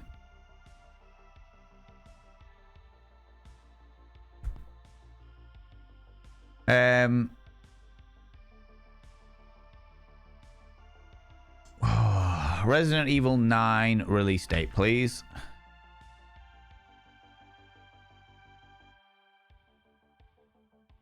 Could come out as early as 2025, but they have given no official release date yet, which means it'll be another year or so, I would imagine, before they do that. Gritty, love Gritty. Gritty is good. Got the original Resident Evil, my Japanese import original PlayStation release. Jesus Christ, 6 months before the PlayStation release in the UK. Bloody Nora, Gamora, that's amazing. Do you speak Japanese? Or did it come, like, translated? 0 is my least favorite in the Resident Evil series just because you don't get the storage chest. I've got no idea what that means.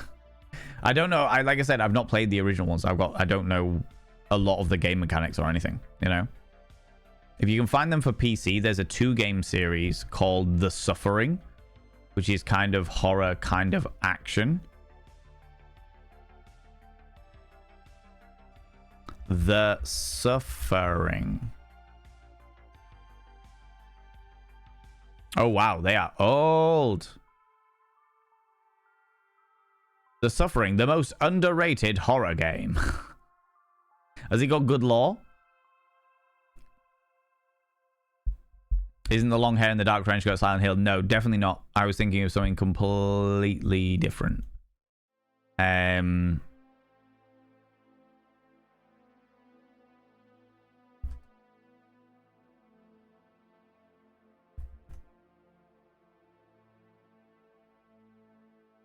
Oh, the one I was thinking of was literally just called The Darkness.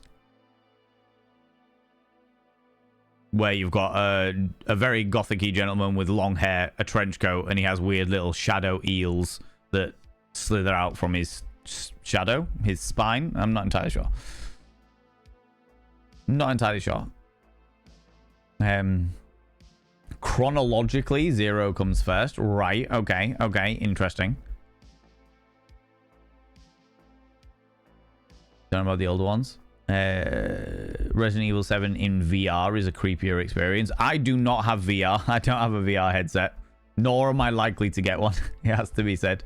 Of all of the things that I need to purchase in my life, a VR headset is way down the list. Way down the list. You know? There is Illbleed Dreamcast game, and so this is available with some of the format. Really weird, funny horror, right? Does speak it, but weirdly had the version with English text. Oh, that's interesting. So they had, even though the PlayStation wasn't available in the UK or Western countries, I would imagine they still intended to roll it out. So they prepped games with English text in advance. Interesting. Have you played the DLC to 8? I haven't played the DLC to 8. That is true. I have not played the DLC to 8. If I played the DLC to 8, would that mean that I would have to dress up as Lord Dimitrescu again. Get my little pencil mustache back out. For those people that don't know, when I played Resident Evil 8, I cosplayed as a gender bend version of Lady Dimitrescu. And it was an interesting experience. Full 3-piece white suit. Yeah, it was an interesting. Do you know what? Do I still have a photo of that? Where is it likely to be?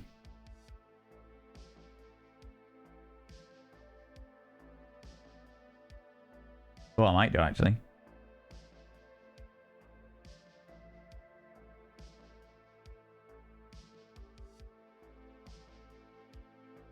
I seem to have every other photo known to man that I've ever taken ever. There it is.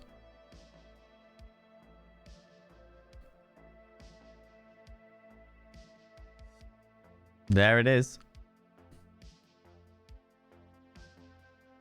Me in the gender bend Lady Dimitrescu outfit, or Lord Dimitrescu as we called it. You know? The Darkness and the Darkness 2 are really completely different, but they're fun games, yeah? The Suffering is about a character who may or may not have been wrongfully convicted of murder, depending on how you play the game. Ooh, that's an interesting concept. That's an interesting way of doing it. Yes, that's what that means. Yes, I have to dress like this if I'm good. I've still got the little carnation. I've still got the carnation. Loving the Lord D. The funny element of this was the fact that this carnation is actually 3 carnations pinned together. But I thought I was buying one giant carnation, but I wasn't. I was buying a box of 150 carnations. Those are the days. Those are the days. You know? The Dimitrescu vampires were taken from a book series called The Necroscope. Oh, interesting. Very 50s gangster. It is very 50s gangster. Well, I was actually going for a lot more like late 1800s, like Louisiana Bayou Lord, as it were. You know, because that's kind of what I imagine Lady Dimitrescu is, even though she's not. Because you got to remember, I made that entire outfit. I knew nothing about the game. I knew literally not a single thing about the game. All I knew was the existence of Lady Dimitrescu and what she looked like. And then I fabricated this outfit. I fabricated this outfit purely from an image of Lady Dimitrescu. I didn't know who she was, where she came from. I saw the outfit, I saw the giant hat, I saw the carnation, and I was like, right, this is what I am envisioning a gender bend version of it. I think I'd probably do something slightly different if I was gonna. I mean, I'd still wear this outfit because everyone loved the outfit, but if I was gonna redo it, then I would go for something a little bit more traditional in that area, you know. Yeah, no. Obsessed with the gloves and the burgundy tie detail. Yeah, it's got to be done, right? Got to be done. A suit of carnations. I actually gave the carnations away. I gave them to a friend of mine who is a burlesque dancer who said that they would use them in one of their outfits. I was like, amazing. Sure thing. Sounds good. Sounds good to me. Yeah, no. Okay, we've got some options. Some possibilities of what we can do next week. I don't know whether I'm just going to pick one or whether I'll do a game vote at the beginning of the stream. Don't know. Depends how plucky or happy-go-lucky I'm feeling, or whether it's just in a situation where I just cannot fucking decide on what I want to do. You know. But I'm very happy at the fact that we have completed the joyous world of what's the word I'm looking for? Yeah, I'm very happy we've completed the joyous world of Sucker for Love. You know, it's a good one. Van doing vamp things. Whatever next? Me doing vampire? No, really? God, really? Yeah, I haven't played a vampire game in a long time. Oh my gosh, is that a mirror? What, all of these behind you, Kershaw? All of these to go with your first founder's badge, you cheeky little devil. You cheeky little devil. I will inscribe your name upon this mirror vein, but I'm a little bit behind because people were unreasonably bloody kind earlier. Gosh darn it. Bloody kindness everywhere. By having your name upon the mirror vein, it means you get access to my personal Snapchat, not a bum Snapchat, you cheeky devil. And of course, you get access to all those sexy little emotes. But the most important thing is you'll roll over every morning, look in the mirror, and go, God, I look rough. But God damn, do I make rough look good. Ooh, sexy. Ooh, yes, meow. You know? You know? Kindness. I know. How very dare they? The scandal, I tell you. The absolute scandal. How could they do this to me? How could they do this to me, right? All right? However, Kaijo, you've come in just as we're finishing up. Just as I've got to go and prep myself for a venue viewing in the next, like, 20-odd minutes. So I'm going to wrap it up there, friends. I'm going to wrap it up there, and we're going to go raid somebody. We're going to go throw some love at another delightful bean. But before we go anywhere, you cheeky little devils, can we please get a lovely amount of thingies? Story of my Twitch timings. I know it's the worst. It's the absolute worst. Wednesdays, I usually have some description of meeting or venue viewing or something afterwards. So I have to leave relatively sharpish around the 5:30, 6 o'clock thing at the very least. But normally I can go over a little bit, especially if we've got plenty of stuff going on, you know. Friends, could you please throw out some mod loves from my wonderful, wonderful moderators? I would very much appreciate it. Mods, thank you very much for all that you do. Thanks so much for all you do in and out of stream, all the stuff you do for me behind the scenes, and all the stuff you do for this wonderful, wonderful community. You beautiful, beautiful beans. I really appreciate you. Yeah, I couldn't do this without my moderators. I genuinely couldn't do this without my moderators. They help me out doing all the tech stuff. They help me out with the community. They help me out in stream. They help me out in so many ways, and I really, really appreciate it. So thank you very much. I know you've got to go nibber in, so you go disappear off, go do what you need to do, but yeah, thank you very much, mods. I really, really appreciate it. Let me have a quick look at who we can go throw some love at. Who's playing something that's got similar sort of vibes to what we were just on? Nobody. Great. Never mind. Never mind. We'll go see somebody different then. Okay, friends, if you could stick around for the raid, even if it's only like 5-10 minutes, even if it's just a little stick around, just go throw some love at another delightful bean, I would really appreciate it.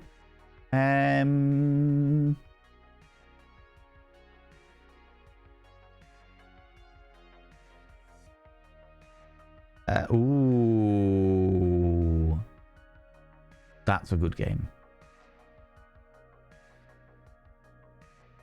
That's a good game. We could definitely go see them. It depends how long they've been on for.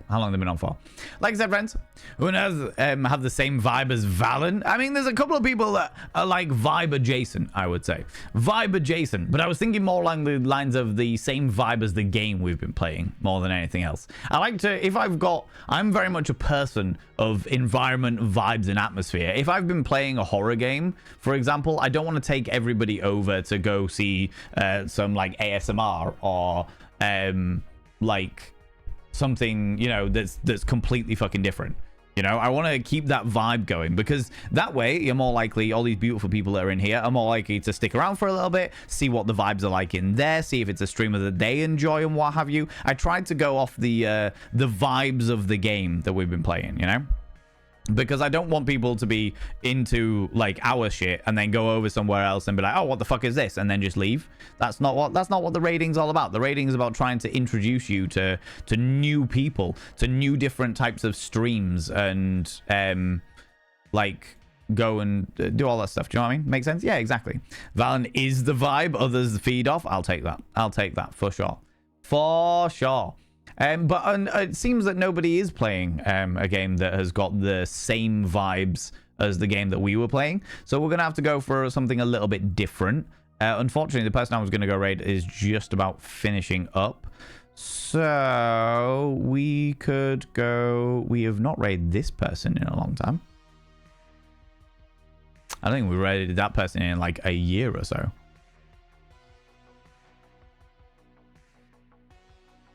And that has spooky adjacent vibes, I suppose.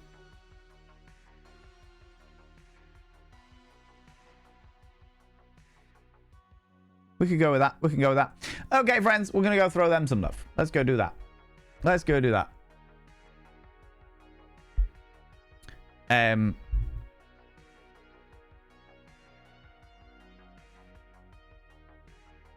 Oh, they're just finishing as well. Oh, typical. Bloody typical. All right, cool. Let's do this person. This person's a grand old individual. Let's do that instead. That's good. Okay, friends. If you can stick around for the raid, even if it's on like 5-10 minutes, I would really, really, really appreciate it. If you are a subscriber, please copy and paste the first raid message. If you are not a subscriber, please copy and paste the second raid message. That's the first Bot of Vane raid message for subscribers. The second Bot of Vane raid message for non-subscribers. You cheeky little devils. Thank you very much. Thank you very much for the stream. Thank you very much for being here. I appreciate that. Like, literally, you could literally go anywhere with your Wednesday afternoon. Little stalker. Thank you so much, you beautiful bean. You could go anywhere with your Wednesday afternoon and you choose to come here, and that means the absolute fucking world to me. What is this?